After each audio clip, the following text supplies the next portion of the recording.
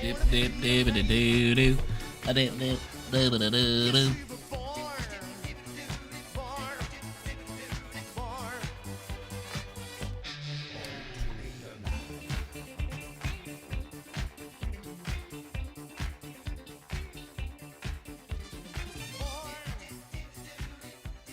Dip, dip, dip, dip, doo. Dip, dip, dip, dip, dip, doo.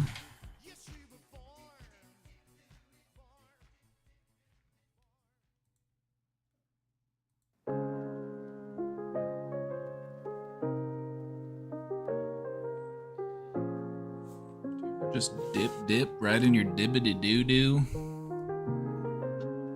Happens to the best of us.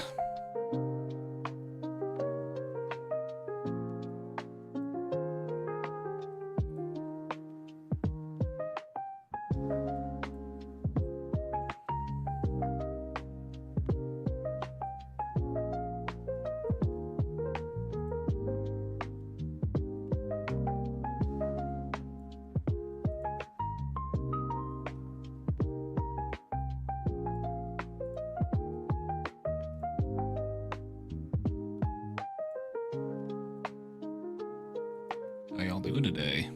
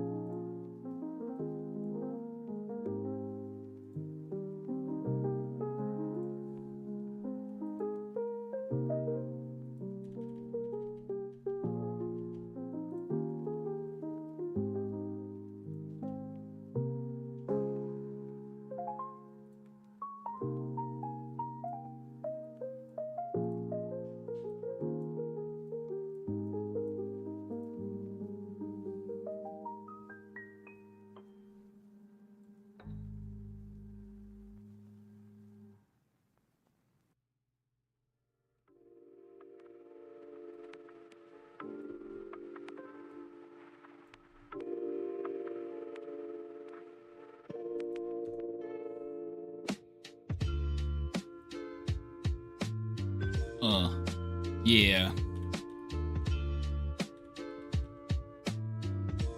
Just tweaking something real quick.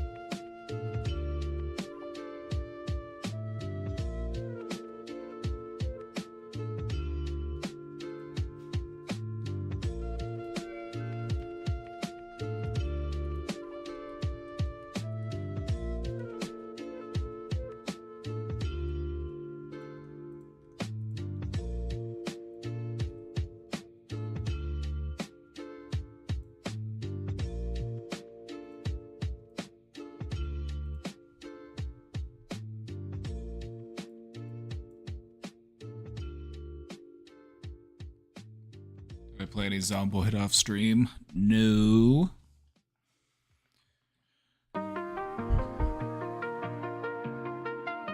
Got distracted with other stuff.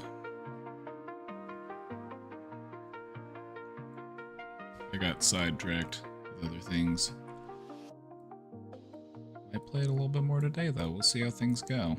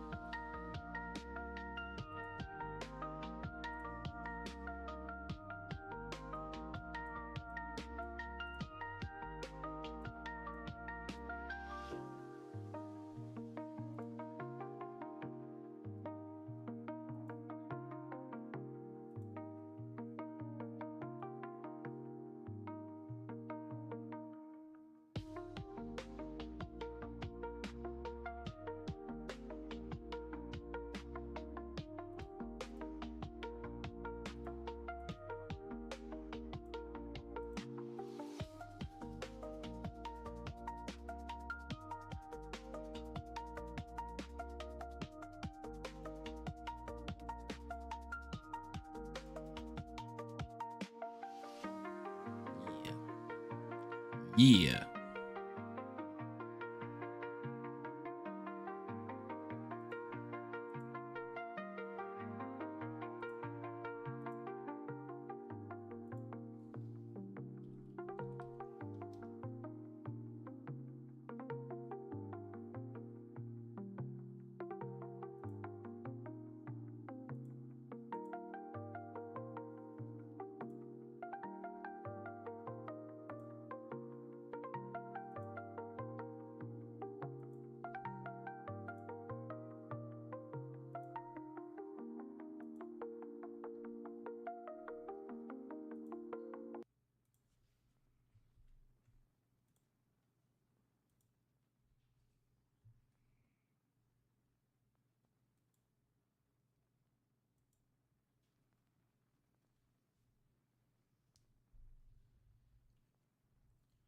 Pup Academy TV for dogs.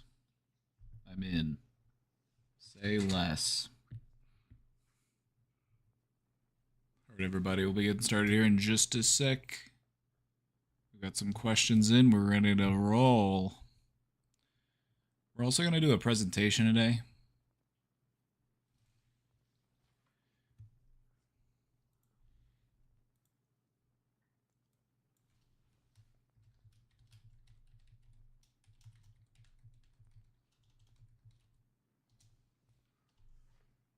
We're going to revisit one of our narcissist presentations. I've got a few, and a couple of them kind of overlapped. So I was deciding which one I wanted to do.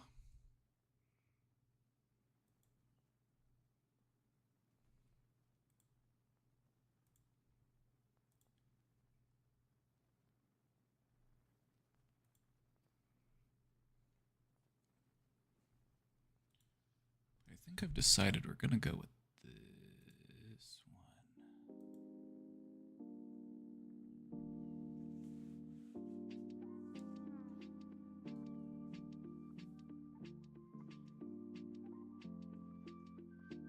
I think I've decided we're going to go with this one. So I was looking at this one and the one about narcissistic parenting, and it's a lot of the same information.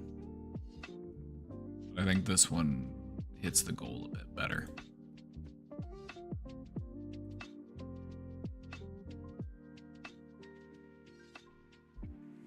So this will be our presentation for today. I love that you do presentations. Well, thank you. I like doing presentations. We've done some on all sorts of topics. From religious trauma to dealing with intrusive thoughts, breaking out of bad patterns, making friends, dealing with anxiety, finding more happiness.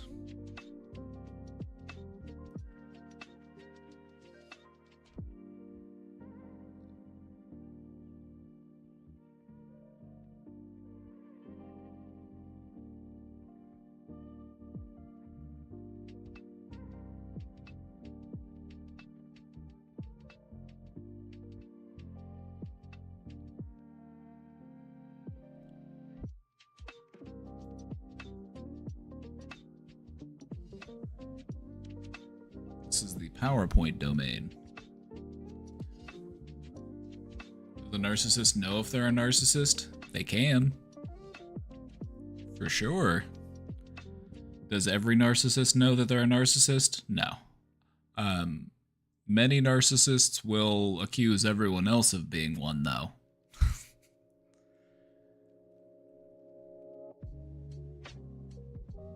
You know, some narcissists, you go up to, you're like, hey, I think you're a narcissist. They're like, no, actually, I think you're the narcissist. They're always trying to flip it back around on you.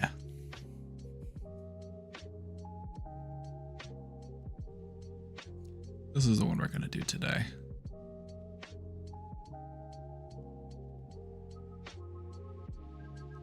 We got some questions in the box. We'll get to those here in just a sec. Get settled in. Getting all settled in.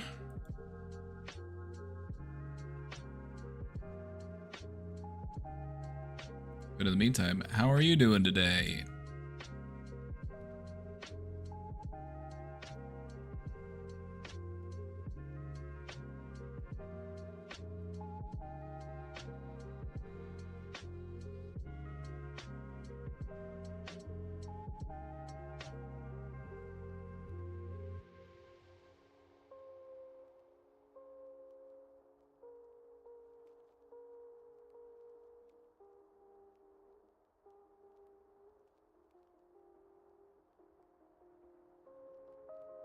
PsyD sounds fun. If I ever went back to school to get my doctorate, that's probably what I'd go for. It's a PsyD. Not really into PhD.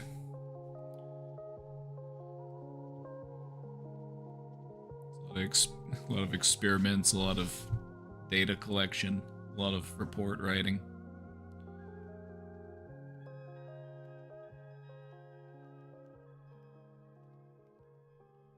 I found that my real passion in psychology is helping people and educating people.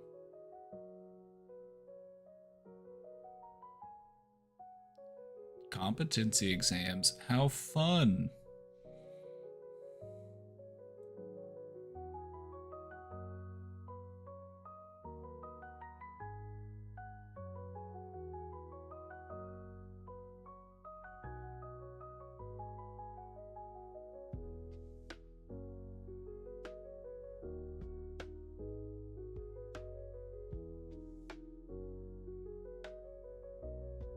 Sounds fun.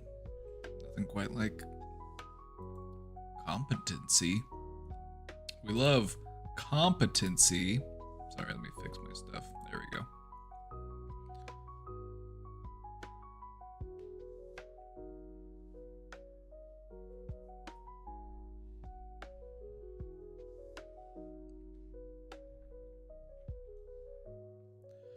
Nice. Well, welcome in. Glad you're here. Always nice when somebody who knows their stuff pops in.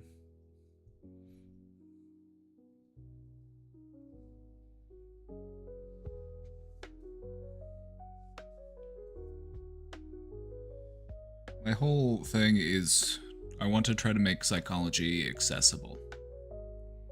I think there's a lot of important stuff for people to understand and to learn, and not a lot of ways for them to do that, so I'm trying to fill a need that I see. Let's make sure we got Beaver on camera. There he is. Why does it feel like my camera frame? Why does it feel like the depth is off on my camera? It feels like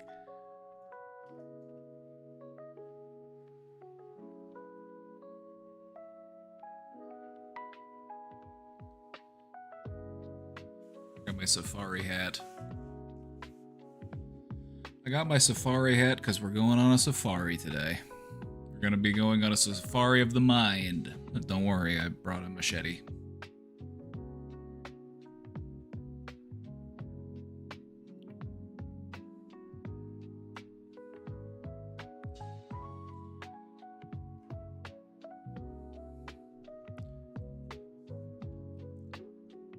to start off by just saying, hey, thank you all for being here.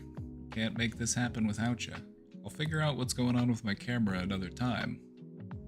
I feel like the depth of field is off. I don't know. I feel like something is shifted.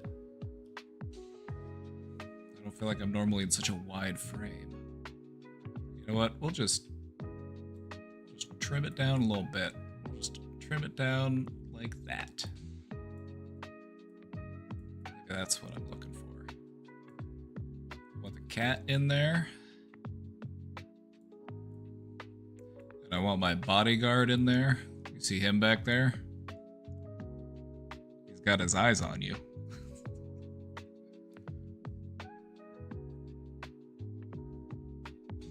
There we go. There we go.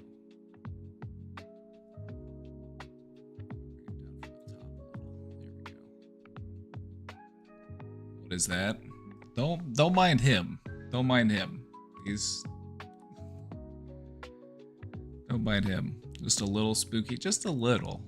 But just a little.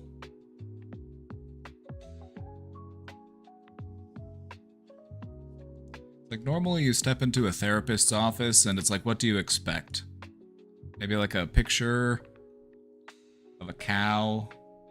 Maybe like some flowers, some plants, some books about psychology.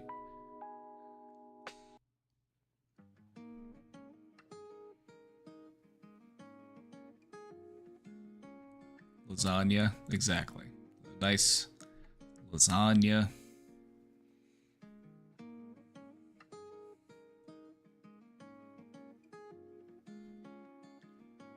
So, the reason why I want to visit this topic today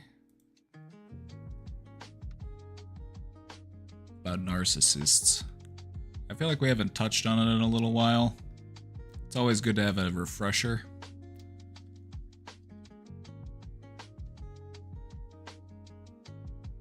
I wish my therapist had more cats in the office. A big orange cat can really work wonders. If he hears me talking about him, he's probably gonna...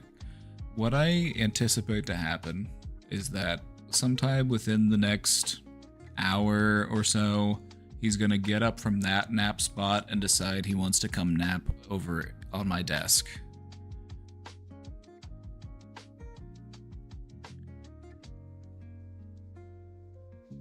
He's just gonna come over here and just plop and start sprawling out, kicking my keyboard. I act annoyed by it, but I love it. I love it when he sits on my desk. It's so cute. Although he did exit me out of a game the other day.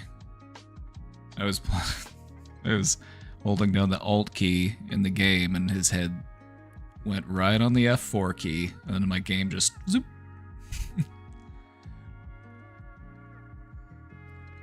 Zoop! Animal therapy should be more studied. Animal therapy is nice, isn't it? Let's talk about it for a minute. We've got some questions in the box, but let's talk about that for a minute. Animal therapy. It's something that can help people in a way that other humans can't, if that makes sense. One example would be equine therapy.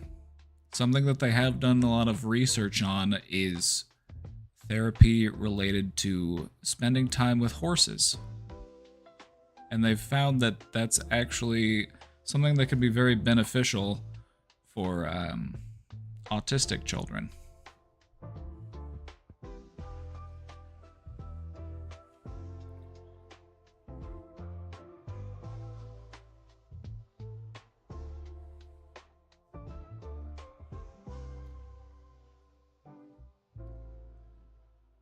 I was looking over like the medical benefits for like state health insurance, and one of the things that it was one of the things that was covered actually. You if you were an eligible child with an autism diagnosis, you could get a certain number of equine therapy sessions. You could go out and do horse therapy.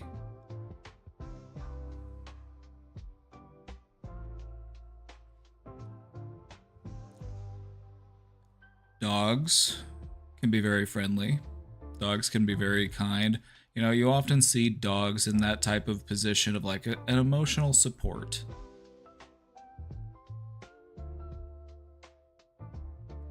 It's a great way for a person to redirect their emotions. It gives them something else to focus on.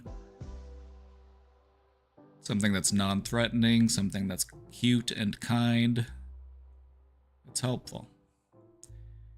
Cats can do that too. Cats have the added benefit of being a good example of how to calm yourself down.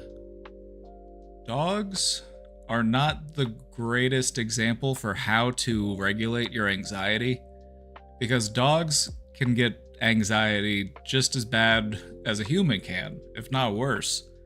Dogs, they'll be tearing up the walls. They'll bark for hours and hours and hours. Cats, on the other hand, are very good at self-soothing. Cats are very good at keeping themselves balanced and regulated. And that can also be something that a human can, tune into.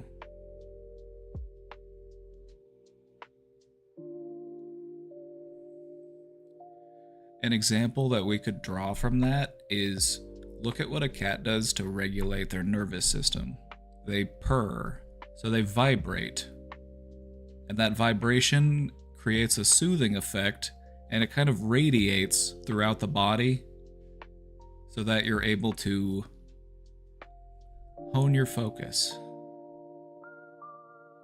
Because you'll notice that a cat, even if they're very relaxed, even if they're just sitting there in a loaf, if there's some weird noise from the other side of the room, what does the cat do? The cat might not jump up, the cat might not even move, except for it might turn one ear, like a radar dish, towards wherever that sound is coming from. And so that's the level of like awareness and attunement that a cat's nervous system has. They're very, very aware. They have a very finely tuned nervous system. And they regulate that by creating a vibration within themselves to help to soothe themselves and to maintain a nice balance.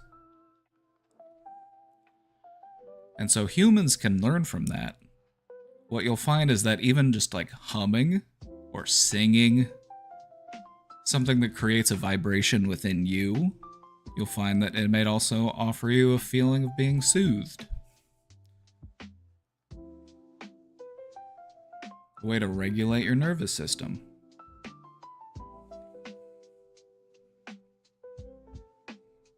Not all that different from like a kid with a pacifier. Just gives them something to put their focus on. Little babies, they're very fixated on they have that oral fixation.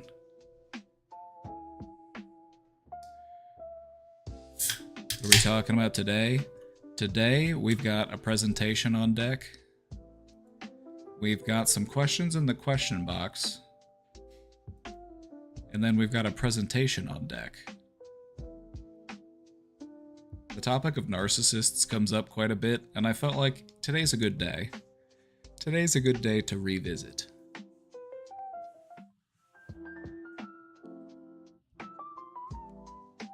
So this is your How to Survive a Narcissist. This is your survival guide here. I do need to update that slides link though real quick. As you know, I like to make the slides freely available. Let me update that link for the chatbot. There we go.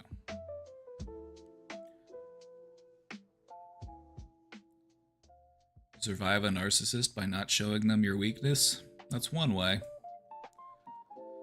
That's one way. If they find out that they can't extract something from you, if they can't have authority over you, then they move on and try to find a softer target.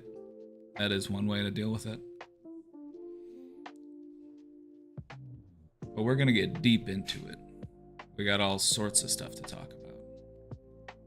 We'll talk about the different types of narcissism, because narcissism works in different ways. It can really be thought of as something that exists on a spectrum, rather than just one set of behaviors.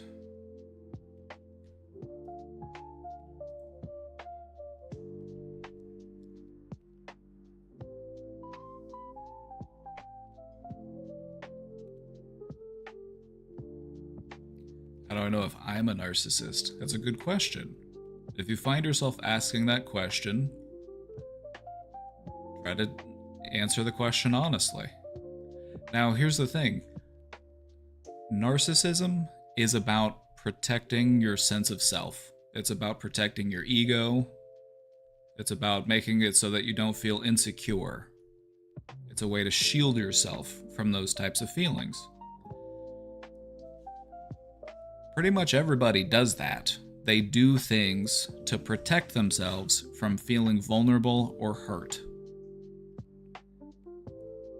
And so some of these behaviors would be described as narcissistic, because it is putting your own sense of self, you're protecting your own sense of vulnerability over that of others.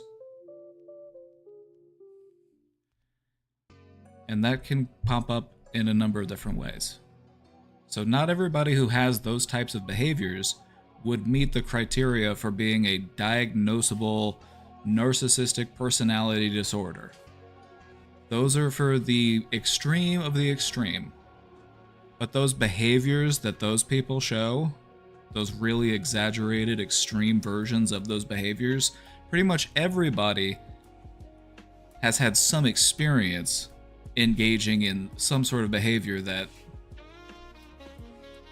serves their own self-interest above that of someone else.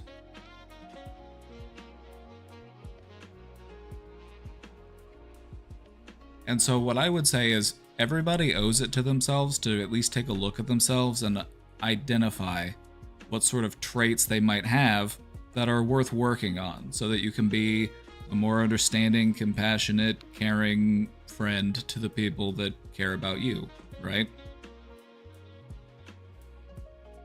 That's what life's all about. It's not a binary thing. It's not a black and white, you either are or you aren't. It's more about how much are you. And that goes for just about anything, not just narcissism. It's not you either are or aren't depressed, it's how depressed are you? None? A little? A lot? How anxious are you? It's a spectrum. You know, mental health, it often gets viewed as this like binary thing. You either are or you aren't. But it all exists on a spectrum. Which makes it more complicated, but that's what makes it fun to study.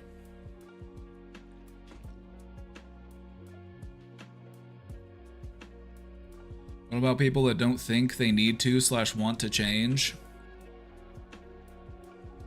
Those are the types of people that you will outgrow if you are a person who seeks self-improvement. If you're a person who seeks self-improvement, you will outpace other people. There are people in your life that you will outgrow. Because there are a lot of people who just don't think they're worth, for any number of reasons, they don't do the work. It might not be because they don't think they need to do it. It might not be because they don't have access. Maybe they don't have the right support. Maybe they don't have the right resources. And so what I've found is that if people have the means, if people have the resources and the opportunity, they're more likely to do something. But the more of the things that you're missing, the more difficult it becomes to do that thing. And so I try to have empathy for people who feel like they don't need to change. It's just because there's so much other stuff that they've got to deal with in life that themselves is on the back burner. The idea of working on myself feels like a waste of time. I got mouths to feed. Somebody's got to pay the bills around here.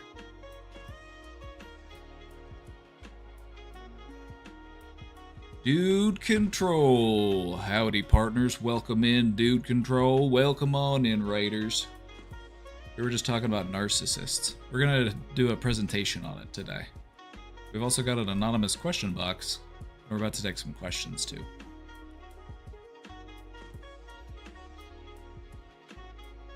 If you were to tell a narcissist that they were one, they wouldn't believe it anyway. True. In most cases.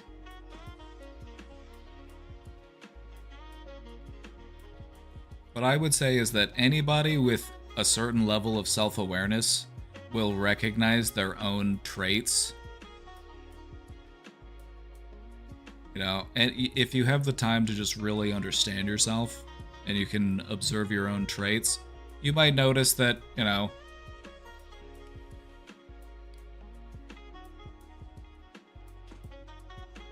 speak the truth, being married to a narcissist was probably one of the most 3 traumatic experiences of my life.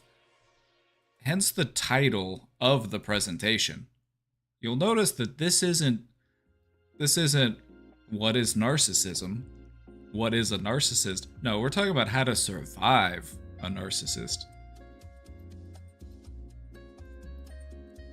When you're dealing with somebody who chronically and habitually values themselves over others, they have the potential to create a great deal of destruction to you because they don't view you as someone who is of equal importance.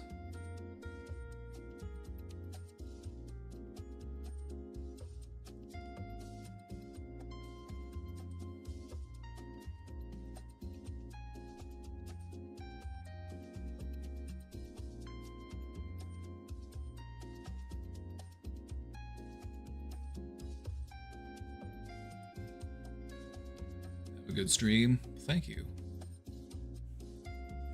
Have a good day, partner. Had to relearn everything. True. Thankfully, at times, it's not like you have to start over at point zero.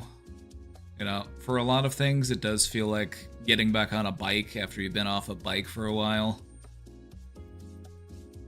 Because in a way, you're just returning to yourself. You're just shaking off whatever it was that got stuck to you.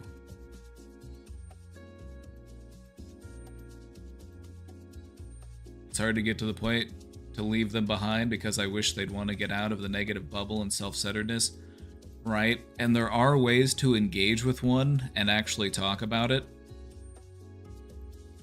It's not guaranteed to work, but there are ways that you can improve your chances of success. What I've found to be most helpful is if you want to talk to a narcissist about their behaviors, talk about it like it's our behaviors, not just their behaviors, because they can be incredibly defensive. And if you trigger that feeling of defensiveness, they get the claws out, and then they flip it around back onto you and make you feel like the bad guy.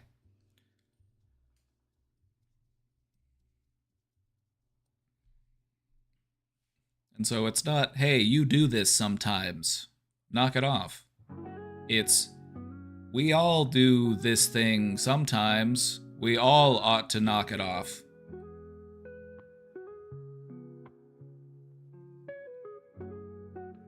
It's a much easier sell. If you're making them feel like they're being individually targeted, because that's what the narcissism is there to do. It's there to protect the ego, and what are you trying to do? You're trying to reach in and poke it. And so, of course, they're gonna, you know, you're gonna be coming in for the poke, and they're just gonna slap that finger away. And then they're gonna start poking you. Because how dare you, first off. How dare you go for my belly button?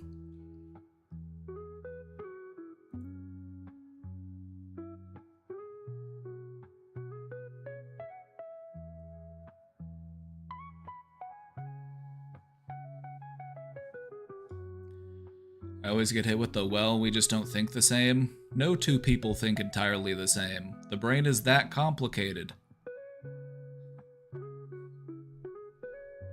brain is a very complicated organ. No two people think exactly the same. It's mathematically impossible. Or it's incredibly, incredibly unlikely. It's one of those, like,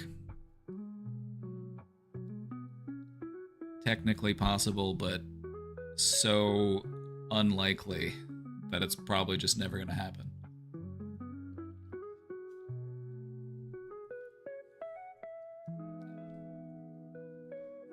It's like taking a bucket of water out of a lake and then pouring that bucket of water back into the lake and then trying to scoop back out the same bucket of water that you did the first time. Like, could it happen technically? Maybe.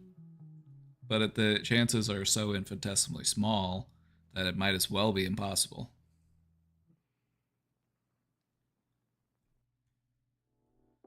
Do they mostly compartmentalize in your experience to keep their persona valid? Yeah, they validate and rationalize their own behaviors because it's about protecting themselves. Anything that you do to protect yourself in life is something that you're going to take really seriously. And it's something that you don't always call into question because it's a survival skill.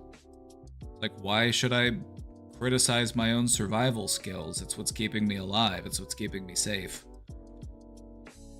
And so that's why self-reflection can be so difficult, because it kind of feels like rooting around in your system folder and you're getting those noises like dunk, dunk, dunk, like you need administrator access to open this folder, are you sure?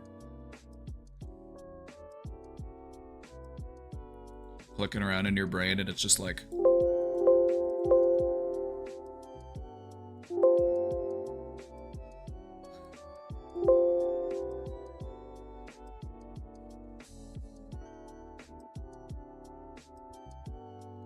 If you go too far, you just blue screen. Then you're like, wait, where was I? I was just dissociating. I had a system reboot.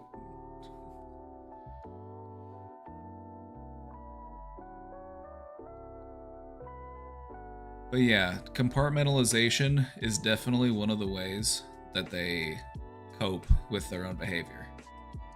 They're able to distinguish it. They're like, I can recognize that I can be harsh.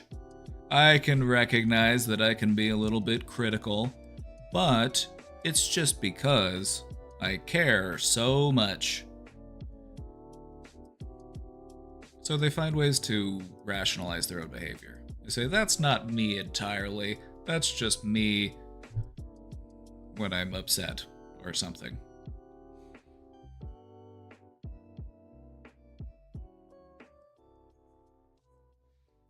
They're like, it's okay that I act that way sometimes, because I don't act that way all the time, so therefore it's not a problem.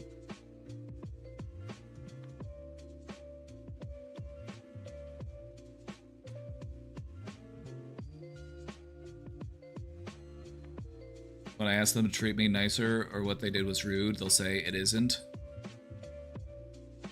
To which you could reply, well, I guess that's why you did it. Thank you for proving my point.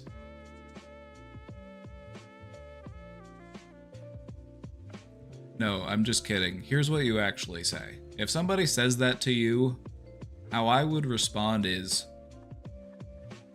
I understand that you don't think that it was rude, but that's not how rude works. Rude is determined by the person that you are rude to. And so, yes, from my perspective, you were rude. I would appreciate an apology.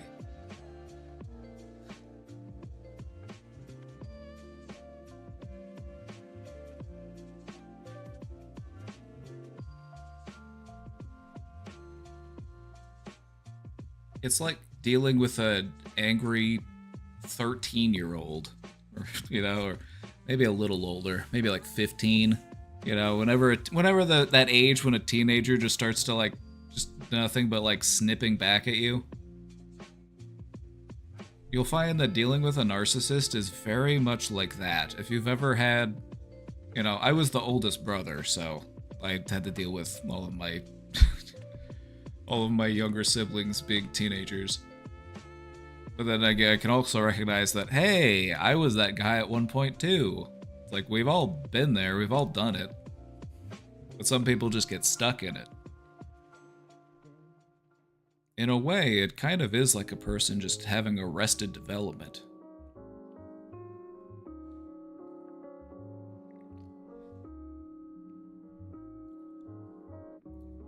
Or the comment, well, you did this 6 months ago, that's why I'm being rude to you now. To which I'm giving you responses based on things that I've had to tell people before. If somebody is doing that, I'm like, well, how long is it going to take for you to forgive me then? Haven't I served my time already?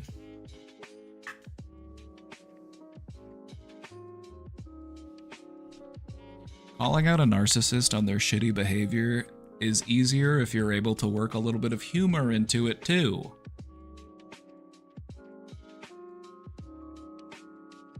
Now think of like a stand-up comedian roasting somebody.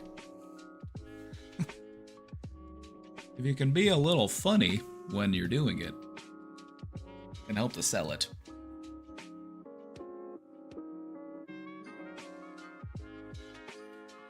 Or they'll pull the, I don't do that, actually you do that. And then you say, thank you for the example of Darvo. How are you familiar with Darvo? Because you're doing it right now. You want to talk about what Darvo is? And then you give them a lecture on Darvo. Say, that's your punishment for doing Darvo to me. I'm going to make you sit down and pay attention to this lecture on what Darvo is.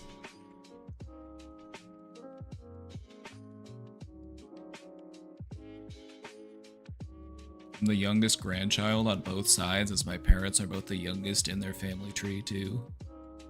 The baby of babies. That makes you the babiest baby.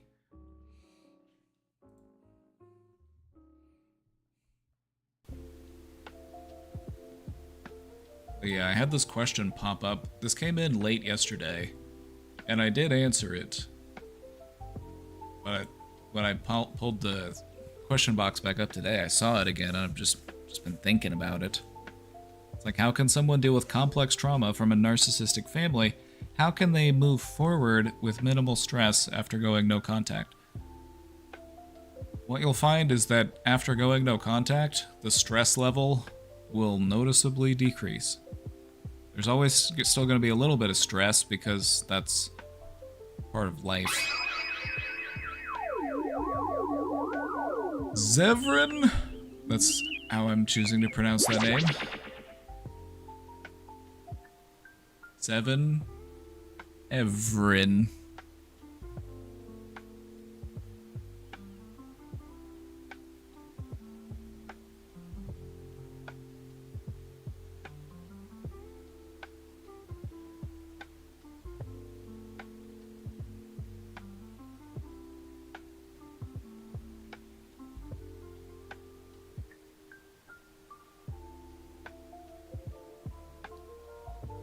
You know, if you are dealing with complex trauma from a narcissistic family, I think that finding people that understand you and show you care and compassion is of utmost importance. And that should be your mission. You know, and then once you're feeling better and you're feeling more yourself again, and that might take time, that might take years, but whenever you feel ready, if you ever feel comfortable reconnecting with people, that's your choice to do.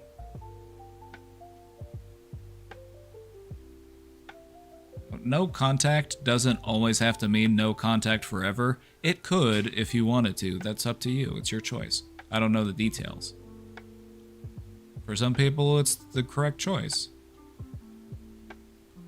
But whenever you decide to not be in contact with people, it is your choice on when to initiate contact again.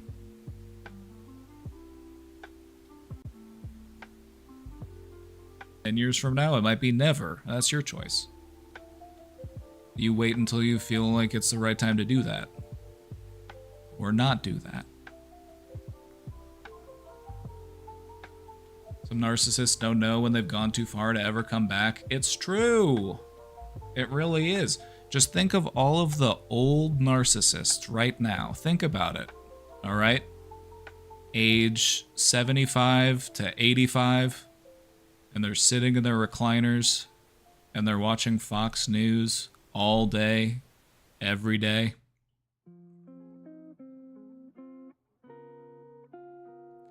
Nobody in their family wants anything to do with them. Nobody wants to call them and talk to them. Nobody comes to visit. And it's everybody else's fault. My ungrateful kids. They never call. Just think about how many people there are like that.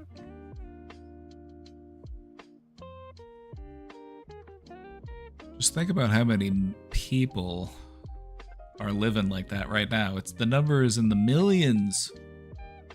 There are millions of people doing that.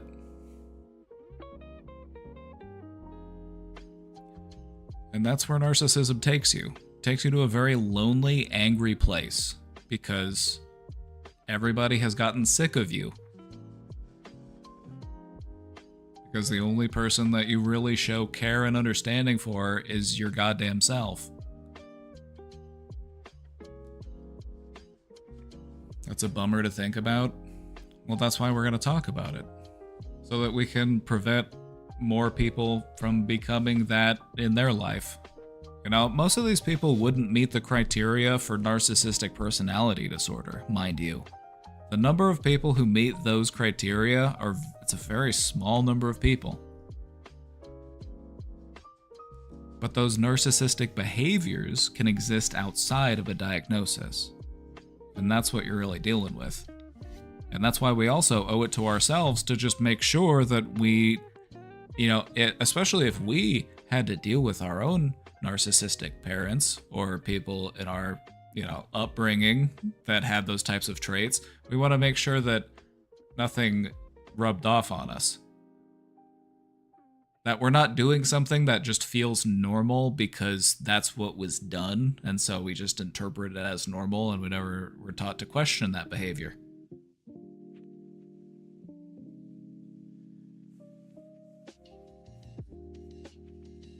I know I keep coming back with the same question, but I'll try again. When is Casey coming back? Rumor has it within 1 week.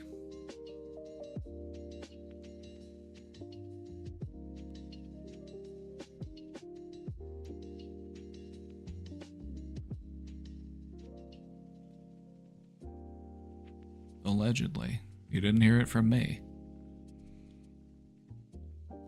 This is just rumors and speculation.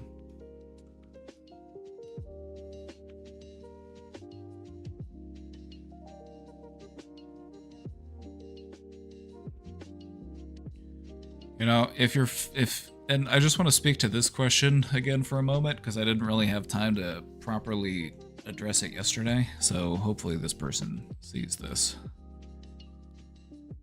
But if you distance yourself from abusive people and you find that they still continue to bother you and disrupt your life, you might need to go so far as to use an alias on the internet. You might have to change contact information.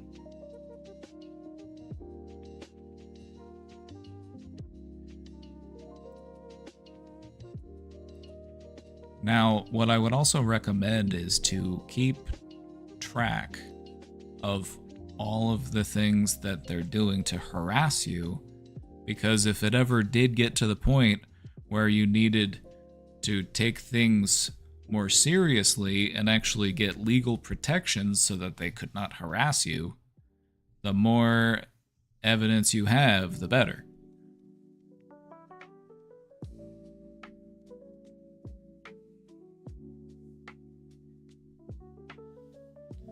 I've deleted my Facebook and Insta, and you probably don't miss it, do you?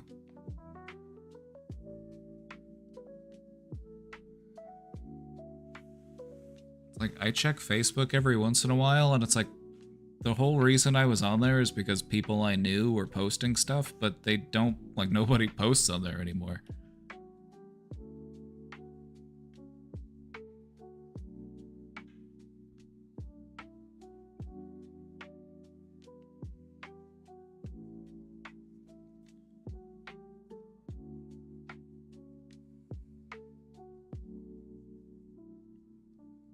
Took me years to spot a narcissist right up in my face, living with me, gaslighting me for years before I spotted it.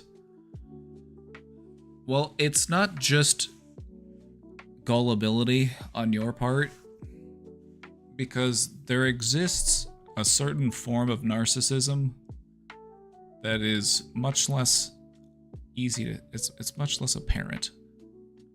When you think narcissism, people often associate that with grandiose narcissism. But in reality, there are vulnerable narcissists. There are covert narcissists. There are narcissists that are more brazen and hurtful, but then there are others who are more manipulative by creating like a false understanding or just like acting like they care, but still just like manipulating in a more subtle kind of way. It's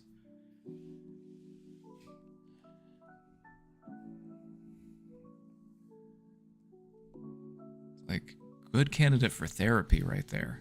Not you, I'm talking about the narcissist. Like covert narcissists, those are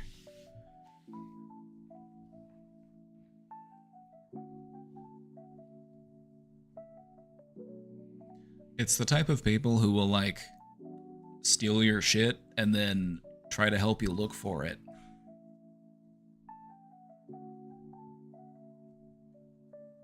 You know what I mean?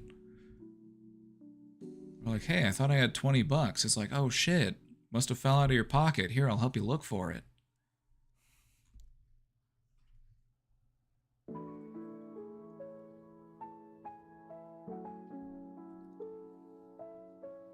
So it was for my dad. He's been bullying and manipulating Blame for years, and I didn't even realize how deep it went until he pretty much admitted it late last year. I feel so stupid for not seeing it earlier.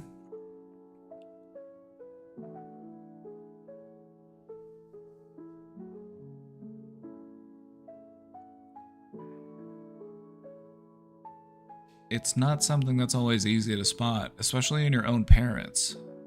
You know, your parents are supposed to look out for you and care for you and help to raise and nurture you.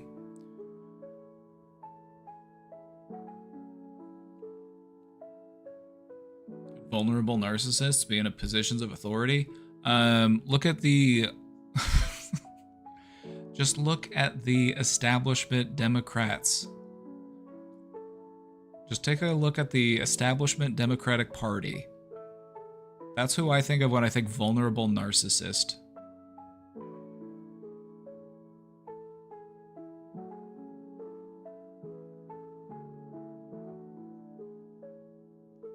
Like, they're robbing you and voting for, you know, they're doing the same shit.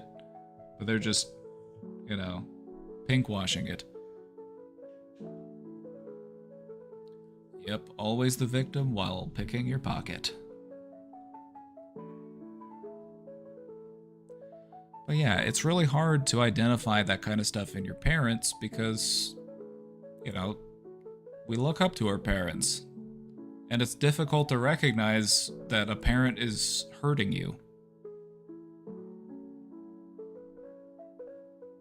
Because in spite of all that, we still want to love our parents. We still want to have a good relationship with our parents. It takes a lot to overcome all of that love that's the default and to replace it with fear.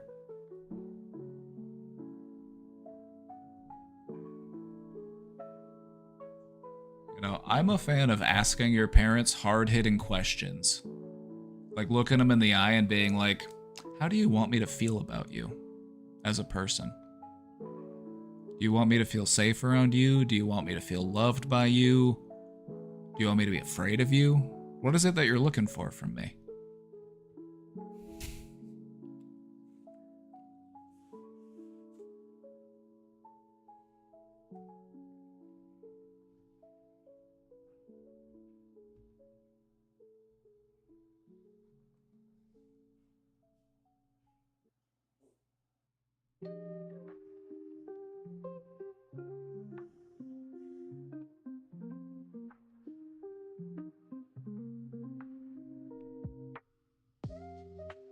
Might be interesting to hear what they have to say.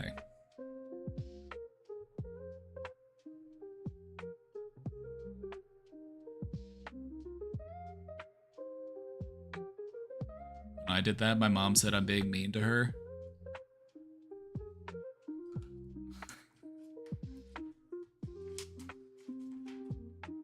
But Mom, you taught me that it's okay to be mean.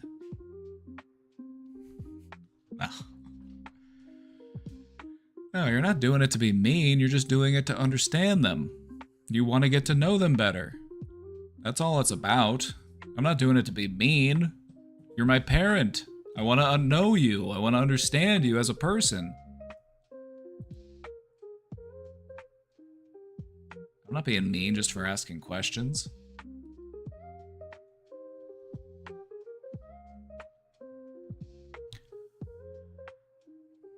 Oh yeah, a lot of parents, they just want that unquestioned obedience.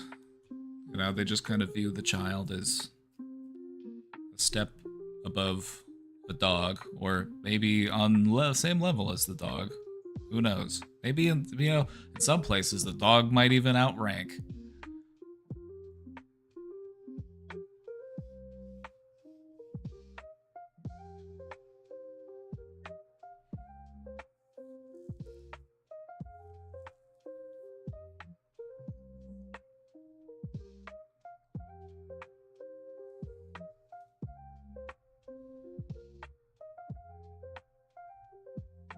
Biggest gripe I have with my mother right now is her obsession with legacy. Like, Mom, I get it. You're afraid of dying. You're aware of your own mortality. I get it. It's built into most mammals. But we're living right now. What do you want your legacy in my mind to be of you? What mental legacy do you want to leave me? Because that matters too. What kind of memories do you want to leave? What kind of love do you want to leave? Isn't that an important legacy to give consideration?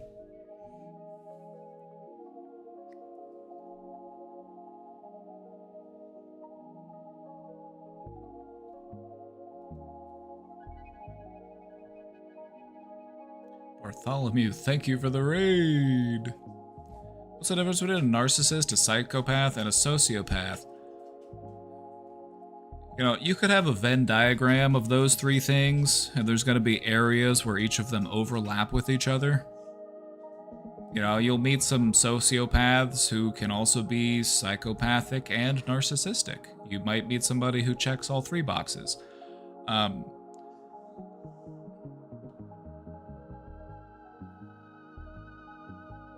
For a person to meet the definition of being a psychopath, there's behavioral disturbance, but also a detachment from reality. Their thoughts aren't grounded in reality. These are the people who are like committing random acts of violence because they think that they're some sort of, they've got some sort of divine right to do that or something, like mentally unstable people. Psychopathic behavior. Sociopaths just don't care about how other people feel. It's just an emotional disconnection. Not everybody who has sociopathic tendencies is a bad person. You're just kind of ambivalent. A lot of people they're just disconnected. They just don't care. It doesn't mean that they want to hurt people. It's just that they don't really care. And so you can see how these things kind of can overlap depending on the person that you're dealing with. Like, how much do you care about what's going on? Do you care if people are feeling bad? Do you care? Are you trying to make people feel bad? Is it something that you're doing for a reason where you're like trying to protect yourself, or is it because you like doing it? Like, there's all sorts of things you gotta kind of factor in, but you can kind of imagine a Venn diagram where people would overlap.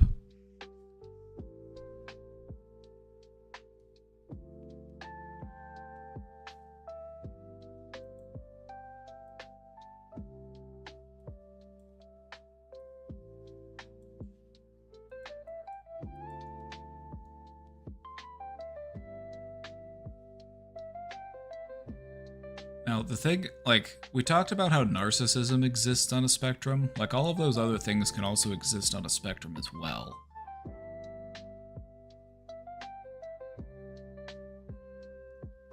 If you can view a sociopath as somebody who's just completely emotionally detached from other people, you can imagine how that would also exist on a spectrum. Like, how emotionally attached are you to other people? How much do you care about how other people feel? Because what you'll find is that most people who you might identify as being a sociopath, they do have things that they care about. They do have people that they don't want to hurt. They do have people that they want to treat well. They do have relationships. It's just that it's a bit different in the way that they... I don't know. I'm over-explaining. Anyway.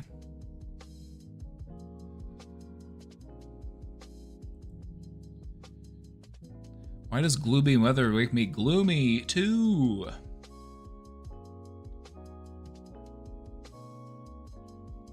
It's a good question.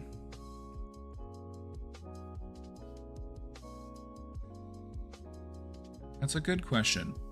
See, gloomy weather, if it is persistent and long-standing, it actually does have a biological effect on you as a person. You know, not getting enough sun, not being able to spend time outside, it's psychologically damaging to a person.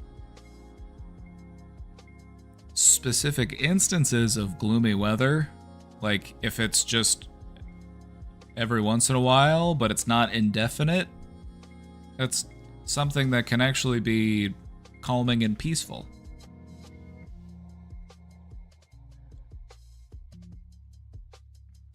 And so it's not really gloomy weather that's doing it, it's the prolonged effect of reduced sun exposure and the reduced amount of time spent outside. That's what's actually causing the psychic damage.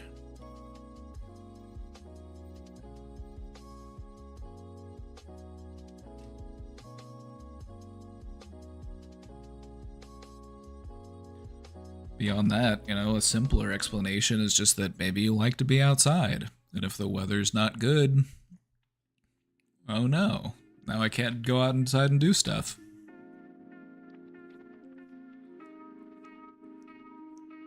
I could see how that would affect a person, especially if they were the type of person who really liked to play outside as a kid. Just imagine you really like to play outside as a kid, and then rainy weather comes and you can't play outside.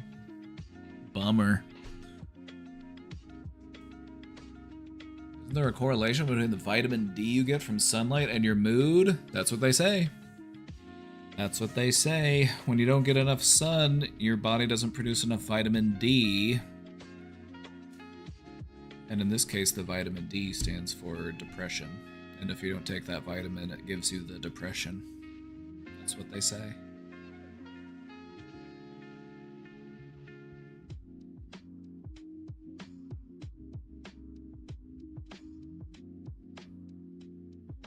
Sun doesn't set in here for months. Oh, that must affect people psychologically in an entirely different way.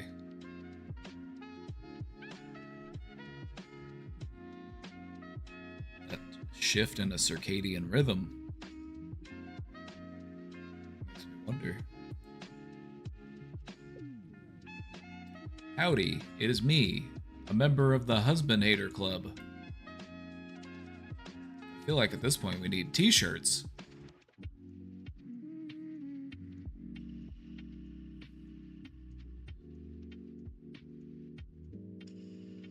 I'll have to design some new t-shirts. I'm gonna make a t-shirt that just says it's the Husband Hater Club t-shirt.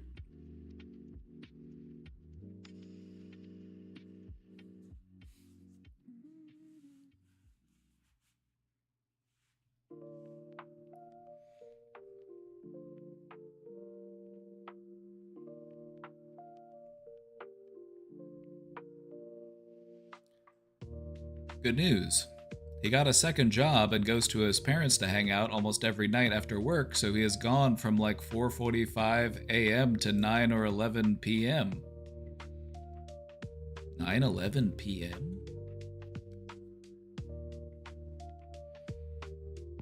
Me and my son have been enjoying the space a lot. My husband said he will pay more on the rent since I pay all the bills.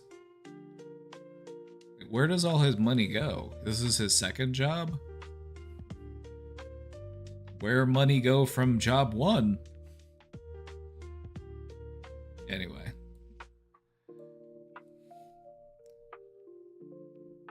My husband said he will pay more on the rent since I pay all the bills, and I will allow him to so I can save up to get him out of here. I'm trying to get back accustomed to working, handling the kiddo at home all day until school starts, cleaning, and cooking dinner. I noticed I was getting agitated and very jumpy, and I'm thinking it might just be a nervous system overload and that I need to reserve time to relax and breathe during tasks.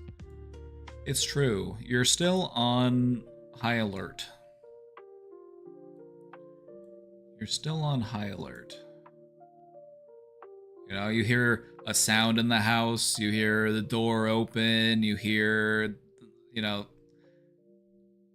somebody opening a cabinet or moving a dish, and you're just like, oh shit, is it that person I've been trying to avoid? Is it that person who's been making me feel uncomfortable?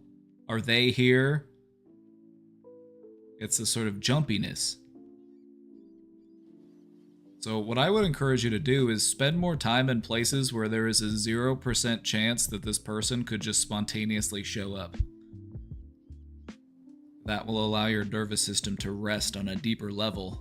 Because if you're at home, there's always that chance he might just come walking in and bug you.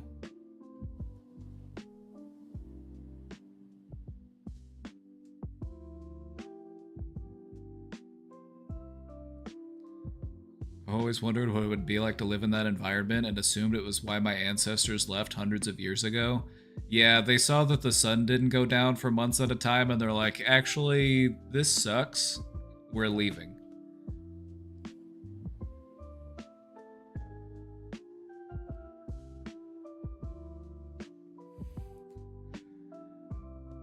They said, we haven't invented sunglasses yet. This isn't gonna work out.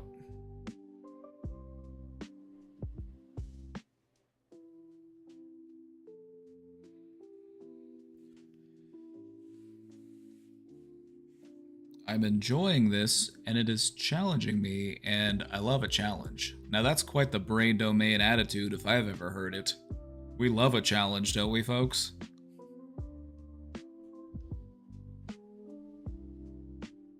It's really important to harness that feeling, especially if you're working on something or through something. You know, within your mind, within your life. If you can kind of harness that energy of like, let's do this shit. I can do this. I'm a bad bitch.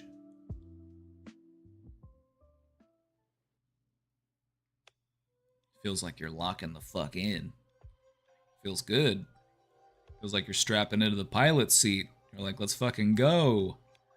Except the pilot seat is you, and you're just like some sort of fleshy Gundam.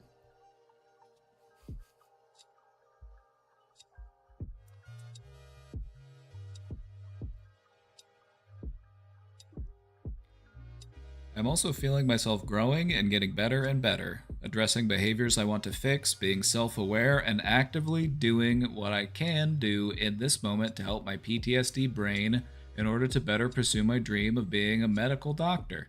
Oh, hell yeah.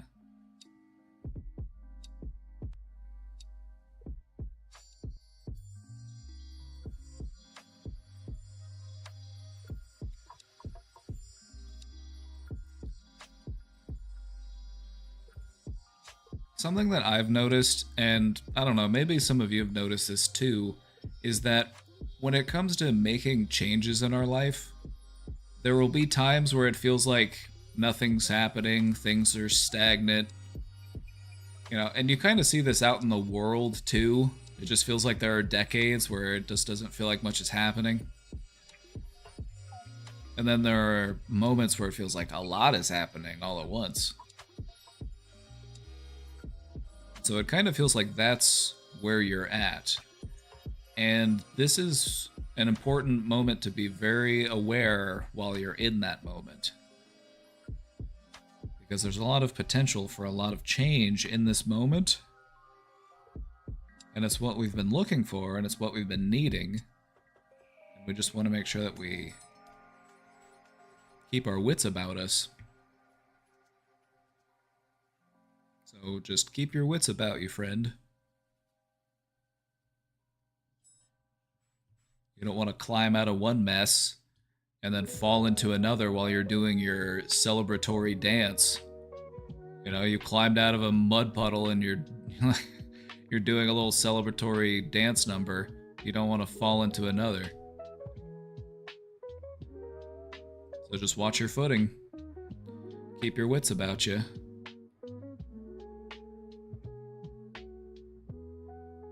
Until you get to the point where it feels like the water is calm again. Have you ever been rafting? Have you ever been kayaking? Have you ever been like in a situation where it's like, okay, I need to lock the fuck in because there's rocks ahead so that I can steer through it?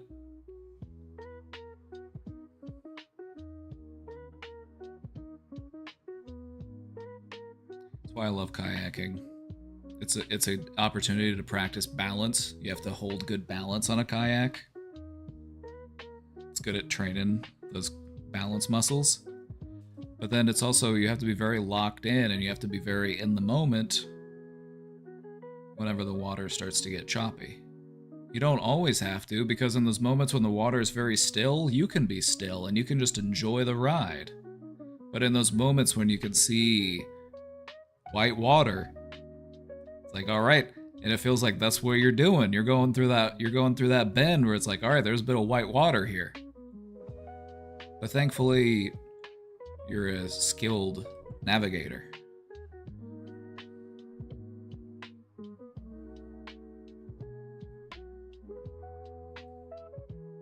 I'm the anti-balance. I am a klutz. It's yoga time. You want to train your balance? Yoga is a great way to do it. Being bad balance is not a permanent state. Balance is just a skill, just like anything else.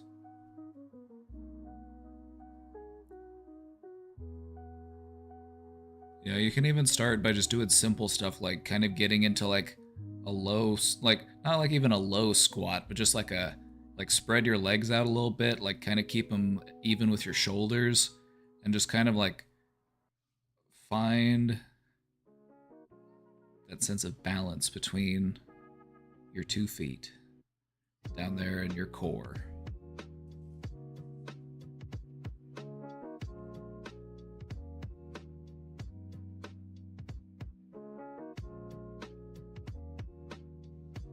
Well, it sounds to me like you got a blockage in your root chakra, partner. If you're feeling out of balance, it might be because you got a blockage down in your root chakra, partner.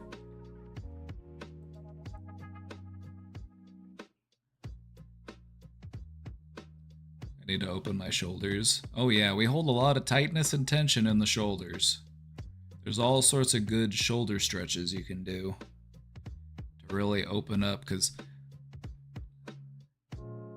the shoulders, we hold a lot of anxiety and tension in the shoulders, and part of that is just because it's so close to where our brain is. Like stuff that's like, if the feeling is coming from up here, then it makes sense that the muscles and the things that are close to that are going to respond quickly, just because low latency. But you'll also find that we hold on to things in our extremities. You know, it might come in the form of a clenched fist or a tapping foot. We can hold on to tightness and tension throughout our whole body. Any part of your body can feel tight and tense. But the shoulders seem to be, you know, especially vulnerable. I think it's also because they're so important in helping your arms move around. You know, like if you're tensing up your shoulders, it's almost like you're getting ready to either like curl into a ball or start throwing haymakers.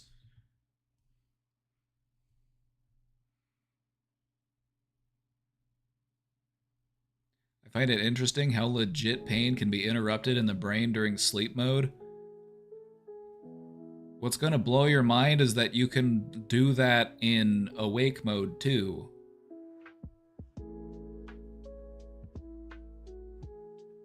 You can detach from pain in the moment. They've actually done studies on this one. But you could also try this yourself in your own study. Just meditate on that feeling. Just sit there with that feeling.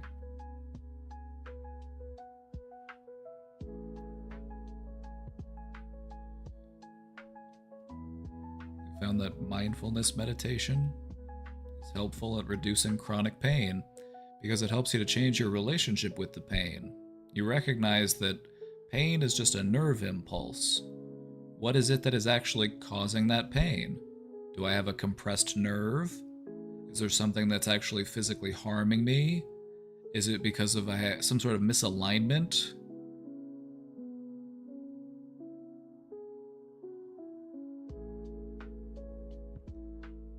That's why in like China, for example, they do a lot of Tai Chi. Tai Chi is like a low impact motion exercise, and it is good for older people, but it's good for people of any age actually, in helping to manage and reduce chronic pain.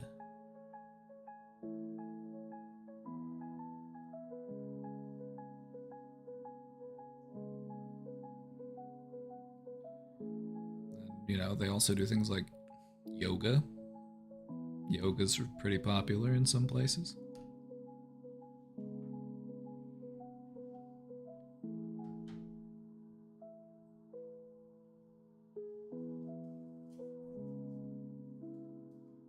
It might surprise you just how different of a relationship you can form with the idea of pain.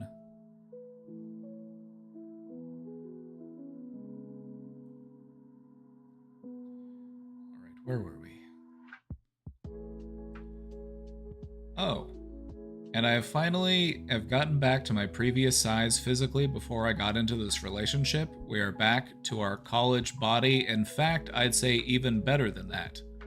Well, hot dog. Sounds like a W. That fitness journey started in 2024, so this is a huge accomplishment to me as I was a cheerleader my whole life with an eating disorder. So to accomplish this while eating full meals and working out is one of the best feelings I've ever experienced. Do you ever get tired of winning? Do you ever, look around your house and you're like, I've got no room to put these W's. I've got too many W's.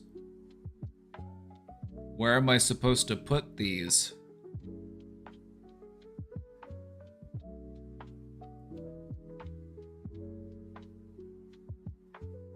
Six years of L's? Show yourself some kindness and compassion, alright? Like, you might not be ready for it now, and that's okay. But somewhere down the line, you're going to be looking back at that time period and you're going to be like, damn, how did I put up with all that? But you don't want to take this as an opportunity to, punish yourself. You were just doing what you thought was best at the time. And you made things better when things weren't working out. And so if you're going to look back, have it be to recognize how far you've come, instead of punishing yourself for who you were at some point in the past.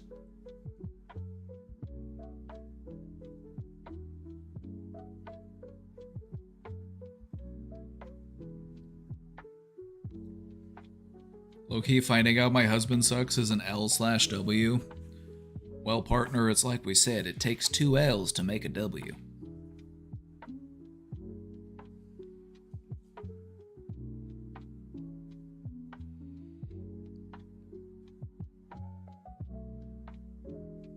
Feel like you've been collecting L's, it's a good thing to do with them.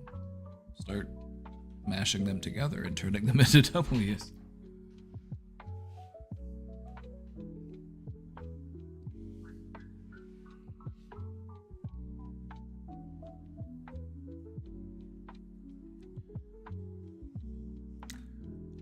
You know, it's something that's worth taking the time to do.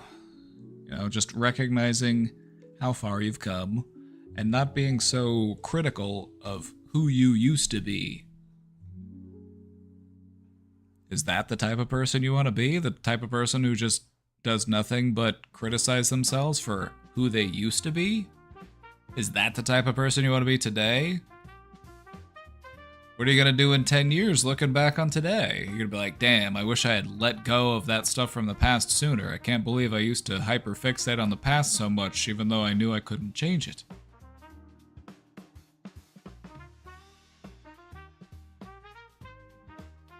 I'm still good friends with my ex-husband. I might be losing here.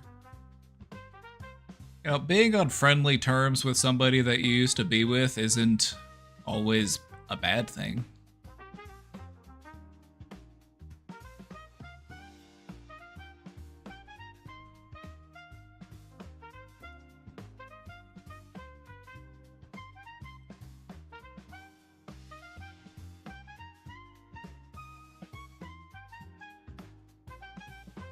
Have you noticed a shift in your thinking? This is something I've talked about before on the stream, and I kind of want to just see if it's something that you've started to notice within yourself. Have you noticed a shift in the default of your thinking? Like maybe things used to be inherently more negative, but now things feel different. You feel like the shift is happening.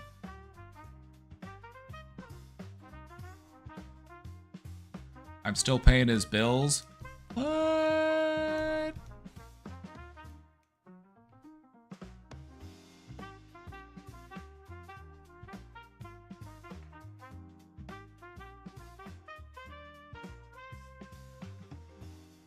Well, it sounds like you're doing him a courtesy. How long would you like that courtesy to continue?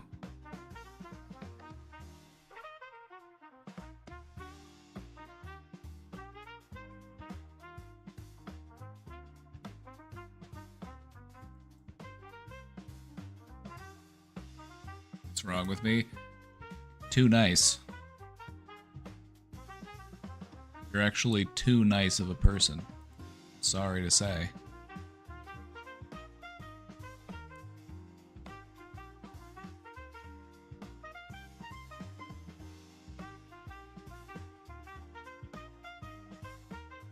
No, I think just recognize, like, I've been doing this person a courtesy, but I don't need to offer that to them any longer.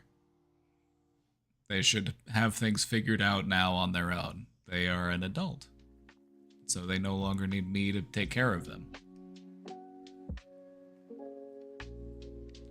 I was just kidding about the nice person thing, by the way. It's a setting good boundaries thing. You know, learning how to say no. I've noticed a change in thinking for sure. Nice. Celebrate it. These are the days that you'll be able to look back on and be like, hell yeah. I can't believe I did that shit. That was awesome. What am I, if not my thoughts? I'm so confused, but also hi? That's a good question, partner. What am I, if not my thoughts? Well, okay, so here's the thing. You are you, just like I am me. You are you. So what are you exactly? You are a living, breathing human. You have a brain and a nervous system and a body that is capable of self-preservation. That's pretty neat. But what is a thought? A thought is just a mental event. You have a brain, and your brain, as a byproduct of being alive, is that it creates thoughts. And so you are not your thoughts. You are the one that thinks your thoughts. You are the thinker of thoughts. You are the one that is aware that you are thinking.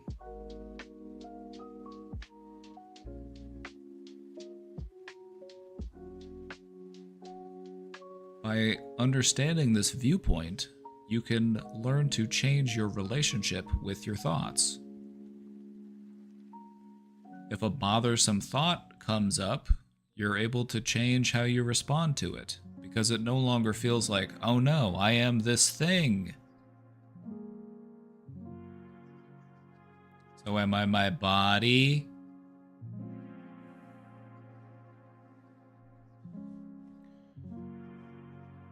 Good question.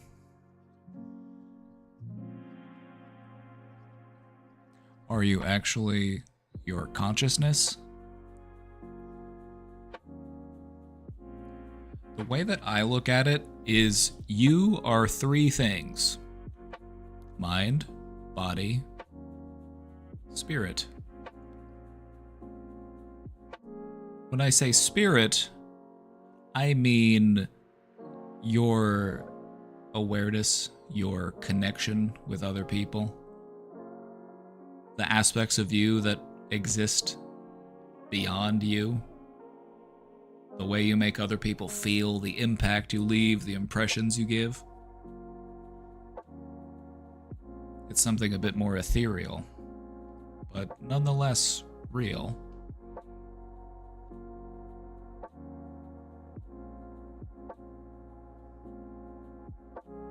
So you are your body, you are your mind, you are your essence.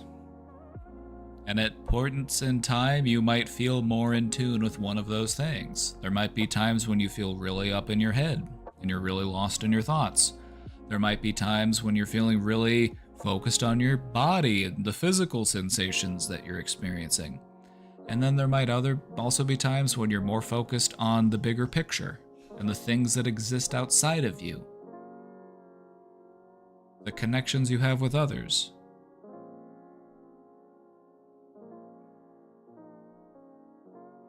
And so you are all of those things, but at points in time, you tend to lean more in one direction as far as which one you're really dialed into.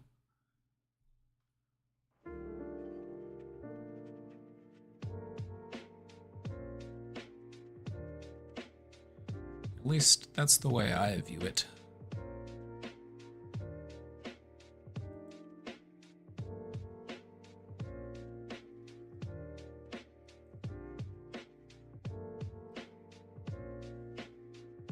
You are not just one thing.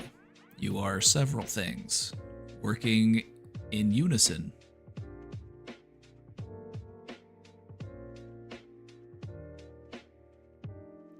What if I'm just my brain? Then I don't know, maybe you should pick your nose about it. Because here's the thing, it doesn't really matter.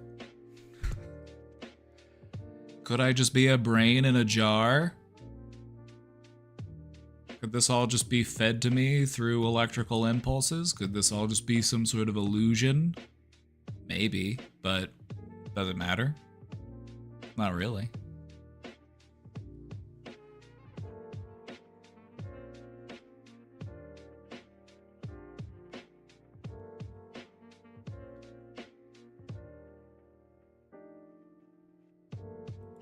You know, we often spend time pondering that question of what am I?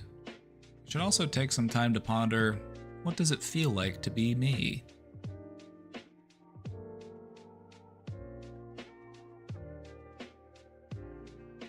What do I want being me to feel like? Buddhists say there's no permanent, unchanging self, but it's hard to wrap your mind around. Precisely. There's this idea of there is form and there is formless. Form would be everything that exists materially. That includes you, that includes your body and your brain. But there also is something that is just as present and just as relevant, and it is the formless aspect of creation. And so we, as conscious beings, we are sort of that junction point between form and formless. There are meditative practices where you just try to focus on detaching yourself from form and to just allow your awareness to drift into the formless.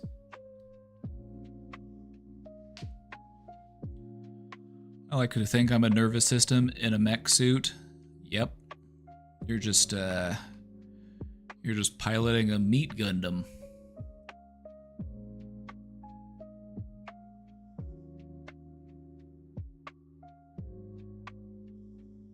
Anyway, human beings have spent most of our existence trying to figure out what the hell we are, so maybe that's what we are. We seem to be the best example of a living creature that is insistent on self-awareness. So maybe that's what we are. Maybe we are curiosity. Maybe we are intrigue. Maybe we are a desire for further understanding and appreciation.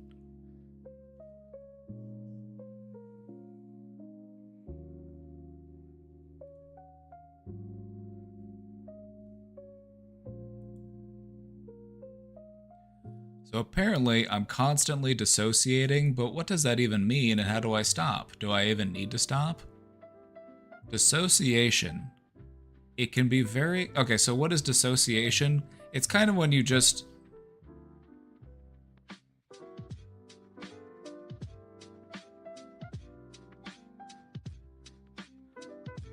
Sorry, what were we doing? Dissociation just feels like disconnection.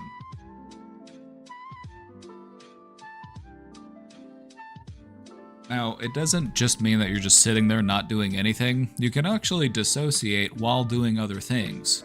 If you're just kind of mindlessly going through a routine, you might do that without feeling very aware and present within yourself.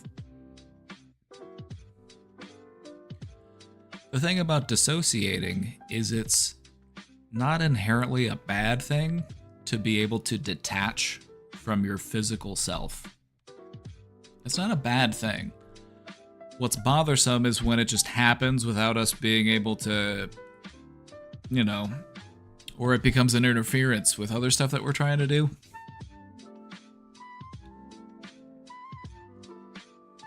Practicing meditation in some of its forms are essentially learning the art of dissociation. And so if dissociation is something that you struggle with, what I would encourage you to try is to practice doing it intentionally so that you can learn to have a greater measure of control over it. So that you can hone that mindfulness. What is dissociation? It's, just to put it simply, it's a feeling of like disconnection from yourself. It's also related to the idea of derealization, where it just feels like, this feels like a dream, this doesn't feel like real life. I don't feel like myself, I feel like, you know, it's just a form of mental disconnection. It happens sometimes when we're feeling overwhelmed, for example. It's one of the ways that our brain prevents itself from being overloaded. It's kind of like an internal circuit breaker. You know, if we're at the risk of being emotionally or mentally overloaded, we might just kind of detach from that moment. It doesn't mean that we just stand there and not do anything, but it might mean that we check out emotionally from that thing and we're just,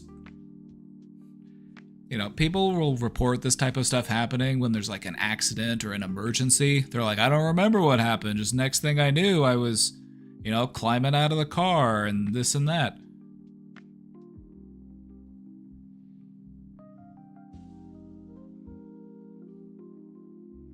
Is having very complex and vivid daydreams the same thing? That just means you're creative. It just means you've got a powerful imagination. Now imagine if you harnessed that for your own good.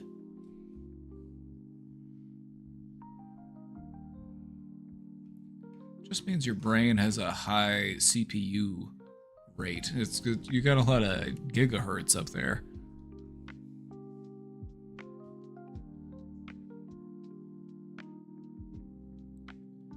It's just about how you decide to allocate that hardware usage. You just have to open up your internal task manager. You just have to close your eyes and press the Control-Alt-Delete button in your brain.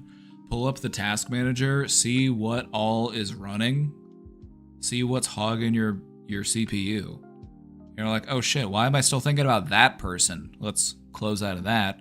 Ooh, and I'm still thinking about this thing? That's still bothering me? Let's close that out. You gotta free up some of that CPU. You gotta free up some of that RAM.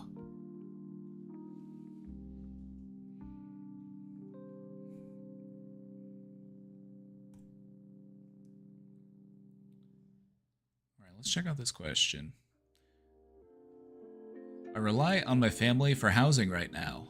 My dad purposefully and admittedly stunted my career growth by actively putting me down because he didn't understand what I was pursuing despite me explaining it over and over and pleading for faith/trust. Well, did he at least apologize? Like, go.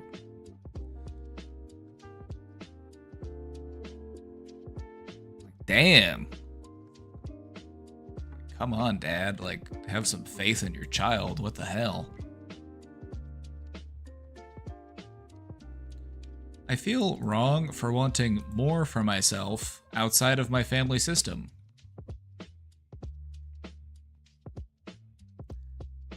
Why?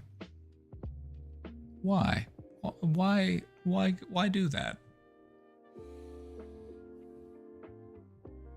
Are you in my walls? Question asker. You've struck a chord with some people. You've struck a chord with a few of us. Why do we feel this way?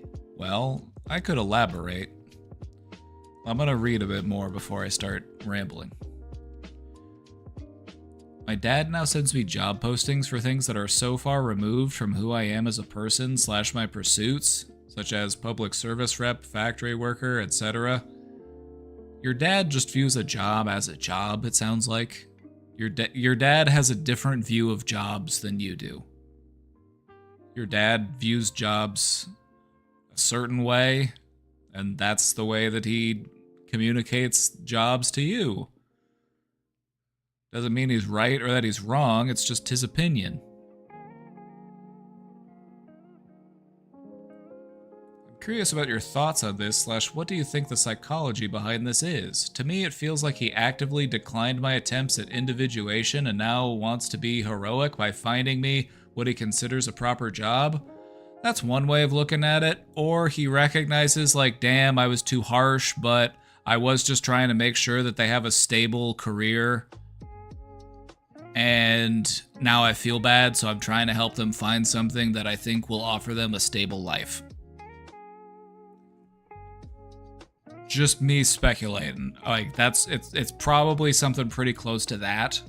I don't think he again, I don't know your dad. I'm giving him the benefit of the doubt here. And this is just something that dads can do. This isn't the first dad I've heard of that's done something like this.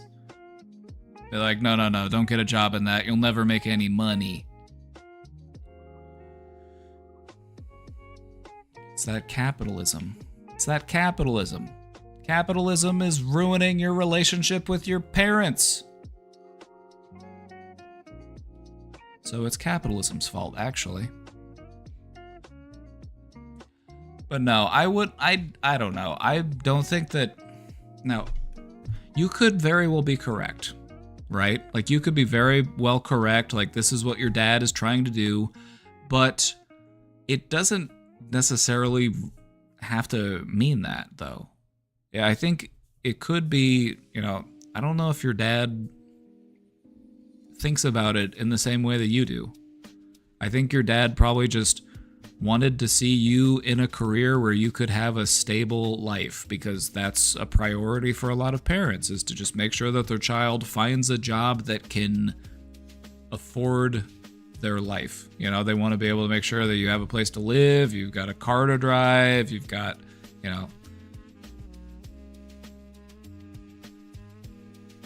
maybe he feels some sort of regret over discouraging you or putting you down. I don't know. Maybe. But it sounds like he's trying to make up for that by helping you to find something. Even though it's not something you're interested in, that's not the type of conversation that he's looking to have with you. He's not trying to sit down and say, you know, hey, what type of job do you want to do? What are you interested in? Because that's not his priority. His priority is just that you have a job.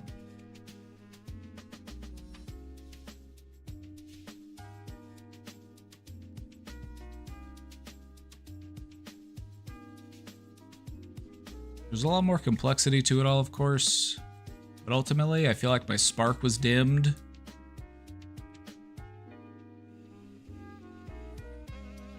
Your dimmer switch exists within you. Other people can try to dim you, but ultimately it is you that determines your own brightness. Try to regain the verve I had before any altercations with him began. Now that's a word. Verve.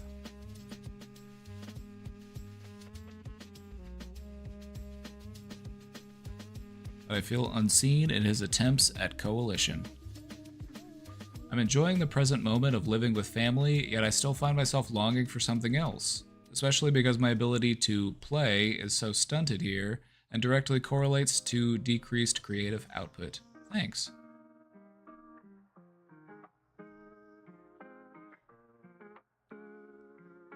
Alright, let's talk about this for a minute. So, one of the things that I personally have found to be helpful in life is to learn to take the help or guidance that someone is capable of giving you for what it is. Not every person in your life is going to be able to meet all of your needs and expectations. Even your parents. You might have some parents who, you know, very loving, very encouraging, but then they might fall short in other ways. And then you might have some parents who, not very encouraging, kind of cold and distant, but help you to prepare for life in other forms that, you know, and so there's, you know, so much to do to prepare somebody to be an adult. And I feel like parents are just trying their best to do that with their children based on what they think they will be able to help them with, what they will be able to teach them. So maybe this is just what your dad feels comfortable in doing based on what he knows, based on his experience, based on his beliefs.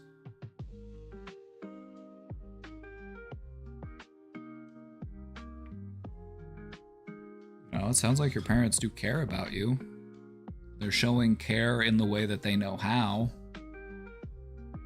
But, you know, it's not unusual to feel like something's lacking, you know, because life's tough. Life's tough, and it's not easy to be a parent.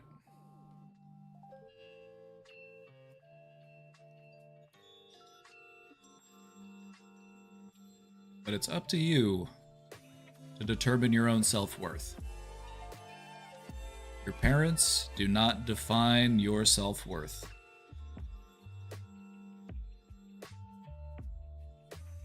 Nobody can take that from you. It's yours in its entirety.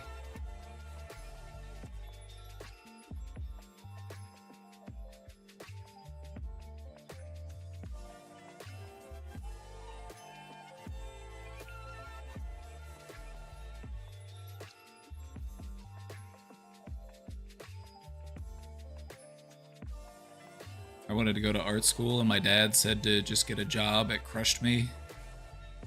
You know, that doesn't mean that you can't learn art. That doesn't mean that you can't appreciate art. art can still be a really important part of your life and it can still be something that you celebrate. But it is something that's very difficult to make a living doing, especially nowadays. Historically, artists have always been underpaid. There was a time period in which artists were properly paid, but only a few artists. Like, if you got lucky and you had some, like, very wealthy person to sponsor you and you could come live on their estate while you work on your masterpiece. You know, you could go live there for a few years while you carve something out of marble. Like, that was a time period where artists were pretty well paid, but not very many of them, just the ones that were able to be sponsored by somebody. But nowadays, it's like they're trying to replace human artists with machines, and it's just a sad trend of people never wanting to pay artists what they are actually worth. And so, don't let this discourage you from enjoying art or making art just because it won't pay the bills.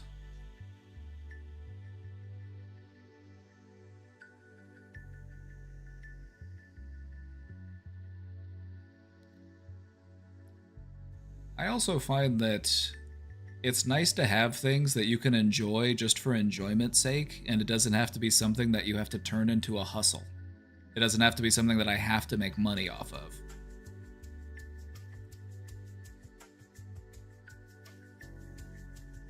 Chill time. Oh, thank you, questioner. Thank you. Chat, if you enjoy this content, please consider subscribing. Using your Twitch Prime sub. If you've got Amazon Prime, you've got a free Prime sub every month. We'd hate to see that go to waste. This stream is only made possible due to the support of viewers like you, so thank you for allowing us to do what we do.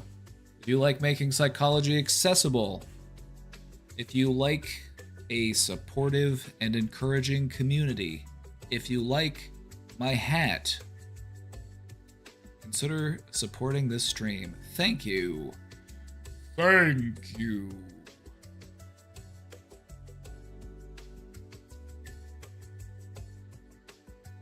If you could time travel to any time period, future included, which would you go to? I don't know if I'd want to go to the future, because it would... would I be going in blind, or would I know what was going to happen, like what I'm teleporting into? Because it would be very depressing if anywhere I went into the future, it's just like, oh, it's just ruins and decay. Oh no, it's radioactive cannibals. Like, uh-oh. Like, that would be a real bummer if that was...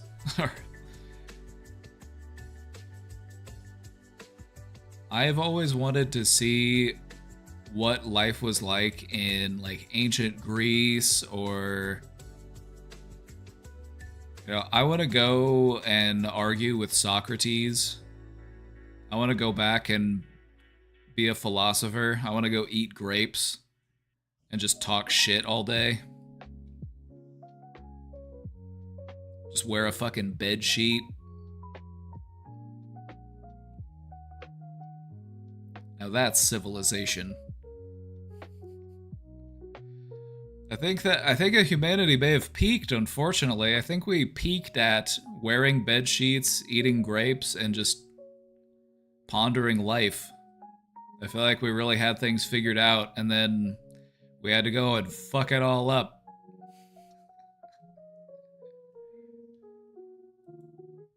Will we ever find our way back?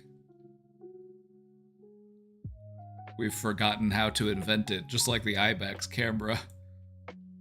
We forgot how to build this.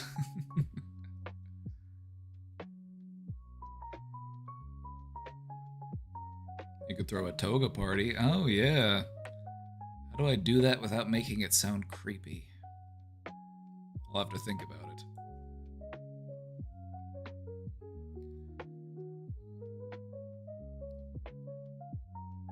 Sometimes I feel guilty for thinking I deserve way better than my husband. Like I am being ungrateful for some reason. I do remind myself that there is a man out there who wouldn't test me, who wouldn't treat me like this. Or am I being unrealistic? You're not being unrealistic by wanting better for yourself. So here's the thing. It's not always about having a partner that treats you perfectly. It's about having a partner that's willing to learn and listen. It's about having a partner who is motivated to be a better partner because they care about you and they want to treat you well. They want you to be happy and feel loved. That's what it's all about. And so, if the person that you're with is not perfect, are they at least willing to work on things for that reason? You know, just as you are not perfect either. There's no such thing as a perfect person. We've all got our own water to carry. We've all got things that we could work on.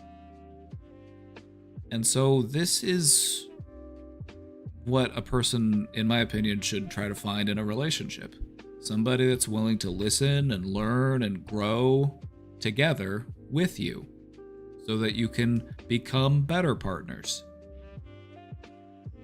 You know, don't hold out for trying to find the perfect person. Just try to find a person that has genuine interest and potential. Somebody that you can grow together with.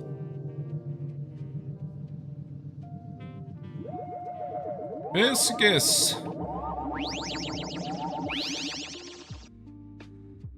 I tip my hat. I take...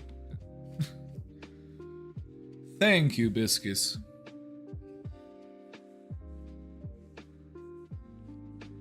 Oh, or maybe you just got Stockholm Syndrome. Maybe maybe these kidnappers aren't so bad. Maybe I should just make the best of things. Maybe I could get used to wearing a zip tie.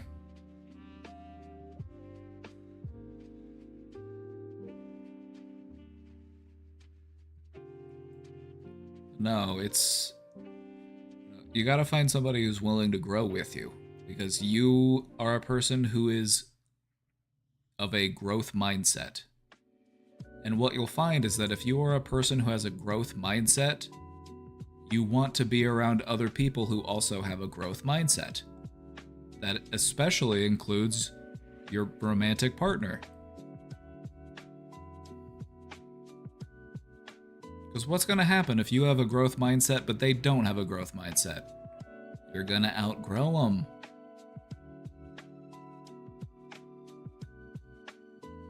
You're going to outgrow them. And what happens if you outgrow them? Well, sometimes they feel intimidated by your growth and they try to take away from your growth so that you can stay small with them.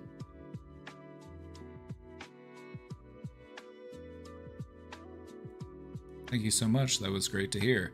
You are very welcome. Thank you for the thank you.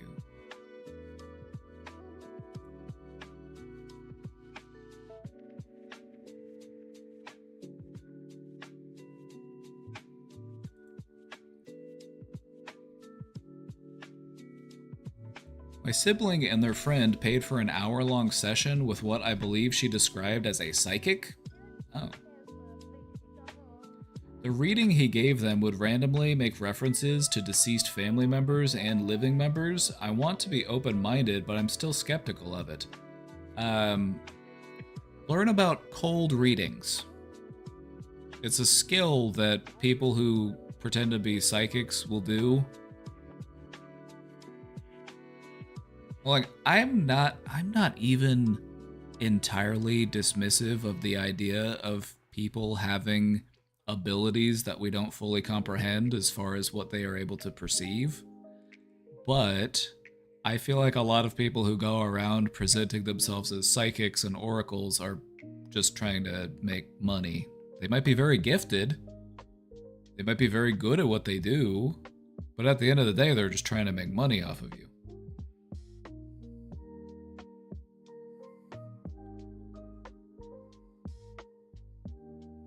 See, this is why capitalism ruins everything.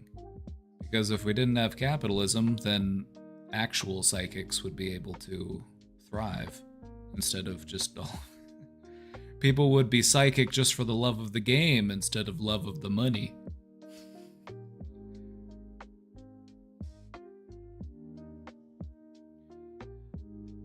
I want to be open-minded, but I'm still skeptical of it. From the recording they shared, it seemed like a conversation where he would make allusions to people or symbols he would see and ask if they resonate with him. Yeah, that's a cold reading.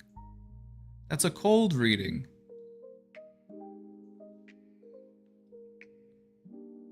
Was my sibling tricked, or are those kind of readings real? Now see, here's the thing.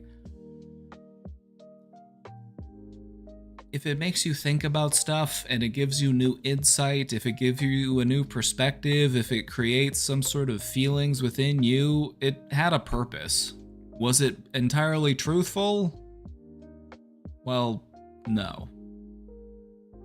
If you're able to find value from it, you know, not much harm in it, except for the fact that you're having to pay a bunch of money. But yeah, cold readings. John Edwards, that's the guy. I was trying to remember what his name was. It was this guy, John Edwards. He had a TV show, and he would pretend like he's talking to people's dead relatives and stuff. And he would be like, oh, I'm sensing something. I'm sensing something. There's a presence here. It's an older gentleman. Died of a heart attack. Name started with a J. John. James? Joe? My uncle's name was Joe. He had a heart attack. It must be him. Oh yes, Uncle Joe.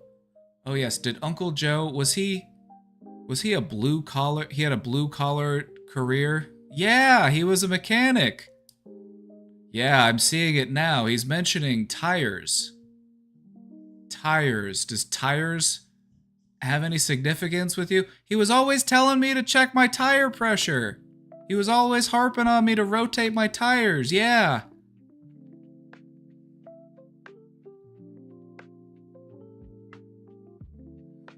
That's basically what a cold reading is they just use these like very open-ended kind of generic things, and then you just find something to latch to. And even if you don't latch to it, they have ways to kind of like work around that and kind of pad around to see something that you will latch onto.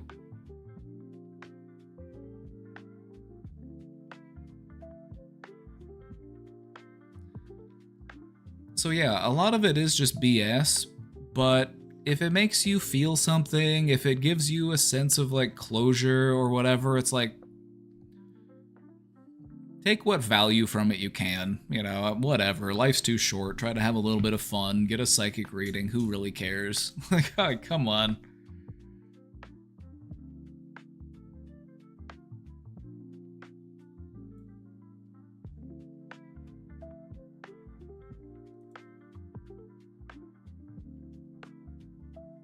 Is this what the South Park episode is based on? Yep, they based an episode off of John Edwards, and it was like the biggest douche in the universe, and he was nominated.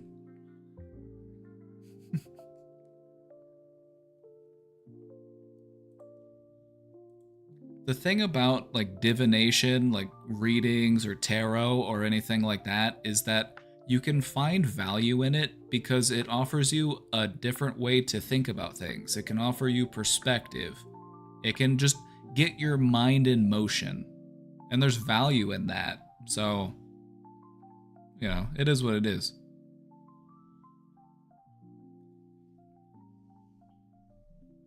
You know, it's not always about trying to predict the future.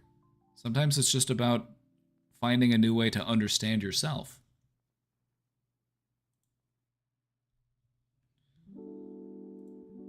What are your thoughts on voodoo, though?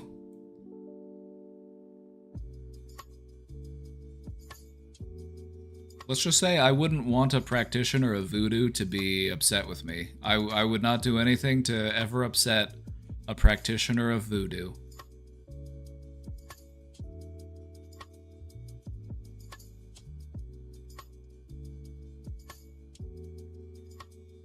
No sense in risk getting cursed or something. You know?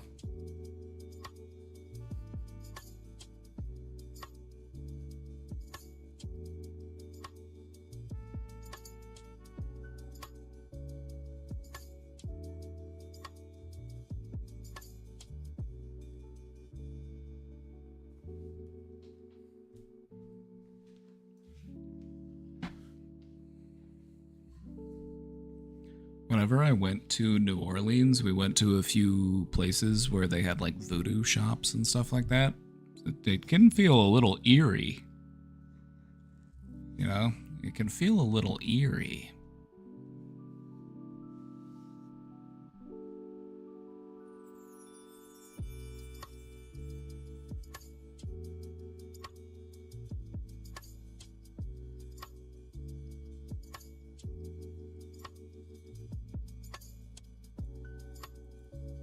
Like I said, I try to be a very scientifically minded person, but I also like to have fun. So if it means like being open and not just being some sort of like judgmental skeptic, it's like, you know,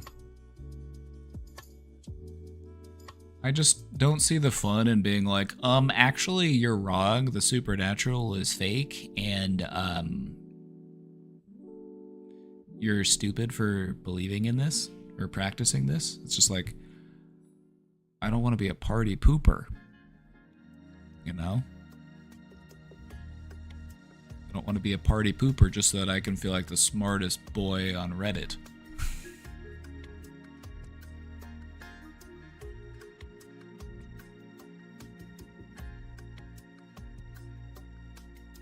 I liked how you put it. If it provoked thoughts and feelings, then even if it isn't real, still value in participating. Oh yeah, for like readings and like tarot and stuff, yeah, you could look at it as like a reflective exercise. You know, it's offering you a way to think about things differently. It's a new perspective. It doesn't have to be anything mystical to it. It's just a way to get you to think about things in a slightly different way, and that could be helpful.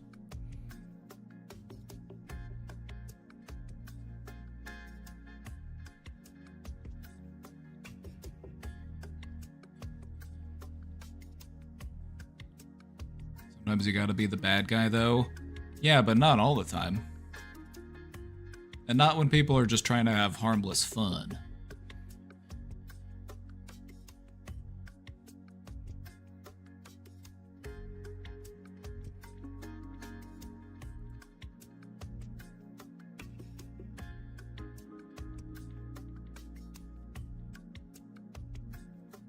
Have you ever considered writing a book? I have. And I think at some point in my life I'll actually get around to doing it. My thought is, what exactly would I write?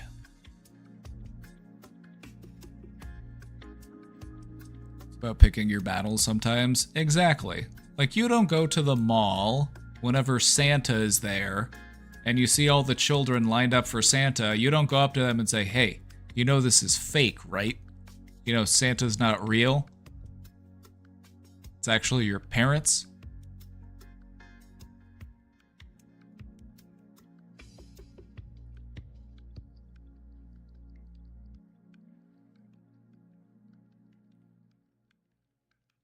There's nothing wrong with appreciating a little bit of whimsy in life.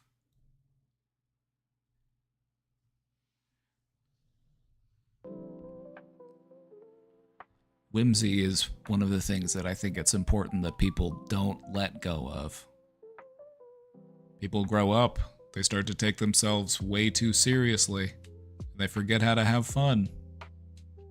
And just be a silly little goofball. Which is, you know, deep down, isn't that who you're truly meant to be? Silly little goofball. You're just a silly little guy.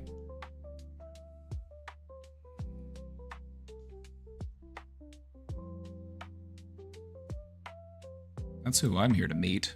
I'm here to meet your silly little guy within.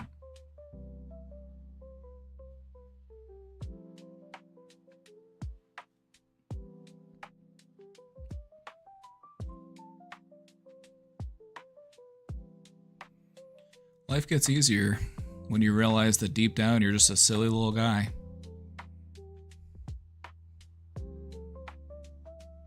And I mean guy in a non-gendered fashion, of course. I wouldn't dare offend.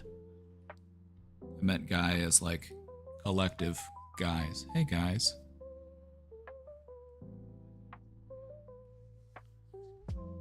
Can't let your inner child disappear completely. It's true. You want to be on good terms with your inner child.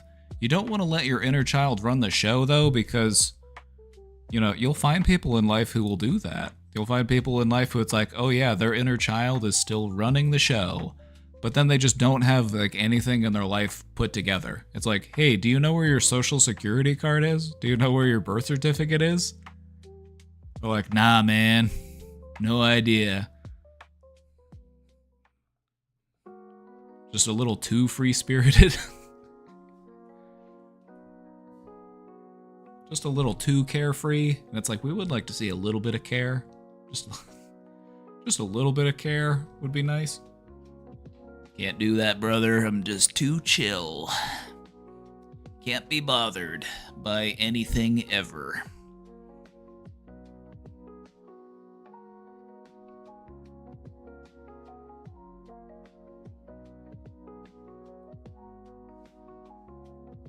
No.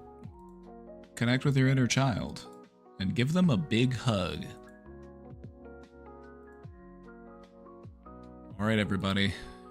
It's time.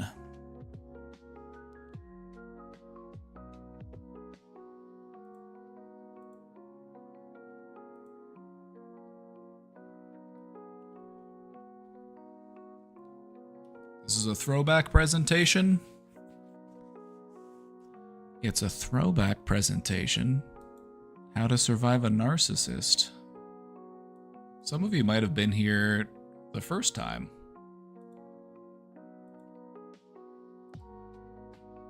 Is this gonna be a throwback for anybody?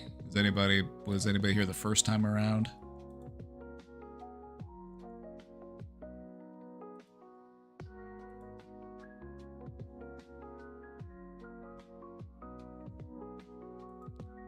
You can also get a copy of these slides if you type !slides in the chat. Anonymous! Anonymous, thank you. Mwah, mwah, mwah. Thank you, Anonymous. You big, beautiful bean.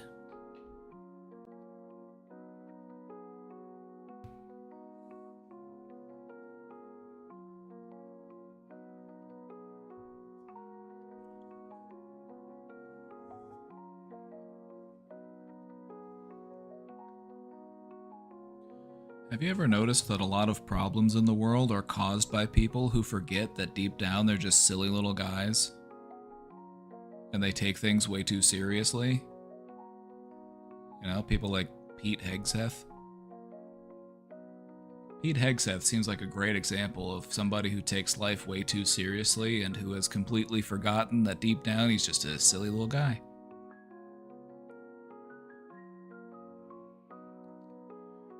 Where are my silly little guys at, chat? Where are my silly little guys?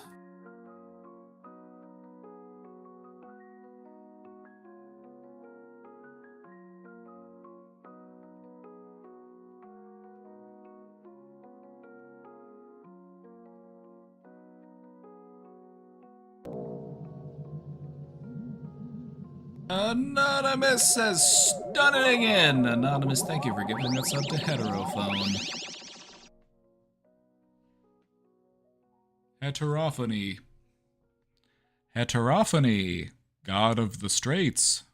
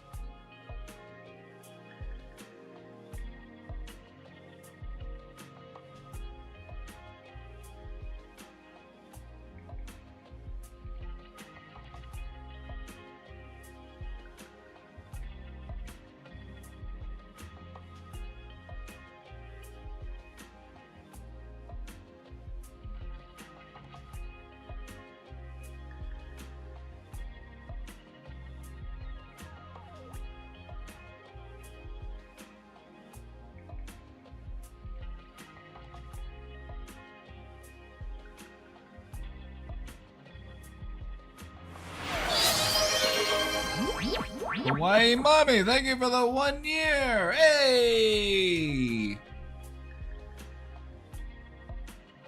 Hey! Thank you for providing the service you do, owner of some of my favorite Twitch emotes. Thank you. Aren't they cute?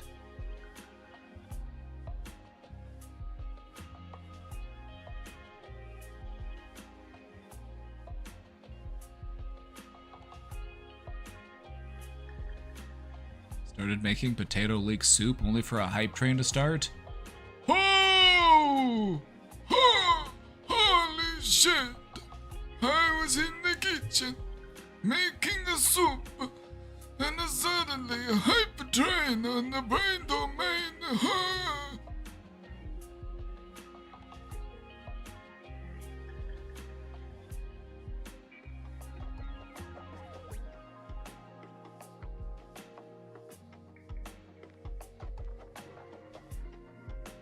Old Italian man with COPD, that's one of my vocal stems, don't mind me. I just find it fun. What sort of silly voices do you like to do, chat? Do you do any silly voices? Have you ever considered that doing silly voices might be good for your mental health? I don't know if it is. I think it is. It's my theory. We'd have to do some science to confirm.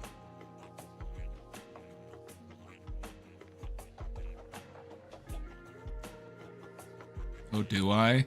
Well, see, here's the thing. If you do silly voices, then have your silly voices take over for any thoughts that are particularly bothersome. If you're having thoughts and they're bothering you, try to pay attention to what voice they're being delivered in. Whose voice is it? Is it some generic angry voice? Is it the voice of a parent? Is it somebody else's thought echoing through your mind? It sounds silly, but it is a way to train your brain to take power away from whatever that thought is. Assign it to a silly voice. Dumb by default. Thank you for the 5 gifted subs. We're on a hype train, by the way. We're gonna let this hype train roll through before we get into this presentation.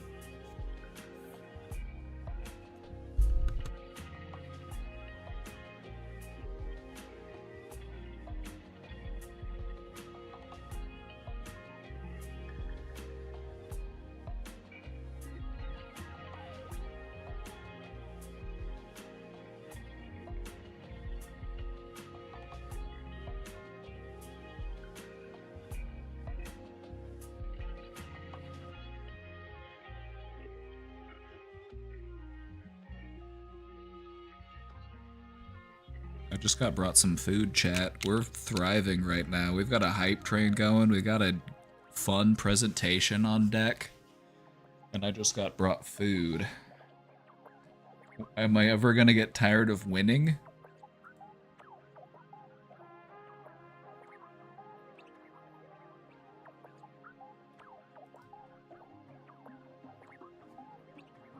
What am I gonna do with all these W's? When does the silly voice become its own personality, lol? Have it become responsible for your inner criticism. Just like when they were 15 said, like if you have an internal critic, give it an annoying voice. Don't have it be... Yeah, and you'll notice this, if you start to pay closer attention to those thoughts, it's like they do have a voice. For some people, it might be just a generic angry voice. It might be just some vague authority figure voice. Or it might be the voice of a parent or somebody else that they've known. But what you'll notice is that you can change that voice. And it can take the power, it can take the oomph out of the thought. And it can help you think about it in a different way.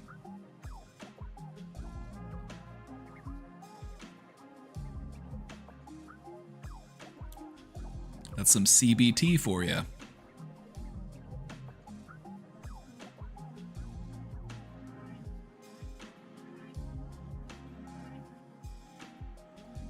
Chat, this restaurant opened up, and it's right across the street from Popeyes, but I shit you not, it's literally called Bluto's?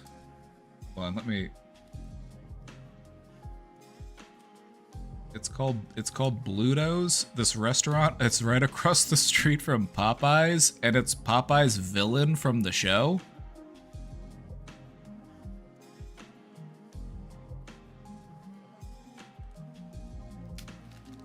And this is a burger. Casey got a burger.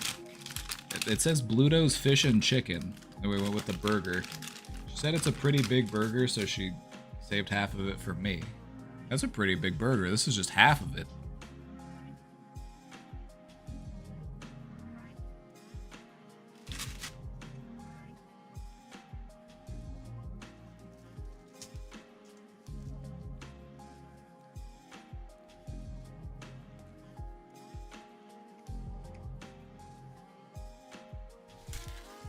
Also got some crinkle cut fries, with some dip. The fries, I've got a little sprinkle on them, some sort of seasoning.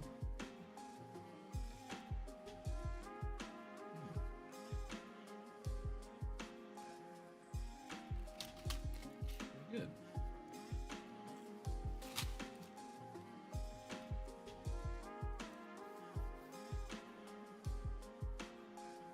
Nice.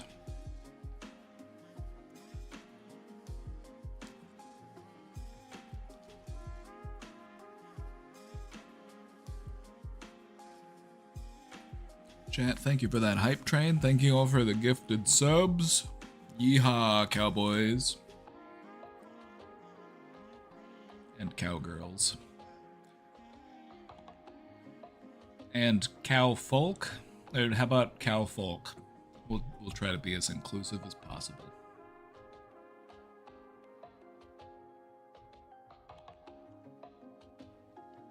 Howdy, cow folk.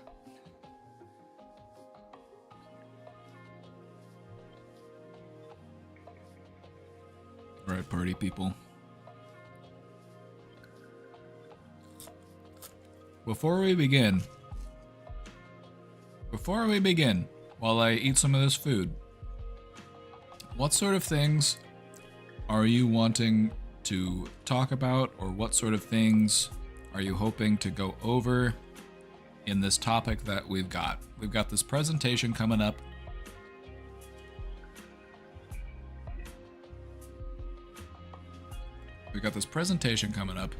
It's got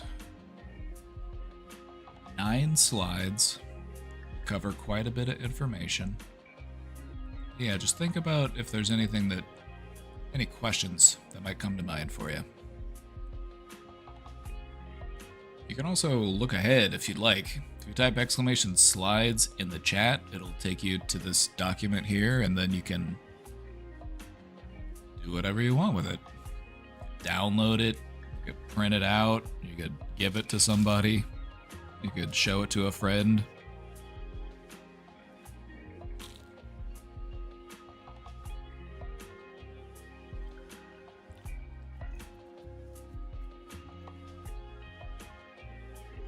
I'm hoping to get more info that helps me to determine if someone from my old life really was a narcissist or not.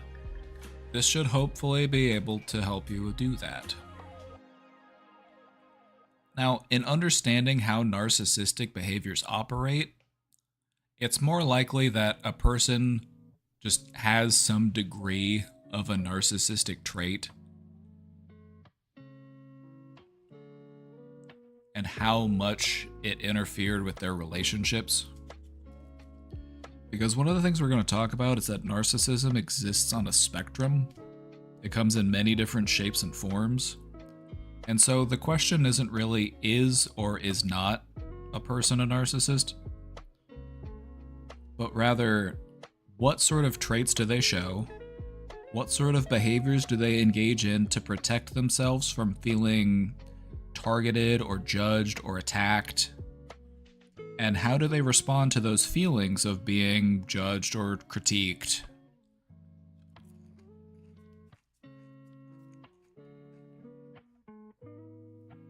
Does a person respond to judgment or critique by judging and critiquing others? Do they take that hurt and then go hurt other people with it? If so, that's a narcissistic trait. Now, just doing that doesn't mean a person is a NPD, like narcissistic personality disorder. I have narcissistic traits, but I think that's it. It takes a very high level of emotional maturity for a person to recognize their own narcissistic traits.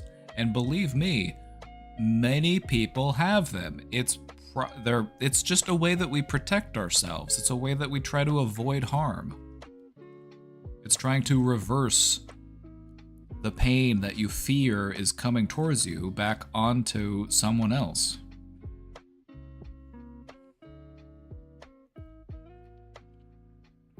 That doesn't mean it's healthy.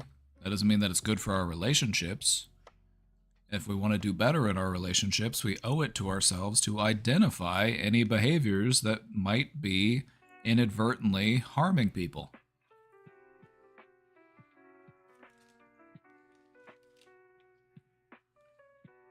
Can you rid yourself of these traits? Absolutely. But it does take an honest look in the mirror, and that can be pretty difficult for some people. Kind of like you can't fire me, I quit mentality, right?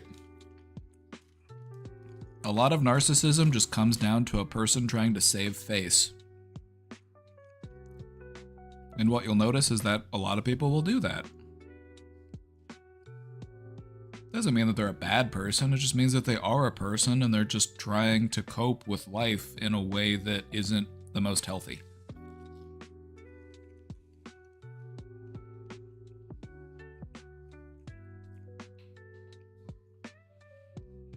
So yeah, if anything, we'll be able to understand here today after we talk about it, like, narcissism isn't something that you just either are or aren't.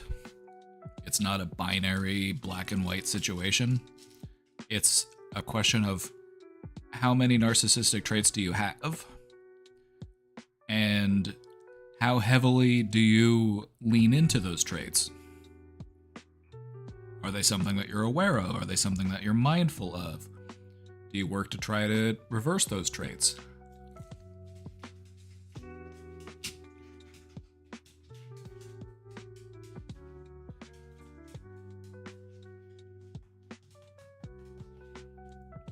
This sort of mentality approaching mental health it's not just for people who are narcissists. If you can learn to take a look at mental health on a spectrum in general, we're going to be talking about it within the case of narcissism, but you can really look at any type of mental state as existing on a spectrum.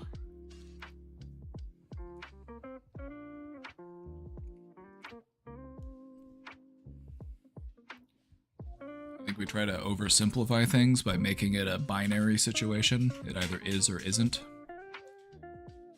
But that ain't really how it works, partner.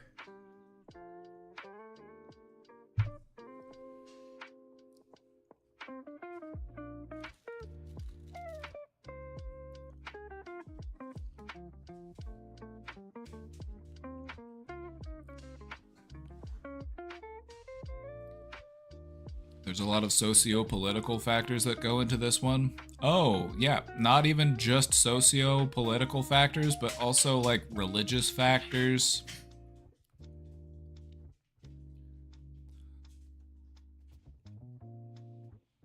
Like, imagine living life thinking that you're special and that you're chosen by some sort of divine force. How might that lead you to view yourself? How might that lead you to treat other people? Some people think that they're chosen in order to do good, but others feel like they are chosen in order to rule. Parkour's language. Thank you for the raid. Welcome in, raiders. Hey, welcome in. You ready for the show?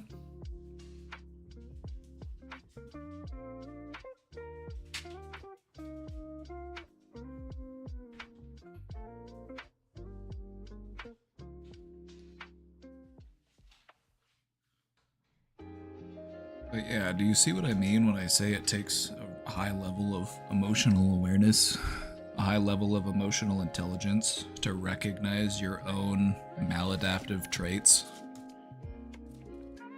It's a real sign of maturity.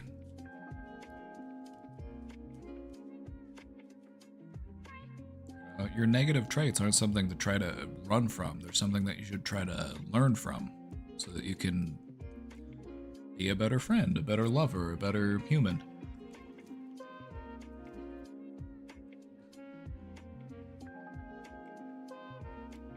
Also, it feels good to be good, I've noticed.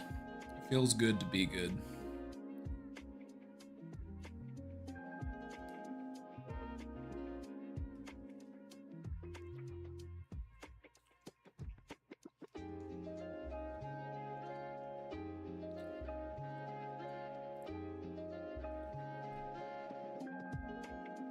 I would also say that while self-awareness and self-understanding is important, we also need to try to find balance with how we do that.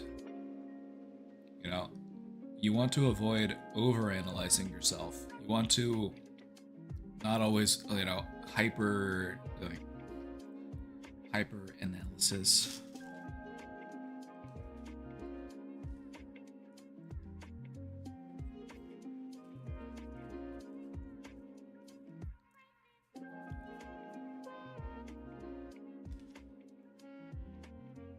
Because while the point is to learn more about yourself so that you can become a better version of yourself,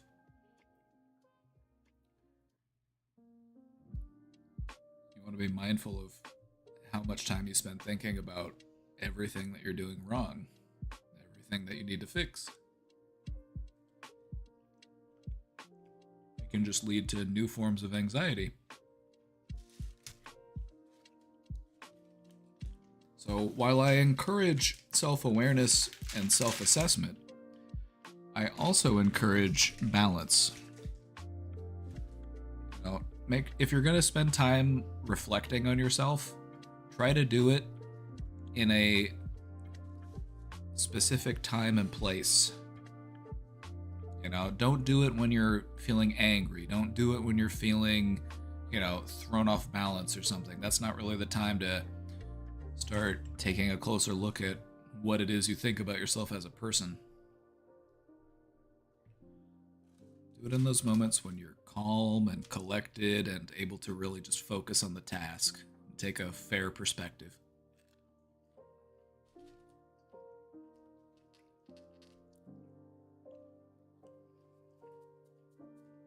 What you'll notice is in those moments when we stumble, that's when the inner critic really likes to start chirping, huh?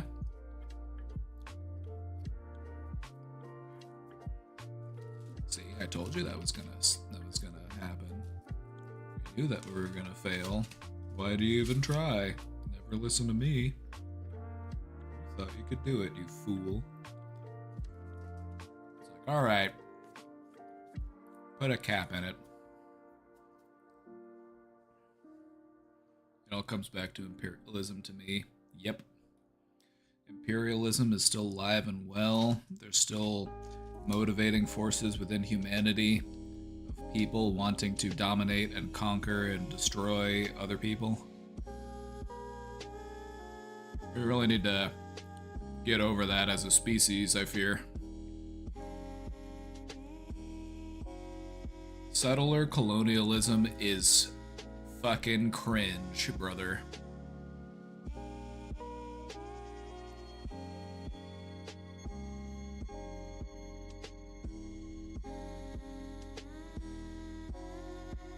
But yeah, we actually do talk about that. There are societal pressures that push people into narcissism.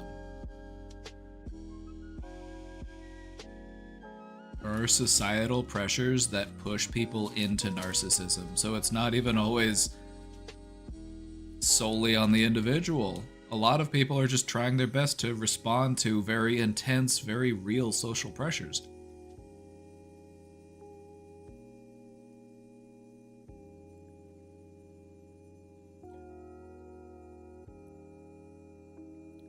Billionaires get pushed into it along the way to wealth. For a select few people, narcissism pays very well. It doesn't pay everybody well, though. Narcissism doesn't always get you to that place. A lot of that just more so has to do with you're already connected with well-established narcissists.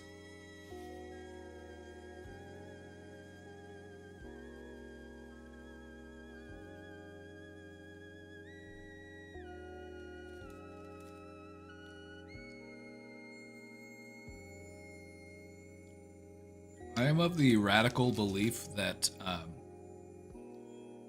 wanting to be a billionaire is a mental illness.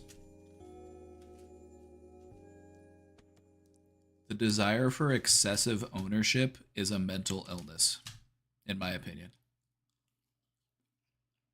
Like, why do you need more money than God, you fucking donkey? Like, why do you have to have employees pissing in bottles just so that you can get another big-ass boat, you bald bitch?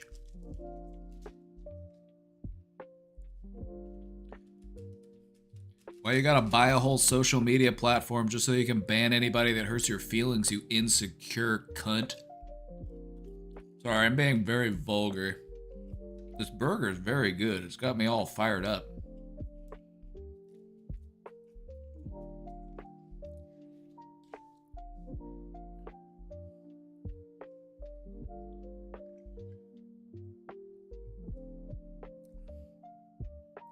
It's that Blutos. I'm eating Blutos. I'm eating Blutos. It's got me feeling like Popeye's enemy. I'm ready to go fight Popeye. But no, I love Popeye. But Blutos makes a nice burger and fries, that's for sure.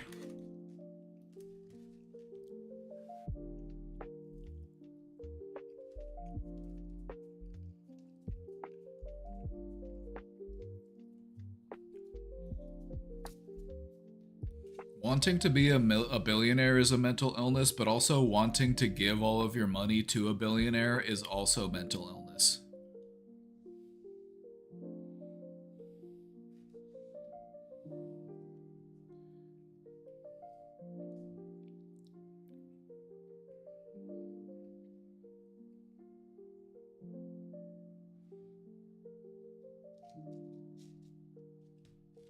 Honestly, once you truly feel secure in your sanity, you'll realize just how crazy most people are.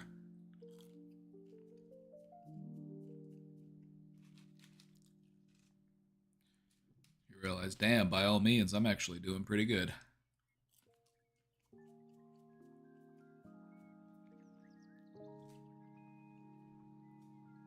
Alright, I'm gonna finish this burger, and then we're gonna dive right into the show.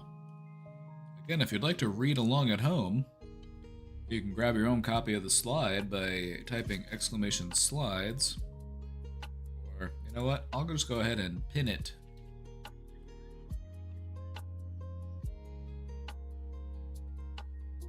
That way you don't have to type a dang thing.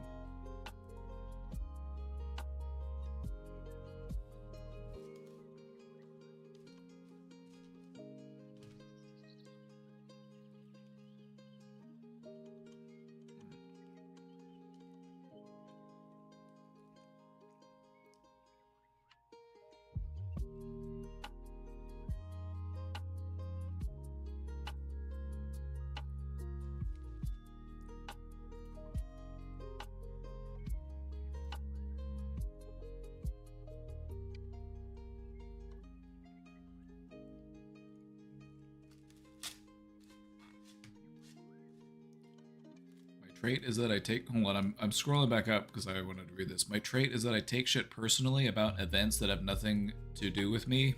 I have to take note and shift responses consciously. That's a very human thing to do. When something happens and you're like, oh no, how will this affect me?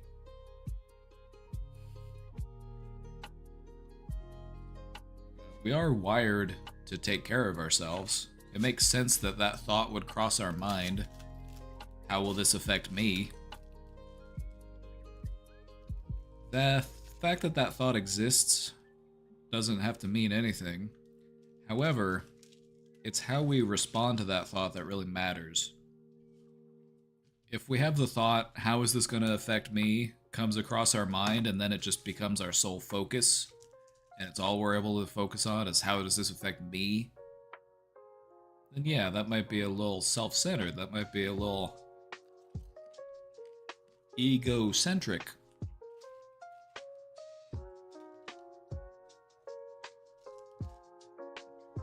Centered in on your own experience. You have a hard time appreciating the experience of others.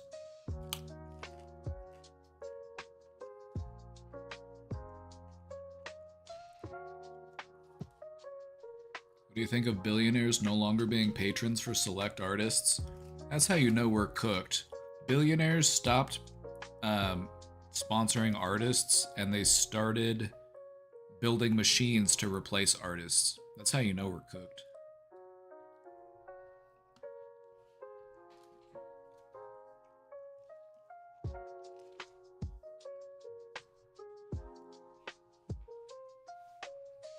If I saw a statue of David and I knew that it was, or a statue like the statue of David, and I knew that it was carved by a robot, I wouldn't give a shit. It's the fact that a human carved that marble that makes me feel something. Like, damn.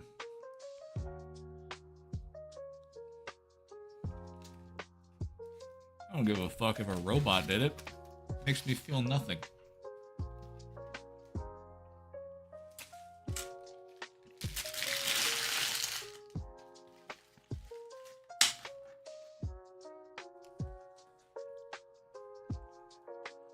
It's like listening to AI music.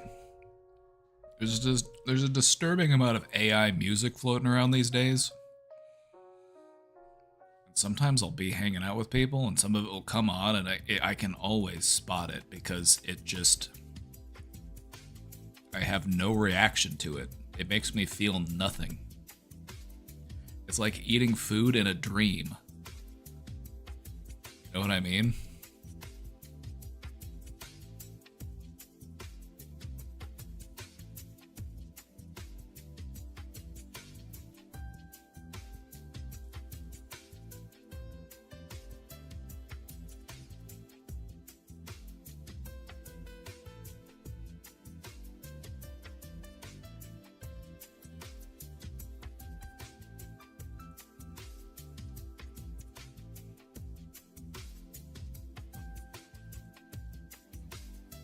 Right, partners, we ready? Ready to get this show on the road? Stalled long enough.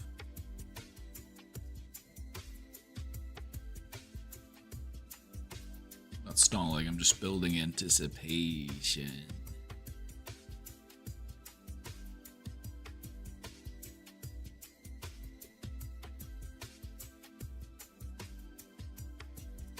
Curious if there are scrap pieces before... Oh, for like a big Marvel sculpture? Oh, I'm sure. I'm sure that while you're making it, you're like, well, I was going to have the arm go this way, but now the arm's going to go this way instead.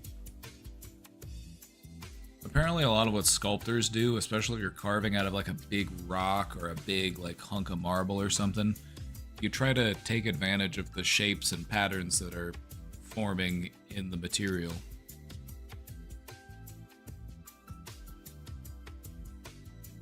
But what do I know?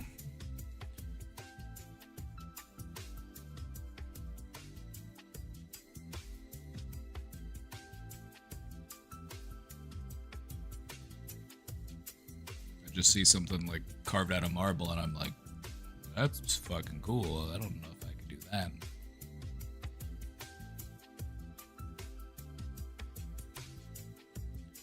Alright, everybody. Welcome to the presentation on how to survive a narcissist. Come on in, sit on down. First things first, what is narcissism? Let's start from the beginning. Narcissism. Today we're going to look at narcissism as a personality style. It's just an aspect of a person's personality. And this is where a person is overly focused on themselves and has a difficulty empathizing with others. It doesn't mean that it's impossible. It doesn't mean that they never do it. Some hardly ever do. Some might never do it, but others might at times do it. It's just about having difficulty doing it.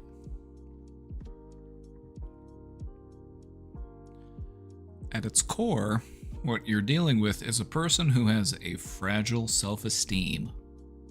They have a fragile ego, and they hide that behind a wall of arrogance or charm or a sense of entitlement or superiority. And so it's a suit of armor that a person wears to protect their fragile core. We talked about this a little bit earlier. We said narcissism exists on a spectrum. So what does that mean? Well, you're going to have some people that just show narcissistic traits. You know, a great number of people have traits that they will utilize to protect their self-esteem. For some people, it might not be something that you ever really notice. Whereas for others, it might be much more prevalent, much more noticeable. And so in some of the severe cases, you might see a person who actually meets the criteria for narcissistic personality disorder, which would be the most extreme form of narcissism. So it's not like everybody who is a narcissist has NPD. That's not what we're trying to say. What we're trying to say is that it's not uncommon for a person to have some of these traits as something that they rely on to protect their self-esteem. Does that make sense? The thing about narcissism is also that it's not always easy to spot. Some narcissists are very obvious. Some narcissists are very grandiose. They're easy to identify. Whereas some narcissists can be much more manipulative. Some narcissists will present themselves as a very caring and charismatic individual. You might have no idea. You might be with this person in a relationship and you might not know. It might take you years to find out. It's not until enough time has passed and the pattern starts to emerge. And you realize that, hey, a lot of this doesn't really add up.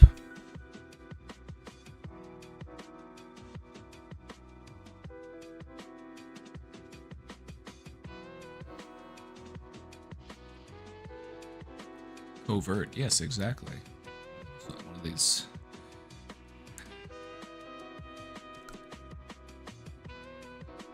A covert narcissist. We'll talk about that more later. Let's talk about some of the different faces of narcissism. Different styles of narcissism. Maybe they give lots of gifts to friends and family, but treat their partner poorly behind closed doors. Precisely. They've got to keep up the act.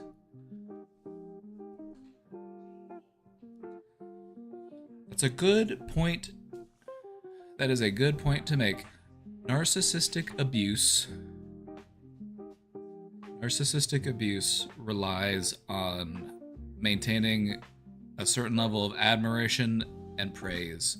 If you're just awful to everyone you meet, if you're just abusive to everyone you know, nobody's going to want anything to do with you.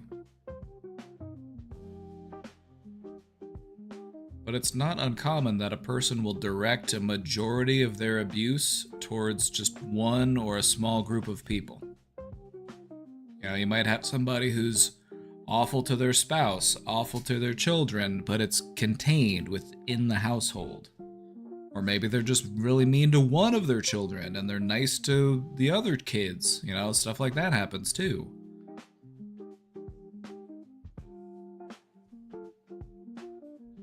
But yeah, narcissistic abuse isn't universal.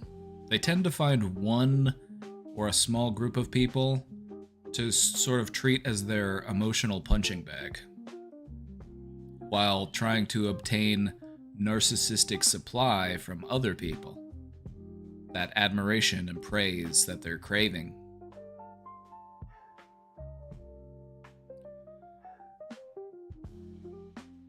So, not all narcissists look the same. Some might be very flashy, some are pretty obvious, whereas others might be much more subtle. However, all of them use manipulation in order to maintain control. So let's go over some of the different ways that narcissism can manifest. Let's start off with the grandiose narcissist. This is the loud, dominant, entitled, outwardly arrogant, just craves admiration and attention. This is the guy who pulls up in a Dodge Ram with truck nuts, getting into road rage incidences, yelling at his wife. This is that guy. The grandiose. He's loud and proud, brother.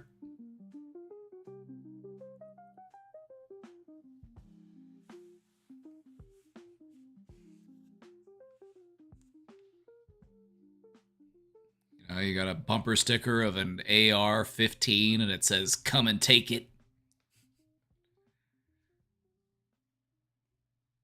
A lot of attention-seeking behavior. They're often actively seeking out praise and admiration.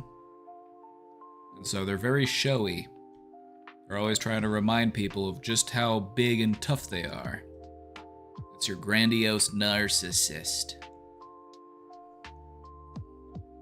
And for many people, that's the idea of what a narcissist is. For a lot of people who don't really understand all of the different ways narcissism can manifest, their idea of a narcissist is this type of narcissist. Loud and proud, brother. Rolling coal. Now, not every grandiose narcissist is a malignant narcissist. But a malignant narcissist is someone who combines narcissism with cruelty or manipulation.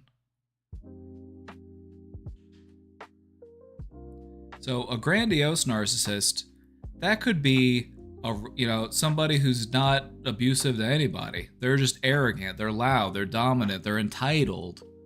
But it doesn't mean that they're cruel.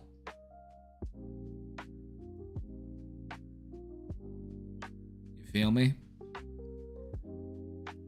And so, with a malignant narcissist, this is somebody who is very controlling, very abusive. And so, it's narcissism plus. They take their insecurity to a whole other level, and they're just very, very controlling, very abusive people. Now, on the flip side, you can also see what's known as the vulnerable or the covert narcissist. Now, this is, for many of you, what I would say is, this is probably, actually, the more common variety of a narcissist. Because they tend to fly under the radar. They tend to be less obvious. This is someone who will often appear insecure. They're not eager to mask all of their insecurities. They might even openly identify as an insecure person. But they're hypersensitive to rejection. They're hypersensitive to criticism. They tend to rely on portraying themselves as a victim.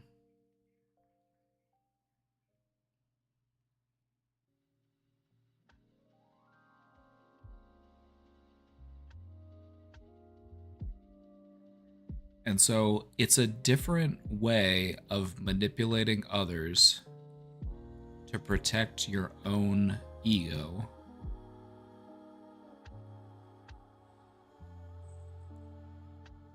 And I'm not sure of what the actual data is. I'm not sure if it's ever even been studied about what types of narcissism are more common. But my opinion is that this is probably the most common type of narcissist because they're less obvious and, they fly under the radar. These are the types of people that you get into a relationship with.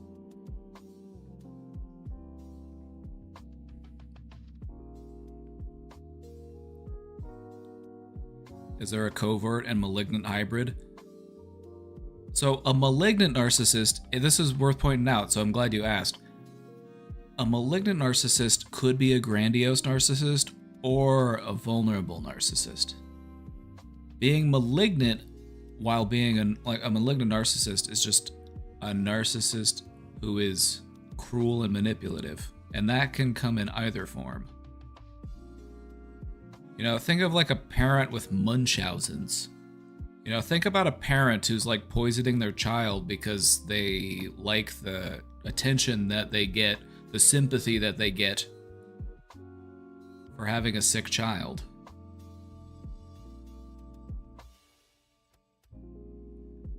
Other people have feelings too, is what I'm trying to teach my family. It's an important lesson to learn, isn't it? And what you'll notice is that a lot of people are still playing catch up. Hybrids are a thing, IMO. Oh yeah, true. Like we said at the beginning, this whole idea exists on a spectrum, so this whole thing exists on a spectrum. So you're gonna see a lot of overlap, a lot of interplay, a lot of, a little bit of this, a little bit of that. That's mental health for you. We try to draw all of these clear lines in mental health, but things are very blurry. The human brain is very complicated.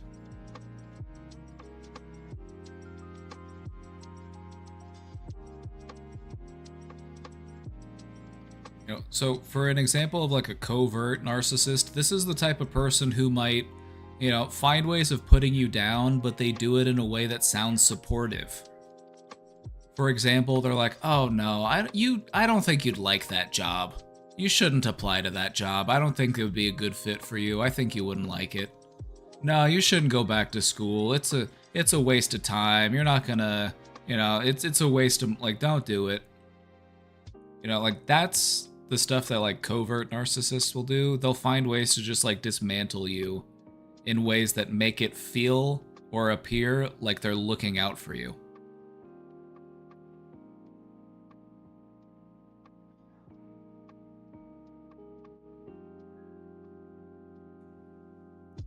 Was 2 hours behind on Twitch Rewind. Welcome to the future!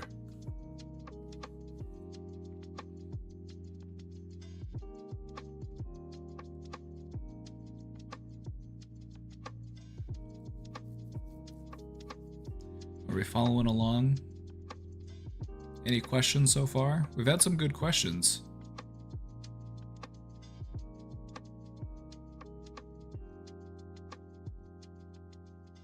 Had some good questions.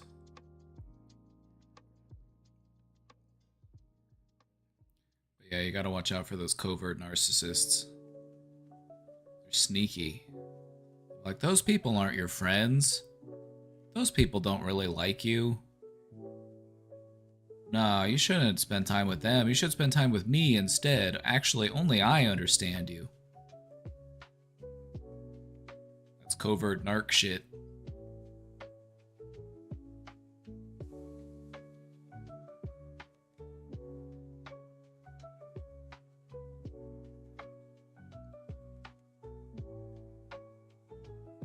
Most confusing experience ever. I'm not surprised with how many people have had experience of dealing with a covert narc. Chat, if you ever think you've encountered a covert narc, type 1 in the chat.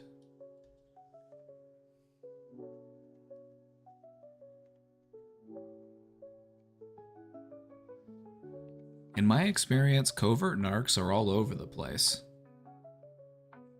I go out in public, I go to like a big convention or something, right? And I'm just like people watching because it's what I like to do. I'm a psychologist. I find it interesting. I observe people. But what you'll notice is that you'll see like patterns start to emerge. You'll see all of these groups of friends, and they all have a certain number of people, and they all kind of fill a certain role within the group. And what you'll notice is that there might be somebody within the group who kind of portrays some of these traits.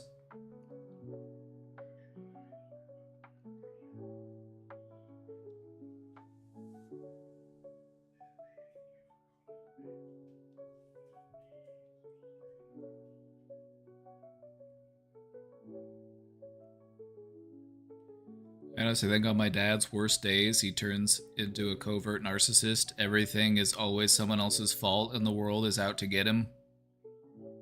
Have you ever just looked him in the eyes and said, Dad, quit being such a wuss. Dad, quit being such a fucking wiener.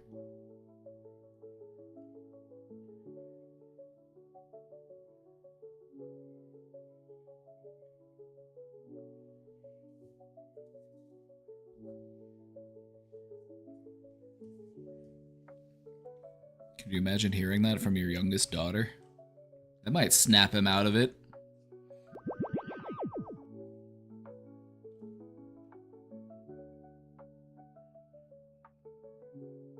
You don't understand. They're the victim. Oh, of course. Always. They're just misunderstood. They're actually the victim.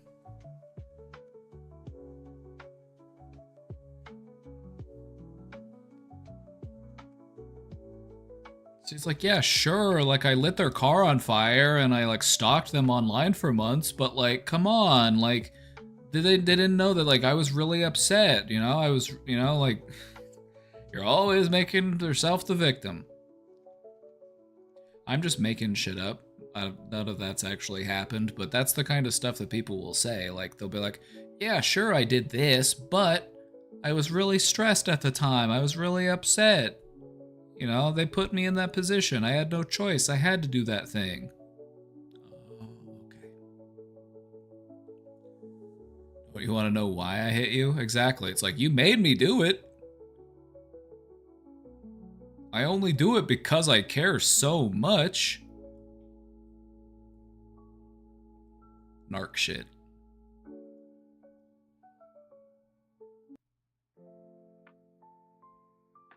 Honestly gotten so much better. Good.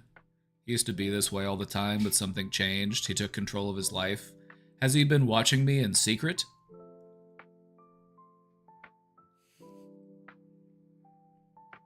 Have you been sharing clips with him? Do you think covert narcs tend to isolate specific types of people? Ding ding ding ding ding ding ding ding ding. Ding ding ding ding ding ding ding ding ding. Yep. Yeah, if they feel like they can isolate you, then they will try to isolate you.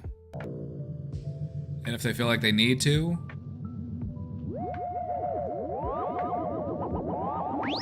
they will do things to interfere with the other relationships in your life. They'll discourage you from connecting with your other supports. Like, hey, don't worry, all we need is each other, right?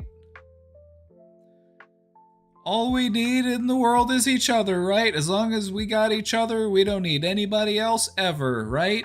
It's like, okay, sure, that sounds romantic, but on paper, that actually sounds kind of abusive, actually. Like, I don't want you to have anybody that you care about or trust or could talk to about stuff. It can only be me, no one else.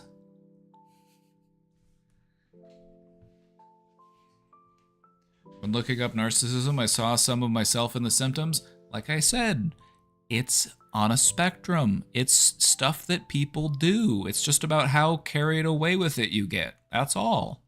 And so if you look at the symptoms of narcissism and you're like, oh my God, am I actually a narcissist? Everybody's probably got a little bit of it. But it's just about recognizing it and doing better. That's it. You're not a bad person just because you're trying to protect yourself from emotional pain. It's just a human thing to do. But it's about recognizing that the way that you protect yourself from emotional pain is actually harmful to the people you care about. So knock it off, goofball.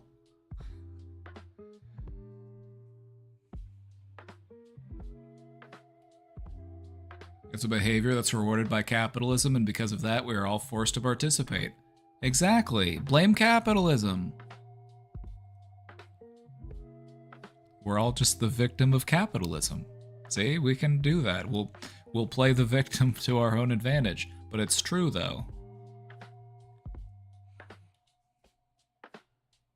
It's capitalism's fault. All right. Let's talk about the narcissist's web.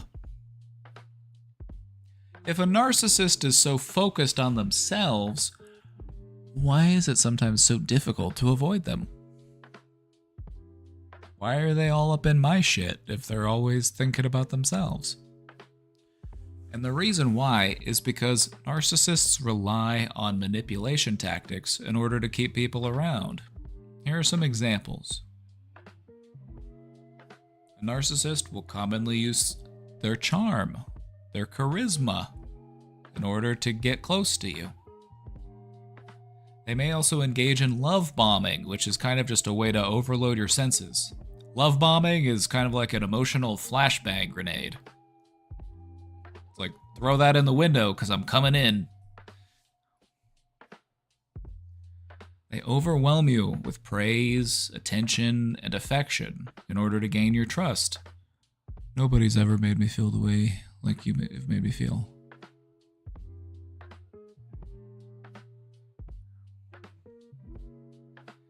Why do they see other people's success as a threat to them? It's true, because they view it as a zero-sum game.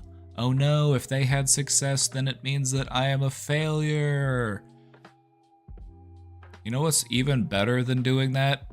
Celebrating other people's successes.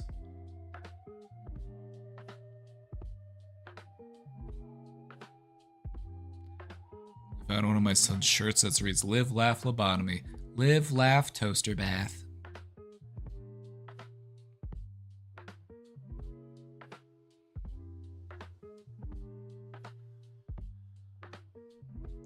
A narcissist will also use idealization in order to get closer to you.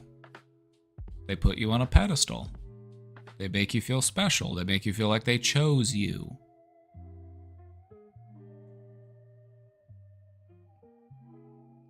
They gotta tangle you up in their web so that they can liquefy your insides and slurp them out. What eventually ends up happening is the pedestal disappears. Once they've got their hooks in you, that's when things change, and they start to devalue you.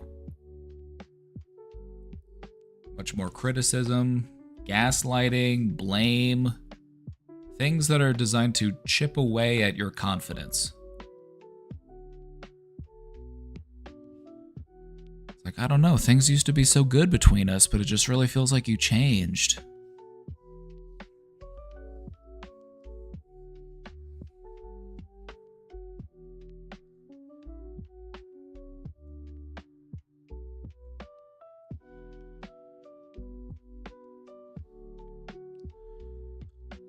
So this is how they do it. They have to woo you in order to get close to you before they're able to start chipping away at you. If they were to start the relationship by doing this, by just being hypercritical, gaslighting you, blaming you for stuff, you probably wouldn't want to be in a relationship with them. You probably wouldn't want to have them around.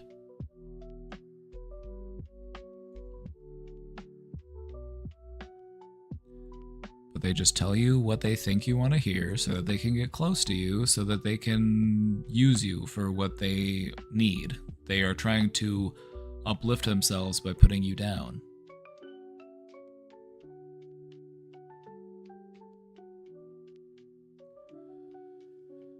And oftentimes what happens is you reach the point where they just decide they're done with you. It's time to discard you. I have extracted all value from you, so I'm done here. And so they might end up just abandoning.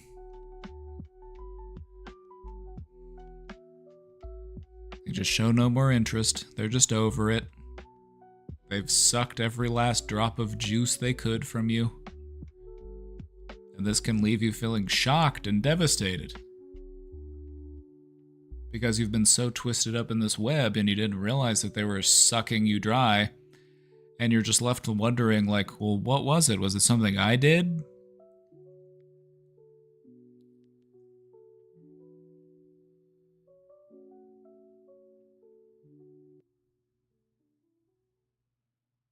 So play dead sooner, got it? Not when you're in a web. Playing dead in a web is just going to get you eaten. If you're in a web, you gotta start chewing. You gotta start biting. You gotta start kicking and scratching.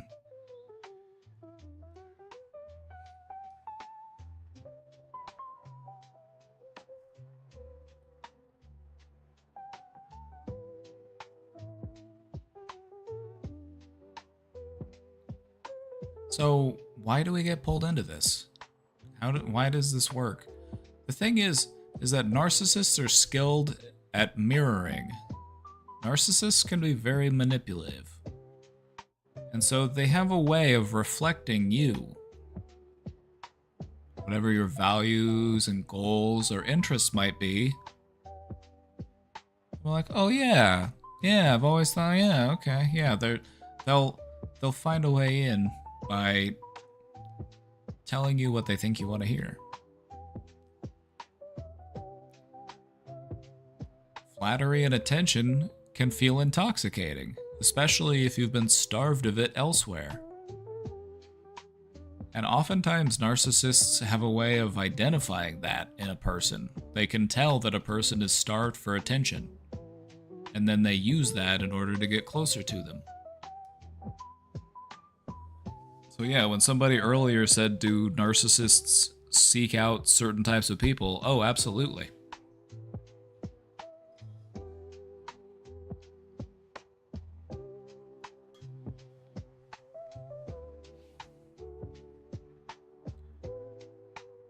They know how to exploit empathy, kindness, and your insecurities.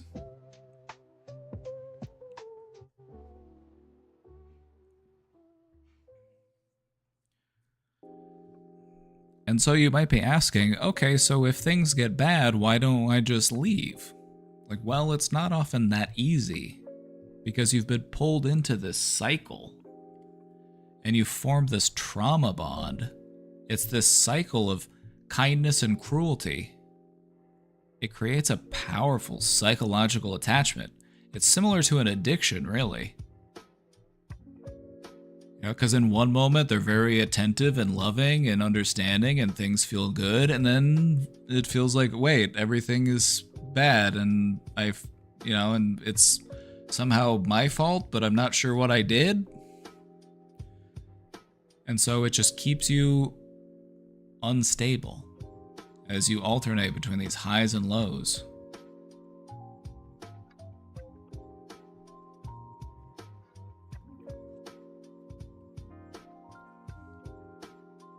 Yep. Oh yeah, neurodivergent people, definitely. People who might have a harder time picking up on social cues, those types of people tend to be taken advantage of.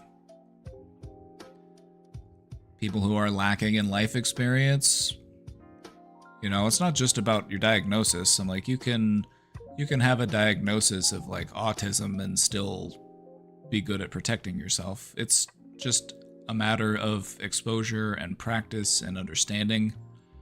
And so oftentimes it just stems from being naive. We just assume that this person was genuine and we were hoping for the best and we tried to see the best in them, and they ended up taking advantage of that. The chaos made normal feel false or not as real for a while. right? It's like when you're living in a hurricane and things are just constantly spinning around and then that stops. It feels different. It still feels like you're still getting thrown around, but it can take a little while to adjust to that feeling of that new normal, of feeling more at peace.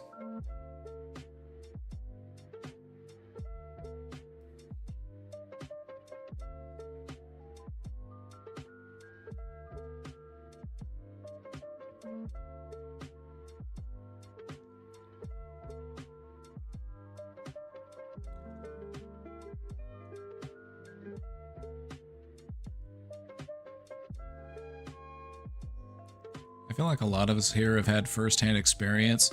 Chat, let me just ask you, have you ever had a firsthand experience with somebody who had these types of traits?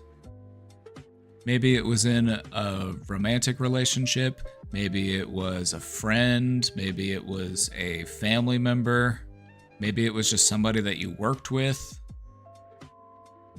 I feel like many people have some form of exposure.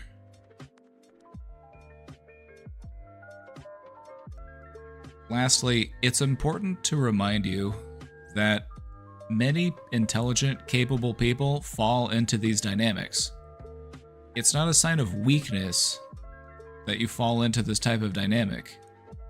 It doesn't mean that you're not intelligent. It doesn't mean that you're stupid. It simply speaks to how effective these techniques are. These techniques that these people will use are incredibly effective, and that's why they work. And so don't put all of the blame on you if you get pulled into something like this. If you find yourself in a relationship with somebody like this.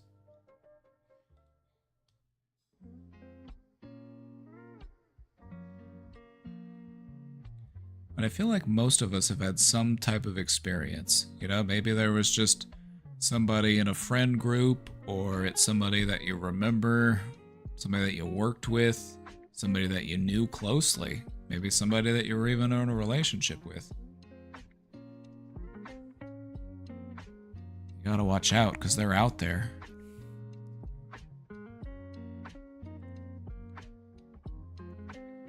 Let's proceed. Let's go over some warning signs to watch out for. Here are some red flags to keep an eye on.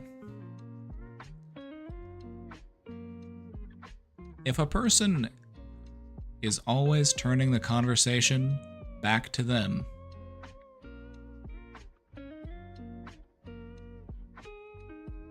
now this in and of itself is not a giveaway that a person is a narcissist, because some people will do this simply out of neurodivergence. Some people talk about, for some people that's how they form connection with others, is by talking about their own related experiences. And so this in and of itself is not a giveaway. It's this within the context of other things.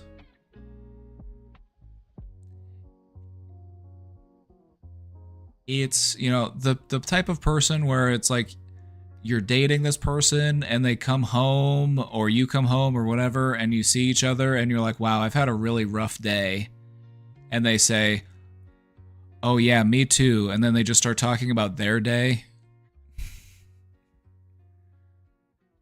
And then they don't ever ask you about your day. Like, they don't really seem to be having much of a care that you had a bad day. It was just more of a reminder of their bad day. They're like, oh yeah, that reminds me, I also had a bad day. Let me go ahead and tell you about it. Some degree of it is normal IMO. Yeah, it's like, it's normal to want to talk about yourself. It's just about how often that happens and whether or not you actually show interest in wanting to learn about other people. Now this one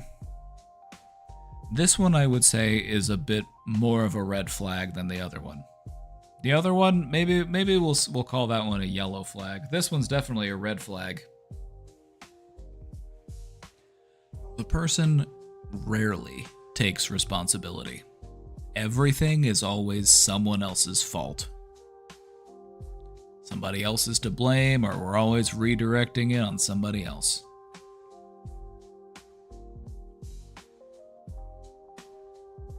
Any sort of accountability or apology is rare. Doesn't mean it doesn't happen, but it can sometimes feel like pulling teeth.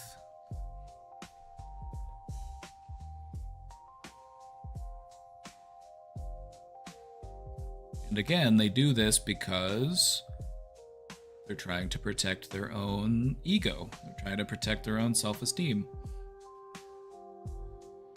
All right. Something else to watch out for is somebody who is extremely sensitive to criticism, even if it's mild or constructive criticism. They're like, hey, I made dinner. And they're like, oh, this is good. It needs a little bit of salt, though. And they're like, okay, so I guess I'll just never cook again. It's like, no, I just thought it needed a little bit of salt. It's like, no, I won't cook anymore. I don't know how to cook. It's fine.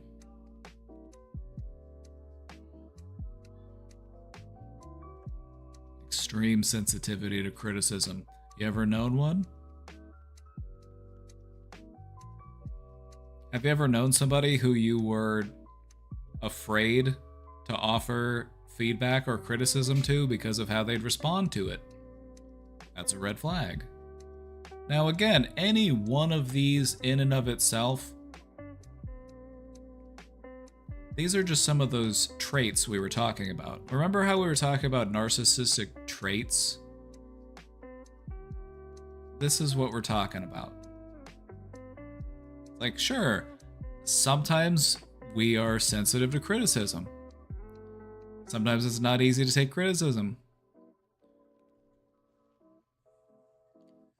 It's just something to work on, becoming better at taking criticism.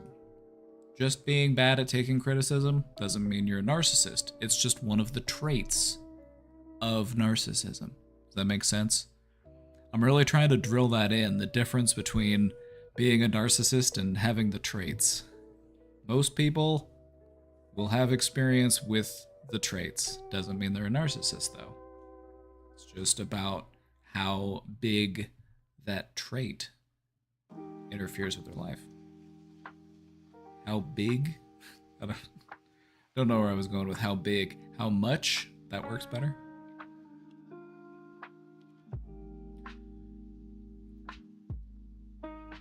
Now this one is a big red flag because this is a manipulation tactic.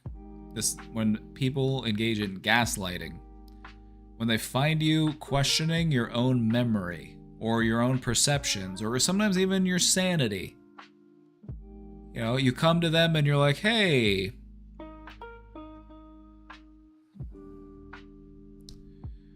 you come to them and you're trying to talk to them about something. And they say, I don't know what you're talking about.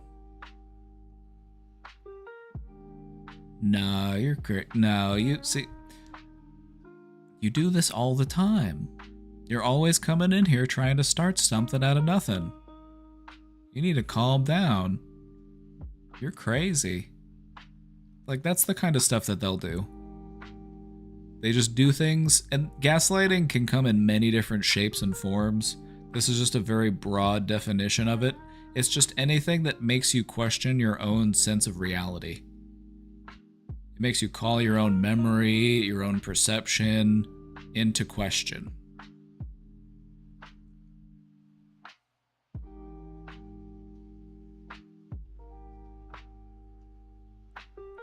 Like you go out with them and you have a miserable time and then you try to tell them about it and they're like, what? I thought we had fun. You didn't seem like you were having a bad time. You were smiling. Anyway. Another thing to watch out for is that hot and cold treatment. They always keep you guessing what's coming next. Affection one moment, cruelty the next. And this leaves you feeling like you're walking on eggshells.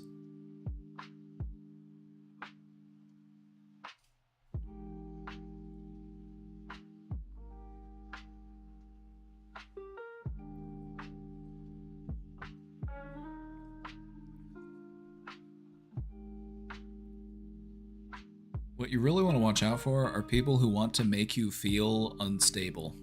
People who want to destabilize you in order to take advantage of you. And people will do that by making you feel emotionally imbalanced.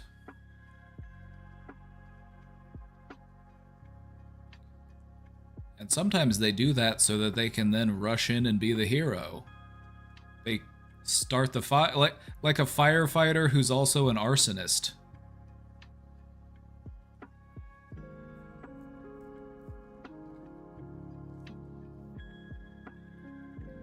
So, if you often feel confused or drained or doubting yourself after interactions, that's a red flag.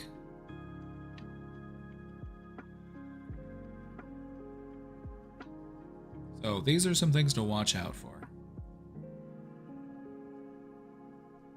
I'm sure most of us have experience dealing with some of these to some degree, right? You probably know somebody.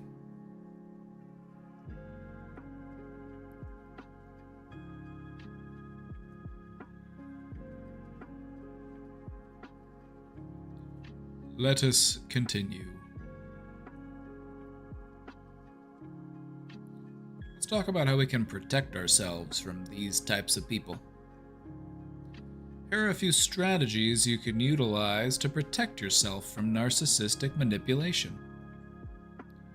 First off, set boundaries.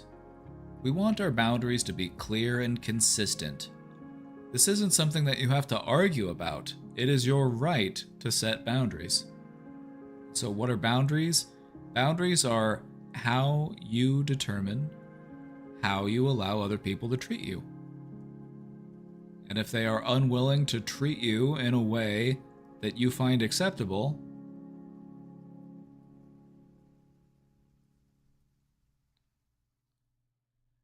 then you don't have to deal with them. You can take a step back from them. Boundaries are all about how you determine how you should be treated by others.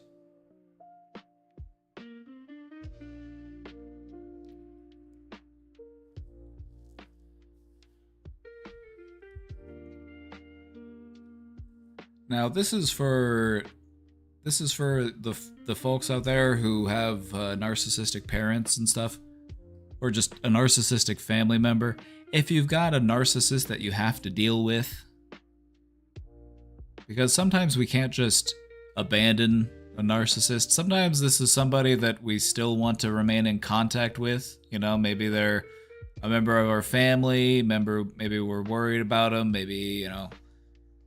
Anyway, what we're trying to do is limit our emotional investment in this person. Narcissists feed off of your energy, so don't get pulled into drama or endless debates with them.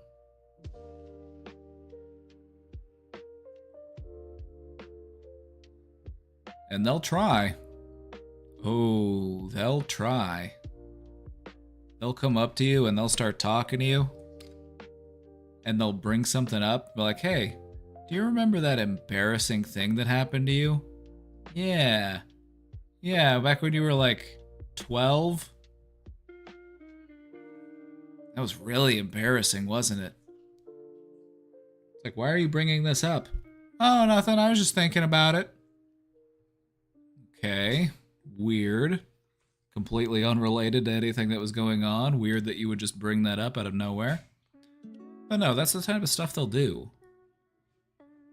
Even just simple stuff like constantly reminding you of, like, moments in which you have failed in life, or, like, things that, you know. But they'll be like, oh, I'm just joking. I'm just joking. It's fine. Don't worry about it. Don't be so sensitive. It's like, whatever, dude.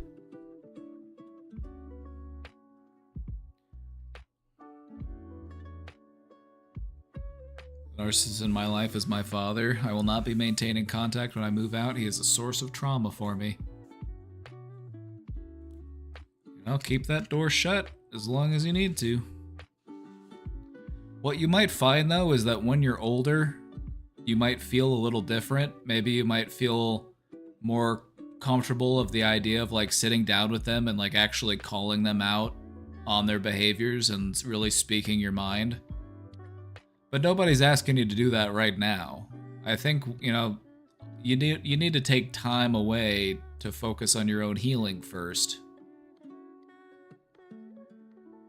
But it's something that adults will commonly do. They might stop talking with their parent when they're, younger, and then they might not meet back up with them for years.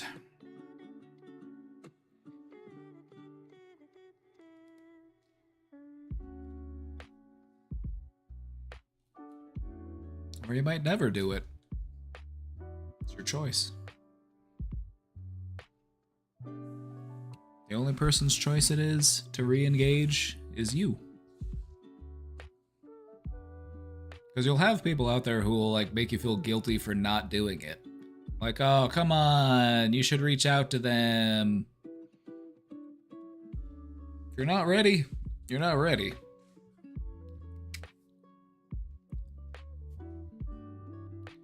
Tell me what this sounds like. But for me, learning to stick to an argument where I know they're actually in the wrong, they caused physical harm, and not letting them divert or distract, they just totally imploded, and it was eye-opening to the fact that the relationship wasn't normal. Oh yeah, so that's... I wonder if we cover this in the presentation. That is a very good point, because this is something that'll happen when you're dealing with a narcissist and they've got no way out. Like, they've done something wrong and they have no way of diverting the focus or the blame onto anybody else. And so then what do? They become a big blubbering mess. I know, I'm so messed up. I can't do anything right. I'm just such a fucking failure, man. Then they throw the pity party. Has any of you ever witnessed a narcissistic pity party? It's honestly...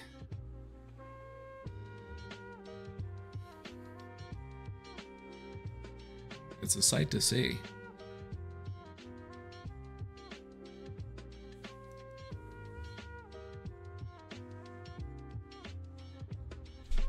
And they often will just find a way to turn it into them being a victim.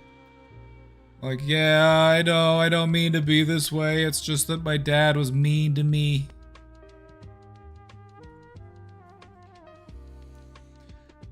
I don't mean to be this way, it's just that I've had a really rough life and that's why I have to be a self-serving asshole. I can't take anybody else into consideration.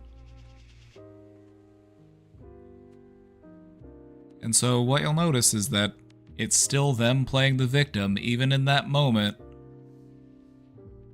when they've got no choice but to take accountability for what they've done. They still find a way. It's really hard for them to just own their shit. Like, yeah, what I did was fucked up. It was fucked up. I shouldn't have done it. Don't know what I was thinking. I see how that was hurtful. I won't do it again. I'm truly sorry. See, it's not that hard. It's not. Accountability is scary, but it feels good to own your shit.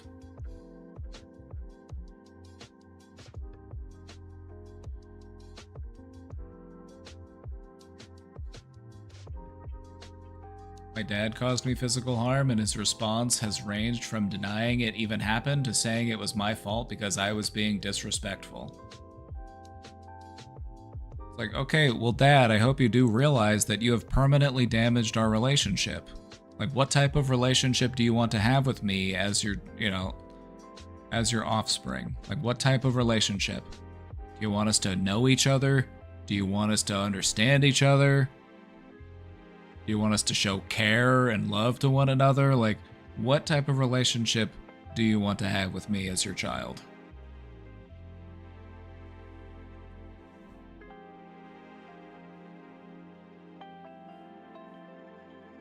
Fear of owning your shit is way scarier than actually owning your shit. Exactly.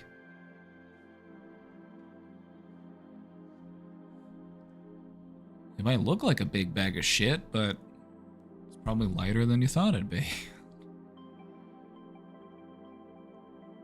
Every day I am reminded that we suffer more in imagination than we do in reality. Every day I am reminded.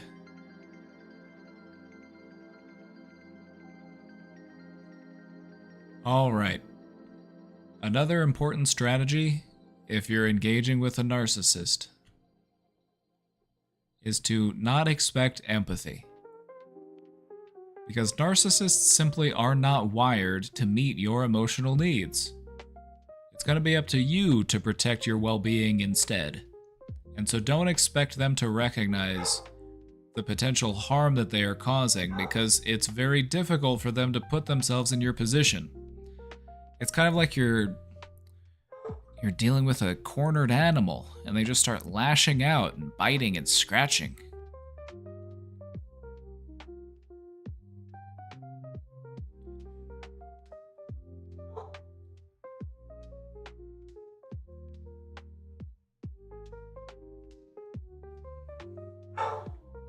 Hold on, I gotta see what this dog's doing.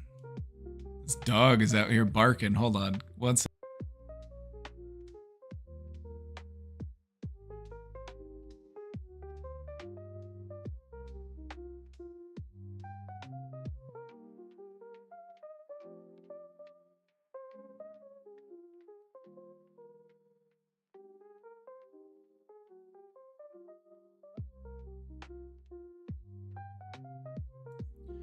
Oh yeah, that's a Buddha quote. The fear of owning your shit is way scarier than actually owning your shit. He said that, actually. It's a legit quote, look it up.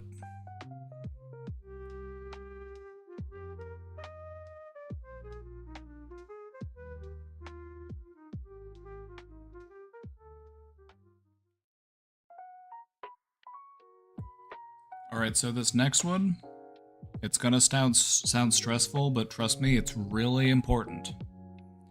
If you're going to engage with a narcissist, it's very important that you know what your triggers are. Because this person might deliberately push your buttons as a means of getting your attention. If you can recognize when they are doing this, that is your sign to disengage. They will do things deliberately to try to upset you as a way of getting your attention, especially if you're trying to ignore them.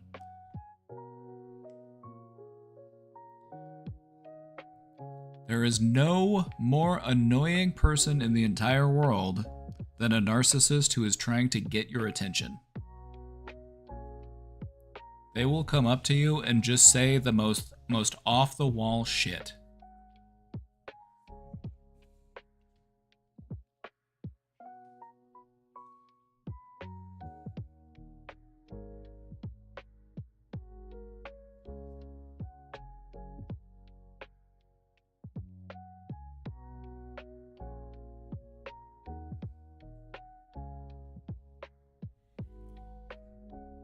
Can you ever think of a moment in your life where a person has come up to you unprompted and just said some shit that's just like, where the fuck did this come from? What are you talking about? Why are you bringing this up? Do you recognize that it was just an effort to grab your attention?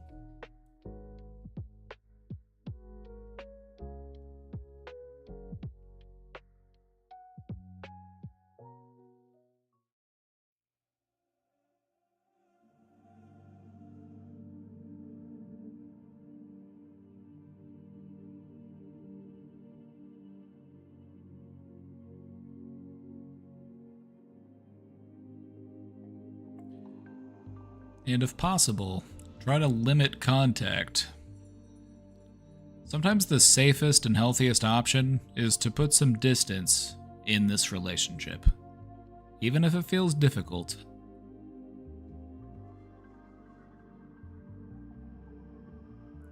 Because we owe it to ourselves to protect ourselves.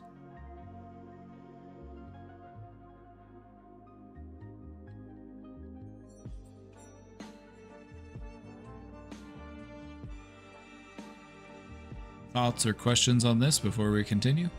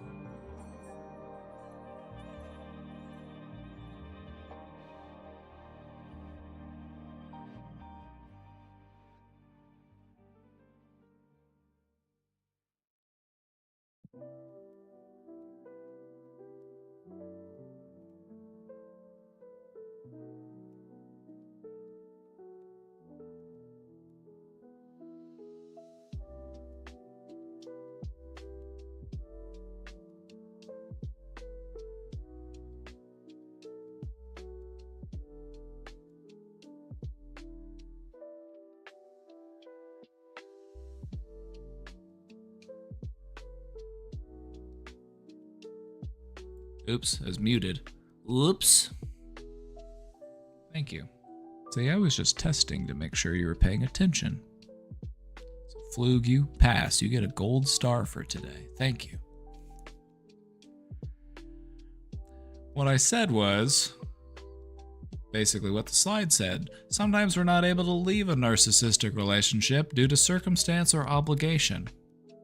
You know, maybe it's a family member, maybe it's, maybe you live with them, maybe, something's got you stuck there. Maybe it's somebody that you work with. Who knows? Try to keep things short and factual. For the sake of your sanity, keep emotion out of conversations. Minimize the amount of emotion that you put into conversations. Just keep it purely business.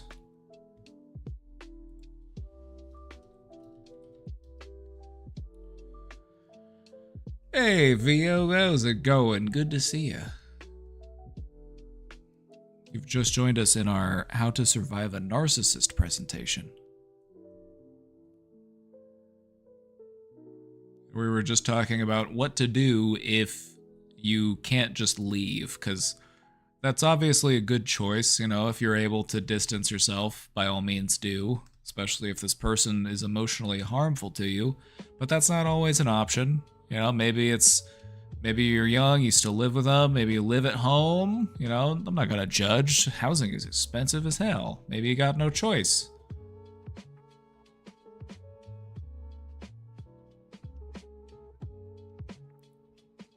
And so for whatever reason, you gotta find ways to cope and make it work. Here's how you do it.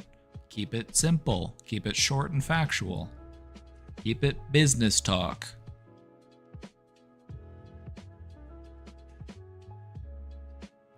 Learning how to protect our peace with these relationships. Exactly.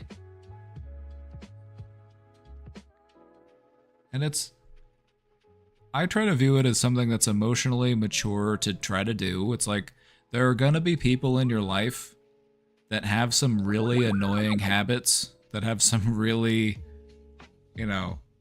self-centered, or they just are always playing the role of the victim. Everything is always everybody else's fault,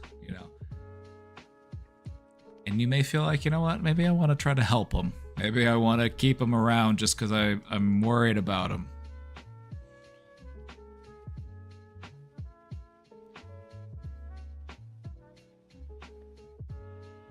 Another big thing that we want to keep, and this kind of ties into the first one, is we want to avoid over-explaining. They might come at you and they might ask you a question, or they might try to talk to you about something, and you can tell that they're pecking. Oh, I can tell they're tapping away, trying to get at you. Keep it simple. Don't over-explain yourself, because if you do, you're just giving them extra ammunition. The fewer words you use, the better. The more words you use, the more they have to play around with, the more things that they can twist.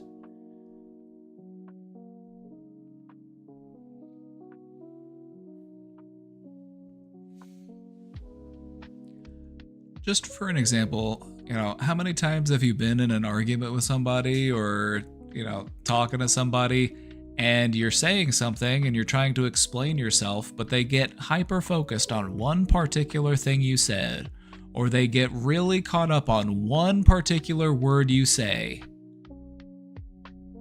and then they just derail it because of that? And now the conversation is on your choice of words instead of on what they are doing?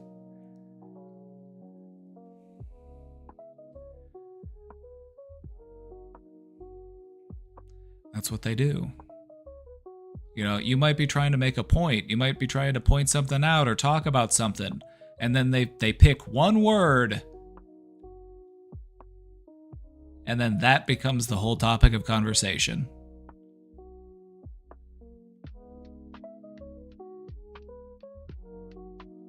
You're like, hey, I think it comes across as a little bit selfish whenever you only talk about yourself all the time. And they're like, selfish? What do you mean? I'm constantly giving money to charity.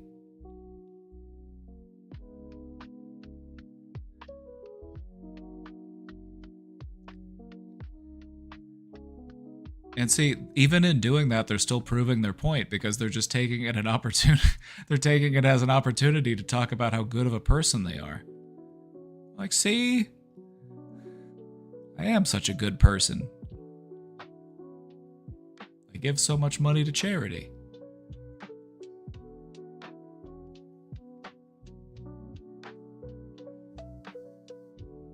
But yeah, they get hung up on one word that you use. Debate bro. It's very debate bro behavior.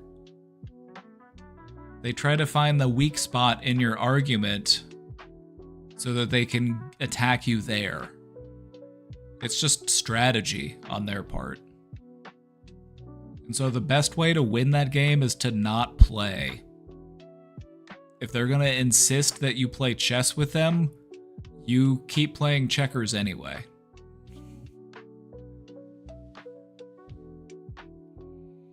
You called me selfish after everything I've done for you? Oh yeah, exactly. It's like, well, you're just so ungrateful. I do everything around here. It's actually your fault. You're the one who's ungrateful.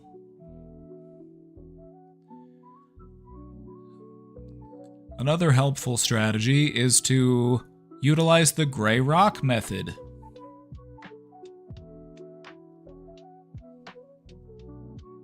If I remember correctly, Mike said that this was one of his favorite strategies to use, and I really like this one too, the gray rock method. You just become as boring as possible, so that they lose interest in you, and they go bother someone else. You respond with boring, unemotional, minimal answers to reduce their interest. They want to come up with you and they want to try to start shit. You just say, okay. All right. I hear you. Yep. Okay. Mm-hmm. Yep. Right. Mm-hmm. Okay. And then eventually they just... Because they're trying to find an entry point, you're just not giving them anything. They'll eventually get to the point where they're like, so is that all you're going to do, is just give me one-word responses? And you're going to say, yep.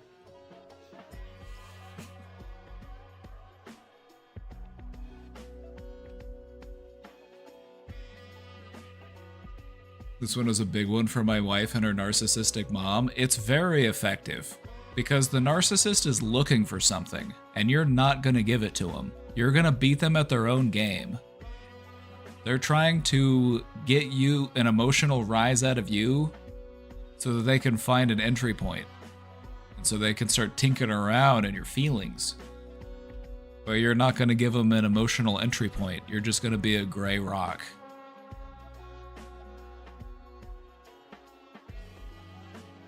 Oh, how was your day? Good. What'd you do? Work.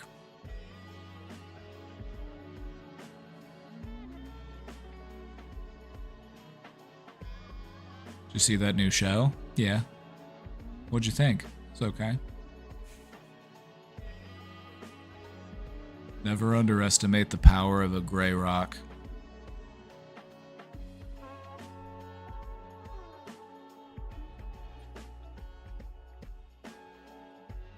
Now, let's continue. Having external support is super important. You need to maintain connections that still feel meaningful and satisfying outside of this situation that you are in.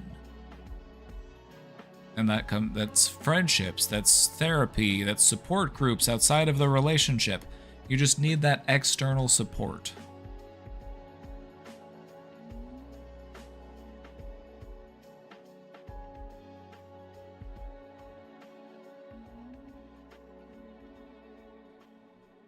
Also, before I move on, I do want to just say one thing. When it comes to the gray rock method, you don't want to be a gray rock all the time with everybody. It's something that you're trying to use strategically just with a specific person or specific people. You're not trying to be a gray rock all the time. Just with the people that you can tell are trying to be a bit invasive or manipulative as a way of protecting yourself. It's like putting on a suit of armor, but you don't have to live in that armor. Because we do still need those satisfying, engaging relationships.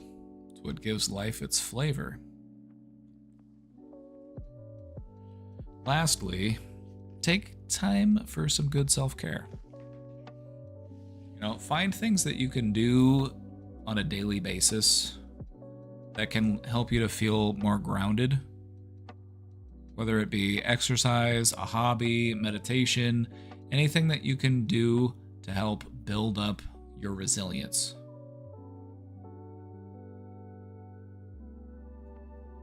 Having something that you can focus on, having something that you care about, having something that can occupy your attention. It serves as an outlet for your energy. You may get pushback if you start seeking supportive folks and setting boundaries. Like, hey, I'm gonna go hang out with my friend. Who? I don't know them. Are you sure you can trust them? They're like, hey, I'm gonna invite somebody over. It's like, have I met them? I'm not sure about that.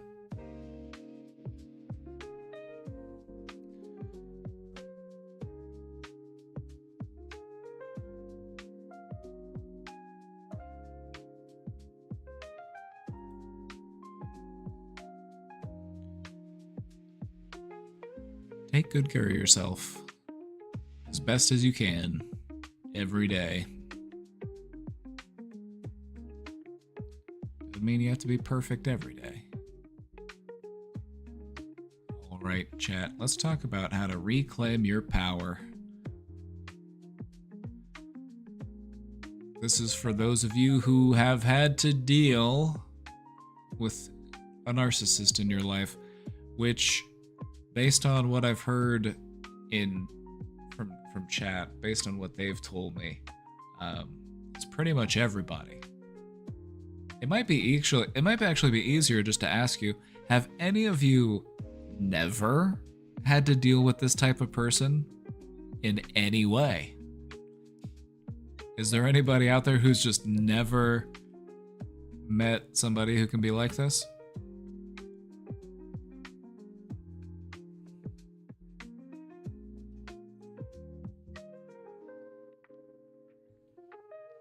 I don't think so.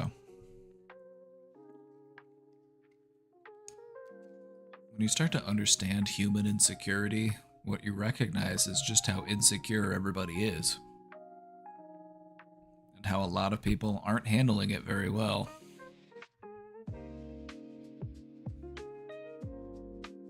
So let's say you've had to deal with a narcissist. Let's say that they've left you feeling bruised. It's essential to recognize that a narcissist's behaviors are about them and not about you. Any mistreatment, any abuse, it's not because you deserved it. It's not because you did anything wrong. They did it because of them. They made you feel less than. They devalued you because they needed to do that to somebody. Feel better about themselves. And the real tragedy of it all is that it doesn't even work. That's the fucked up tragedy of all of this. That's the fucked up tragedy of abusive relationships, is that people abuse others in order to mitigate some sort of feeling within them, to cope with some sort of pain that they're dealing with, and it doesn't even work. It just creates more pain. It just makes everything worse. And yet still, it's so common.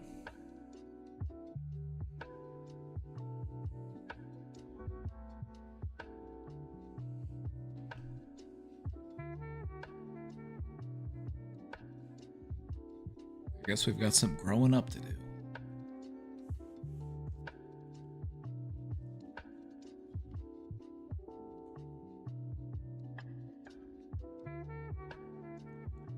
The harsh judgments and criticisms that a person like this might put onto you are actually just a reflection of their own inner insecurities.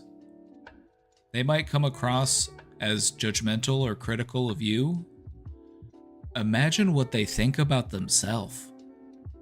Truly, deep down, what they actually fear about themselves. That's why they're projecting it onto you. It's because that's what they're thinking about.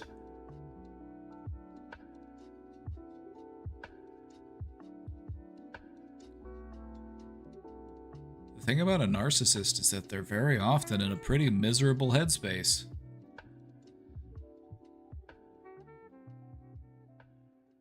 They are master projectors. It's true. If you constantly try to replay an interaction in your head with that person over and over again in order to work out emotional pain, you have an abusive relationship there.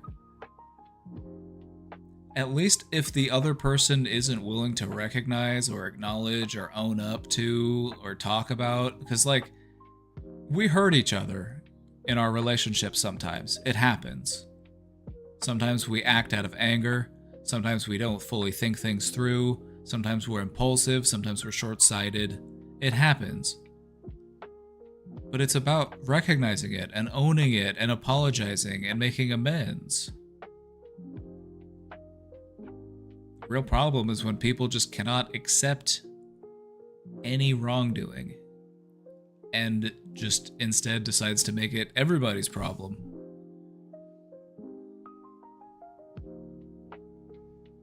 Like, I get it, you're insecure, we're all insecure, get over it. Own your shit, you wiener.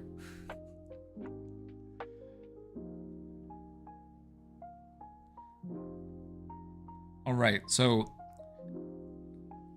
a while back, we had a question box submission and someone was talking about dealing with a narcissistic parent. And one of the things that I told them was, whenever they're talking about you,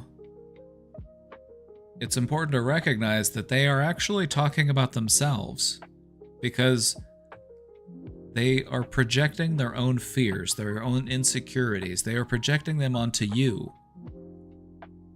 It doesn't mean that you actually are the things that they say you are.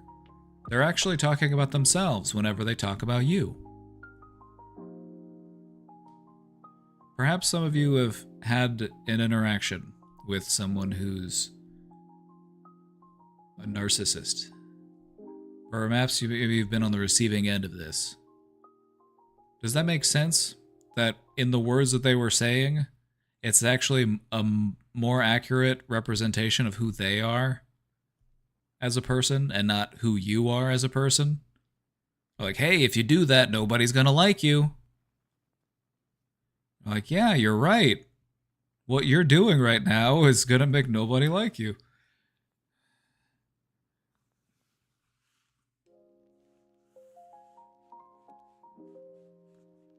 But what you'll find is that a narcissist will often talk about themselves by talking about you. And it's important to recognize that, because often we take those things that they say to us very personally. We take them to heart. Because oftentimes this is a person that we are supposed to be able to trust. This is somebody who's supposed to look out for us. This is somebody who's supposed to protect us. And so if they're saying something about who we are likened to believe them, because this is somebody I'm supposed to be able to take their words as truth.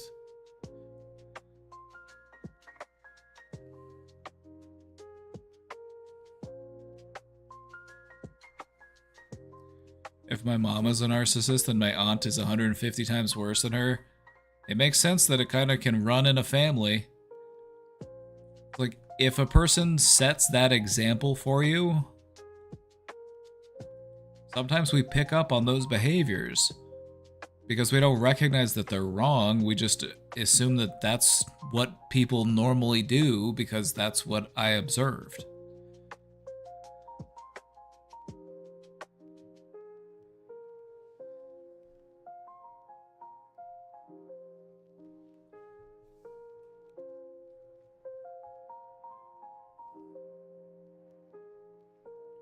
Now that's some shadow work.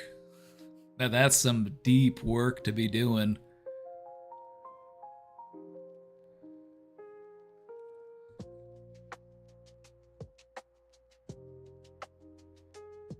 Narcissistic abuse is often very degrading. They make you feel very bad about who you are as a person. They keep you feeling very low. And in healing from that, it often means that we have to work to rebuild our sense of self-worth. It's important to focus on who you are outside of their shadow. Learn how to get your light back on. Find your dimmer switch and you turn that thing up.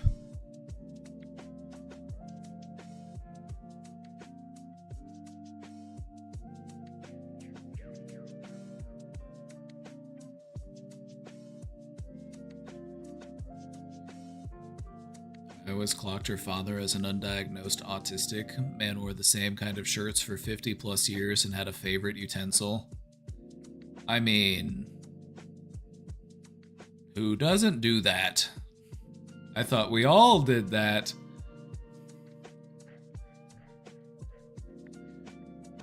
When it comes to bouncing back from dealing with a narcissist, what you've got to do is surround yourself with people who see and respect the real you.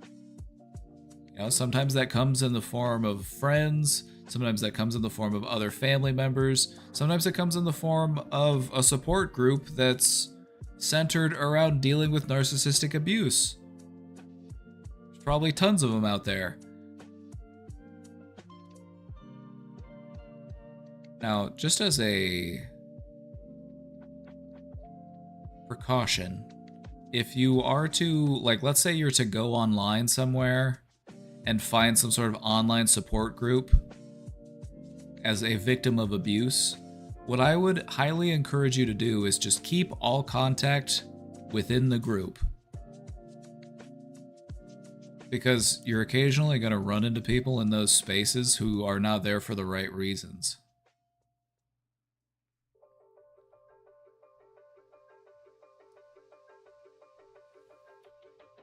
There can sometimes be some real creeps that infiltrate those types of groups and start, like... It's something that you gotta keep an eye out for whenever you're doing, like, a group. You know, because you gotta watch out. You gotta make sure everybody's on the same page, everybody's there for the right reason. So yeah, just protect yourself online, especially if you're gonna be vulnerable online.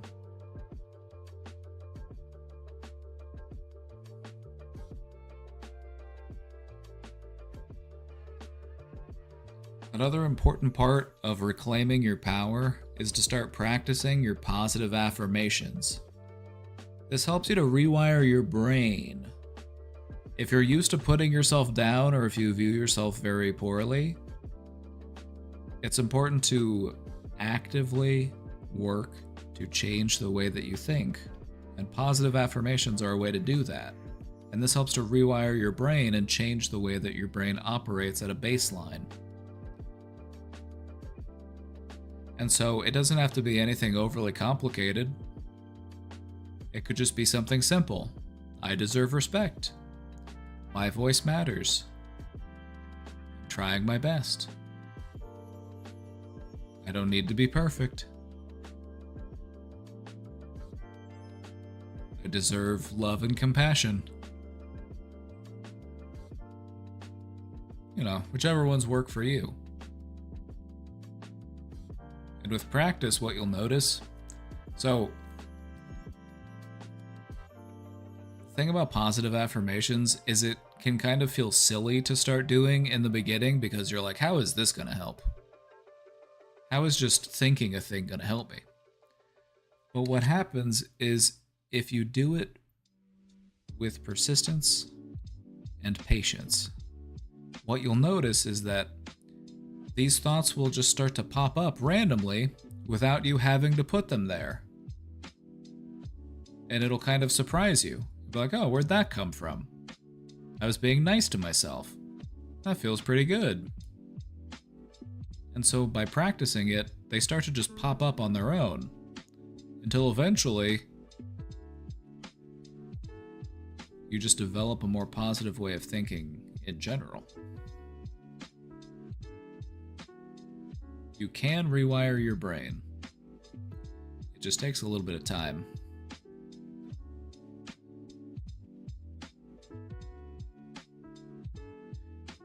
Healing takes time. It's a process. It happens in layers. But every step that you take makes you a little bit stronger and a little bit more free. And that's what it's all about.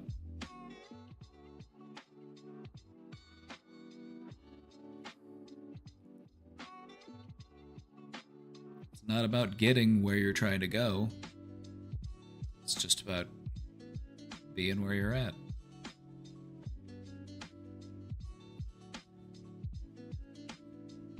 And feeling comfortable about where you're heading.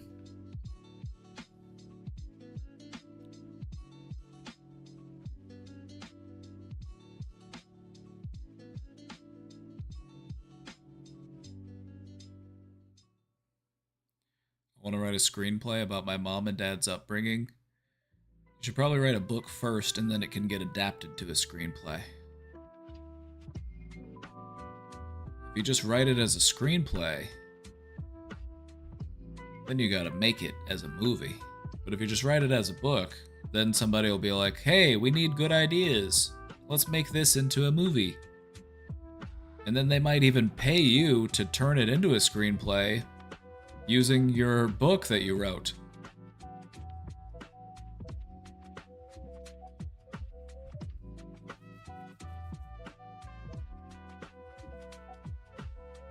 That's how you make it in show business.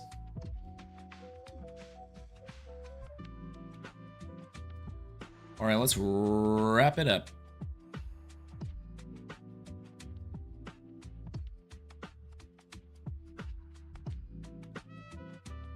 Narcissists thrive on feeling in control. They thrive on feeling a sense of control over other people. They thrive on feeling a sense of control over the situation because that's how they feel safe.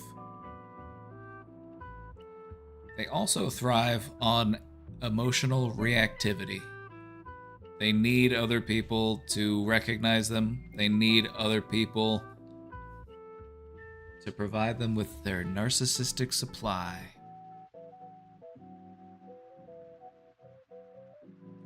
They desperately need that external validation in order to cope with their deep insecurities. And most narcissists are deeply insecure. I'm not going to say that it's 100% because things just don't really work that way. There's always exceptions. But a majority are deeply insecure, and that's why they engage in those behaviors. Remember this: they need you more than you need them.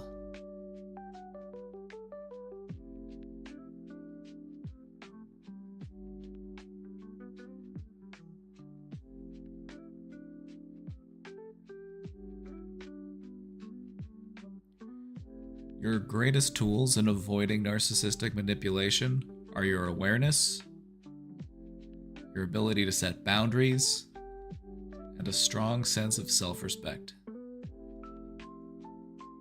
It is not your job to fix or change a narcissist. Your only job is to protect yourself from their manipulation.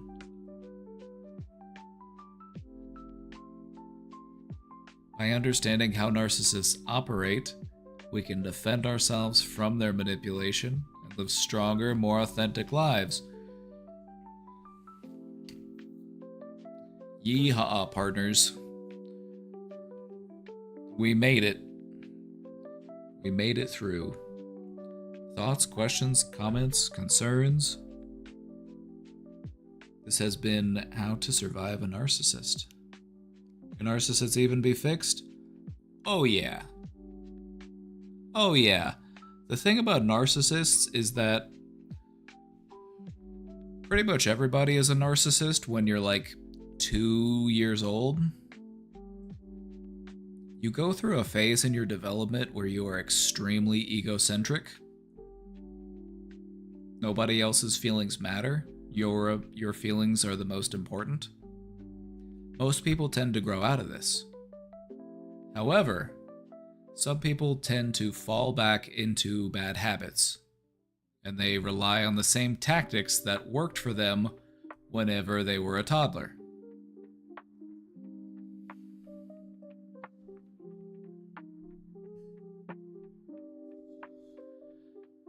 Narcissists can be fixed, but they have to be willing to recognize their own behaviors. They have to be willing to work on it. It can sometimes be easier to open up a conversation about their behaviors by talking about it as if it's something that everybody does. Hey, we all do this sometimes, because then they won't be as defensive. Because that's a definite barrier when it comes to working with a narcissist, is that they're going to be extremely defensive. And they're going to try to spin everything back onto you. They're like, now why'd you bring that up? You're just trying to upset me. You're just trying to be mean.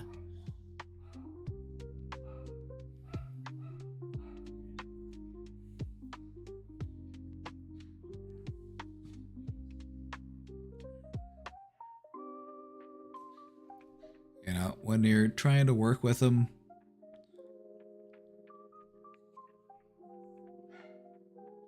you gotta understand what their game is. You just kind of have to keep things as simple and straightforward as possible. Give them less to work with, less wiggle room.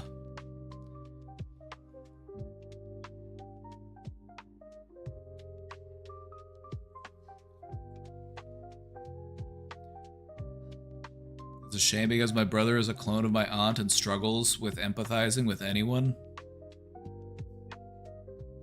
Do you want me to talk to him?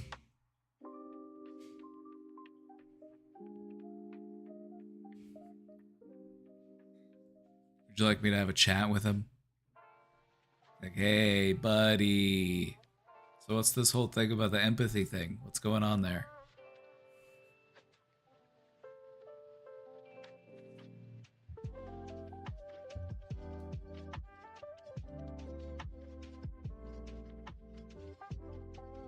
Empathy is a strength, big dog. Just tell him that. Just say, hey, big dog. Just start calling him big dog. Hey, big dog. Empathy's a strength, big dog. Caring about others? That means you have cojones, big dog.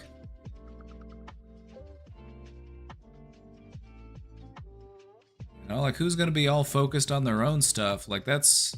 Like, what are you, some sort of scaredy cat? You don't have enough room to let other people in and to show care and compassion for others? It's brave behavior.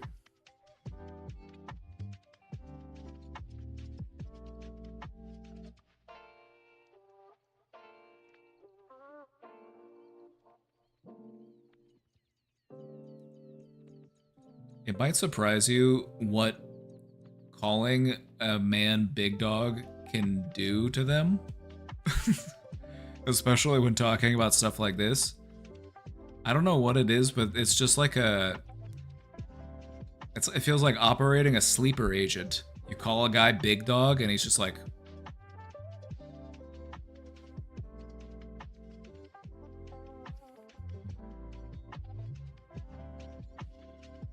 It's like a code word that activates him. Like, you know, empathy's a strength, big dog. He would say he's actually very empathetic, but he just doesn't show it to blood. Well, that's the real challenge, big dog. But if you want to bark with the big dogs, big dog...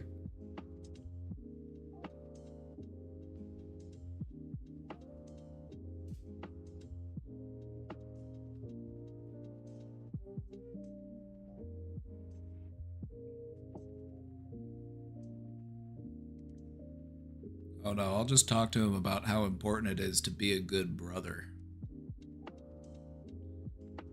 Good brothers protect their siblings. Good brothers help their siblings. Big dog, that's big dog behavior.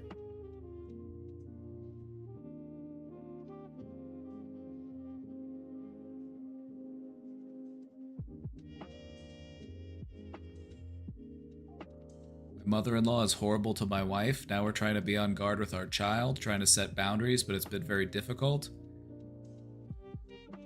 Yeah, it's tough, you know.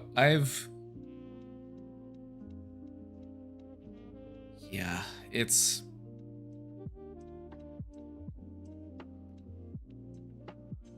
Even like looking back to my childhood, you know, you recognize things, you know, you look back and you're like, huh, how come I never saw this grandparent that often?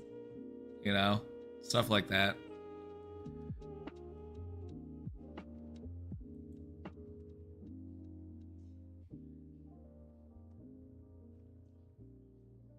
You know, hopefully you being able to, you know, have the child around, it might encourage them to be on better behavior. This can happen sometimes with grandparents. It happens sometimes. It's like a little switch gets flipped. You bring the grandkid around and it's like... I suddenly realize how to be nice to children, you know? It's like, oh, hey, it happened. Oh. One sec.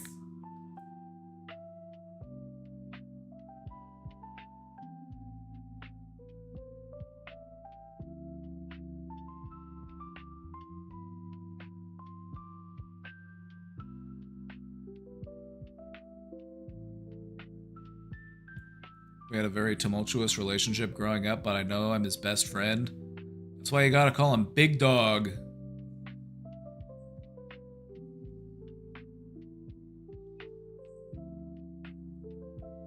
That's why you gotta call him Big Dog. It's gonna activate him like a CIA sleeper agent. Start barking at him. Big Dog! I don't know what it is, but I've started using it, and it feels like a life hack. Just like, it's incredible how disarming it can be to call somebody Big Dog. Hey, he's here. Hey, it's Big Dog. Big guy. Here he is. It's Big Guy. He's here. Big Guy.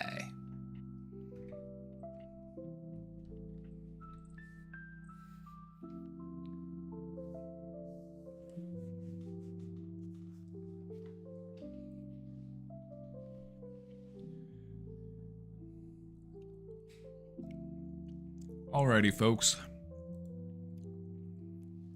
Thank you for joining us on this presentation. If you'd like a copy of this presentation, the link to the slides is pinned there in the chat, or you can type !slides. Download a copy. I got a cinnamon roll brought to me. Must be my lucky day.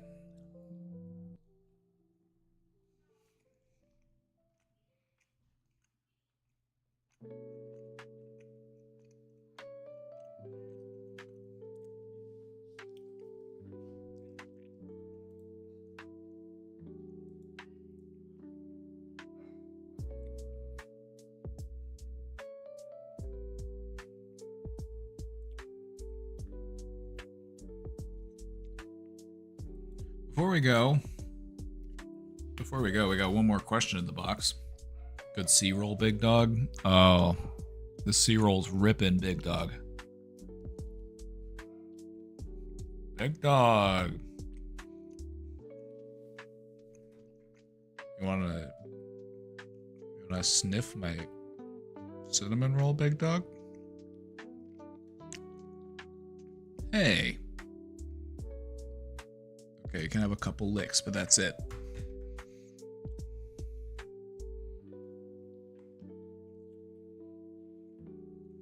You don't need the calories.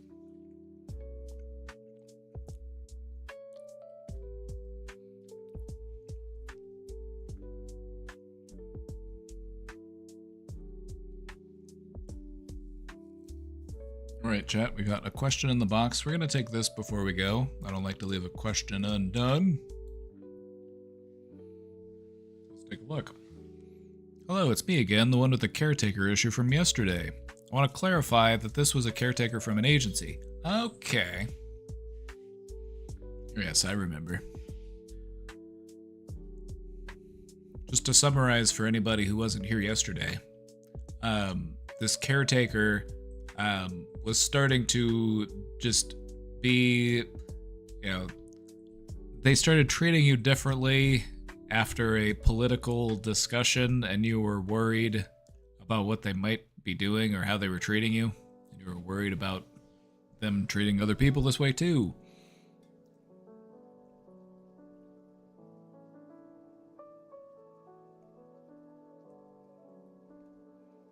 What I don't think I explained enough was this person very much hurt me and I feel unsafe. Okay, well then in that case, yes, I would definitely contact the agency as soon as possible.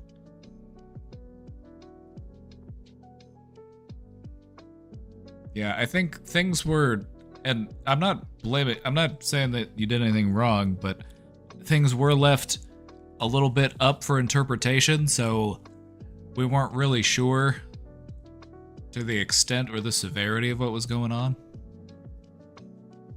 And so, yes, by all means.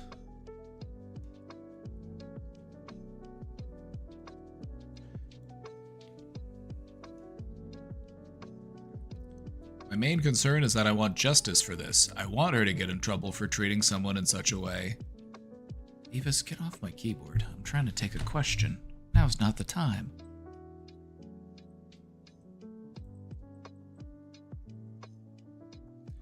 Then yes, I would document things. I would contact... Yes. I want her to get in trouble for treating someone in such a way who is put in a place of trust.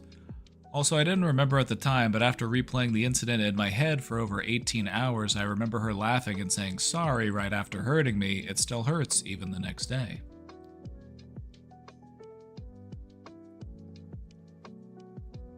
I'm also terrified of losing her. She helps me meal prep for the entire week, and it's made my life so much easier because of this. There should be replacements, right? I'm afraid I'll lose someone who actually helps me do this because most of the other caretakers barely help me at all. I'm sure you could find someone who's a good fit.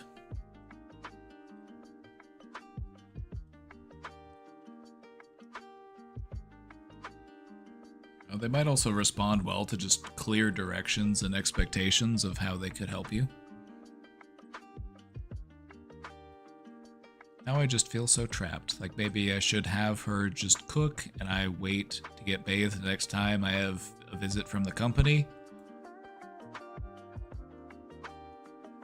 I don't think that you should have to put up with making that compromise. I feel like,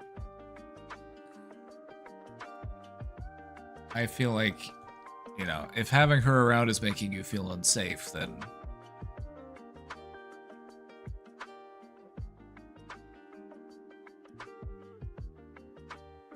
I'm just hoping that you're able to speak to somebody who can offer you some support in this, because this type of situation can be very scary and very isolating.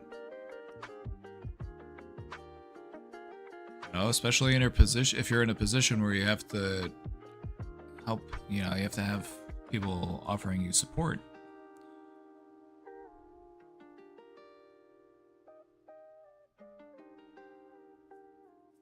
You know, I'm sure there are advocacy groups.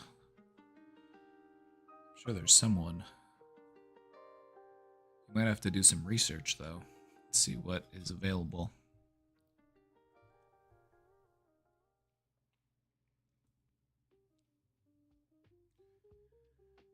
I've also thought about putting in cameras to catch her and show the authorities, because if she's doing this to me, she's doing this to others. And if you say, don't worry about that, believe me, I wish I didn't care.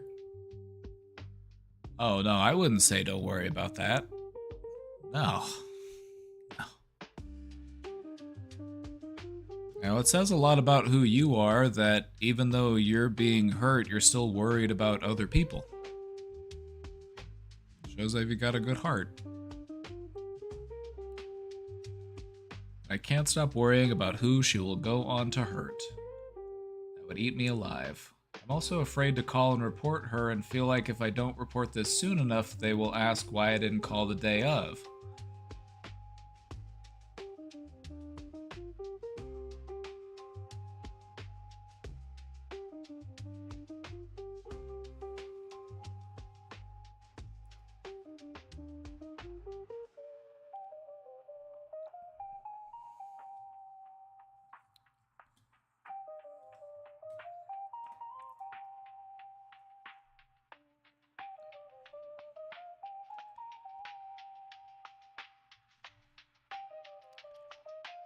It's a reasonable concern. But it also doesn't matter when you report it. As long as you do it within a reasonable time. It doesn't have to be that day. You know, the statute of limitations exists for a reason. So as long as you report it sometime within the next year, it doesn't really matter. But the sooner you do it, the better. But you don't have to do it the day something happens. No. And reasonable people understand that. You know, they might accuse you of, you know, like doing this for the wrong reasons because you didn't do it right away, but that's victim blaming behavior.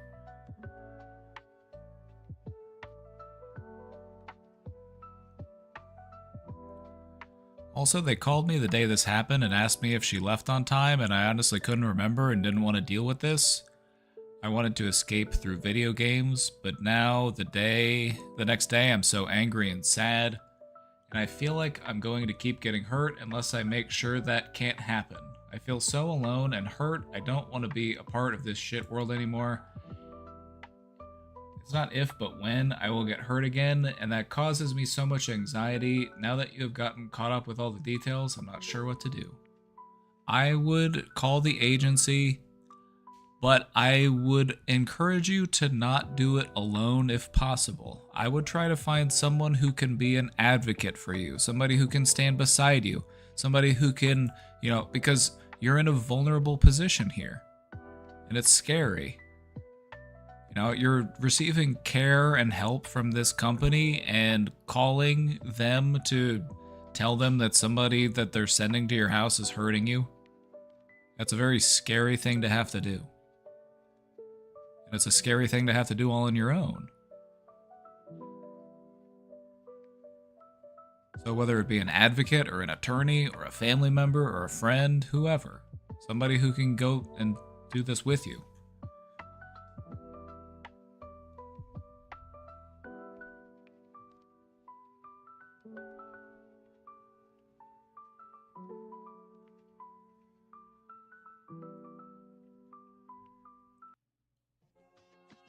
You know, I would say in the meantime, because you have time to think about this and you have time to plan what you want to say and you have time to put your thoughts together and, you know, collect information. You have some time. I would just say if you want to protect yourself in the meantime, I think you had a good idea. In the meantime, maybe just have her cook. You know, like you said, that was your idea, you know? I think that in the meantime, until you do contact them and let them know, or you are able to find somebody who's able to help you out and advocate for you, I think that is a good idea in the meantime. You know, to maybe only have this person cook, so that you at least don't have to be worried about that immediate present fear while you still work to put your thoughts together and get things in order.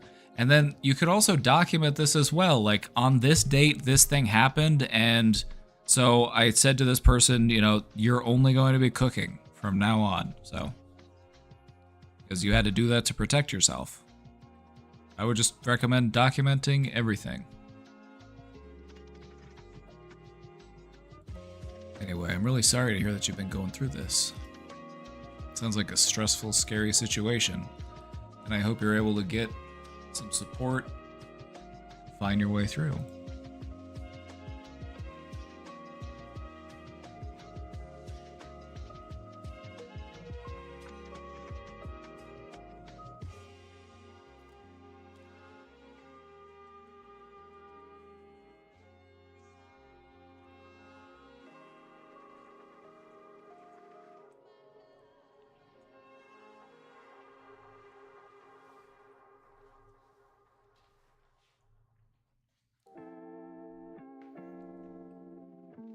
It's scary to think of how many bad caretakers there are out there.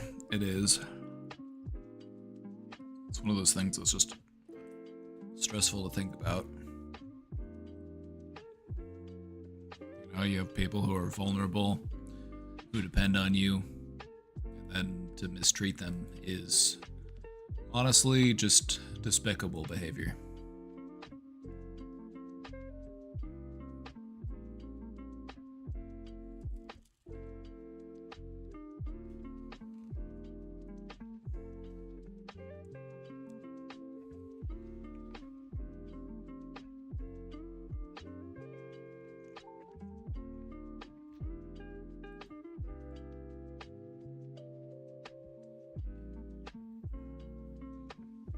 Alrighty, chat.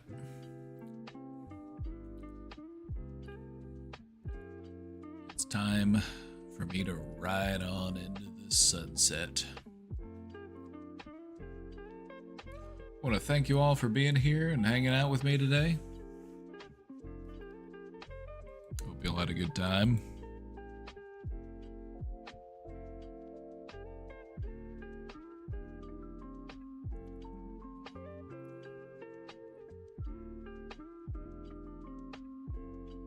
Hope you all have a good night. See you all next time. Have a good one. Until next time, everybody, we'll see you later. Bye-bye. Woo!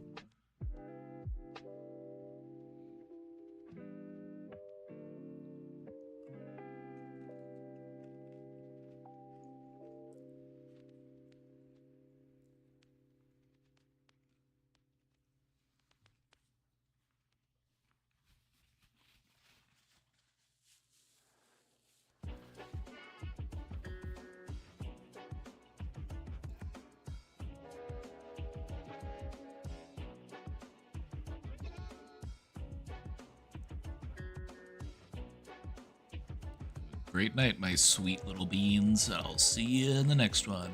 Bye-bye.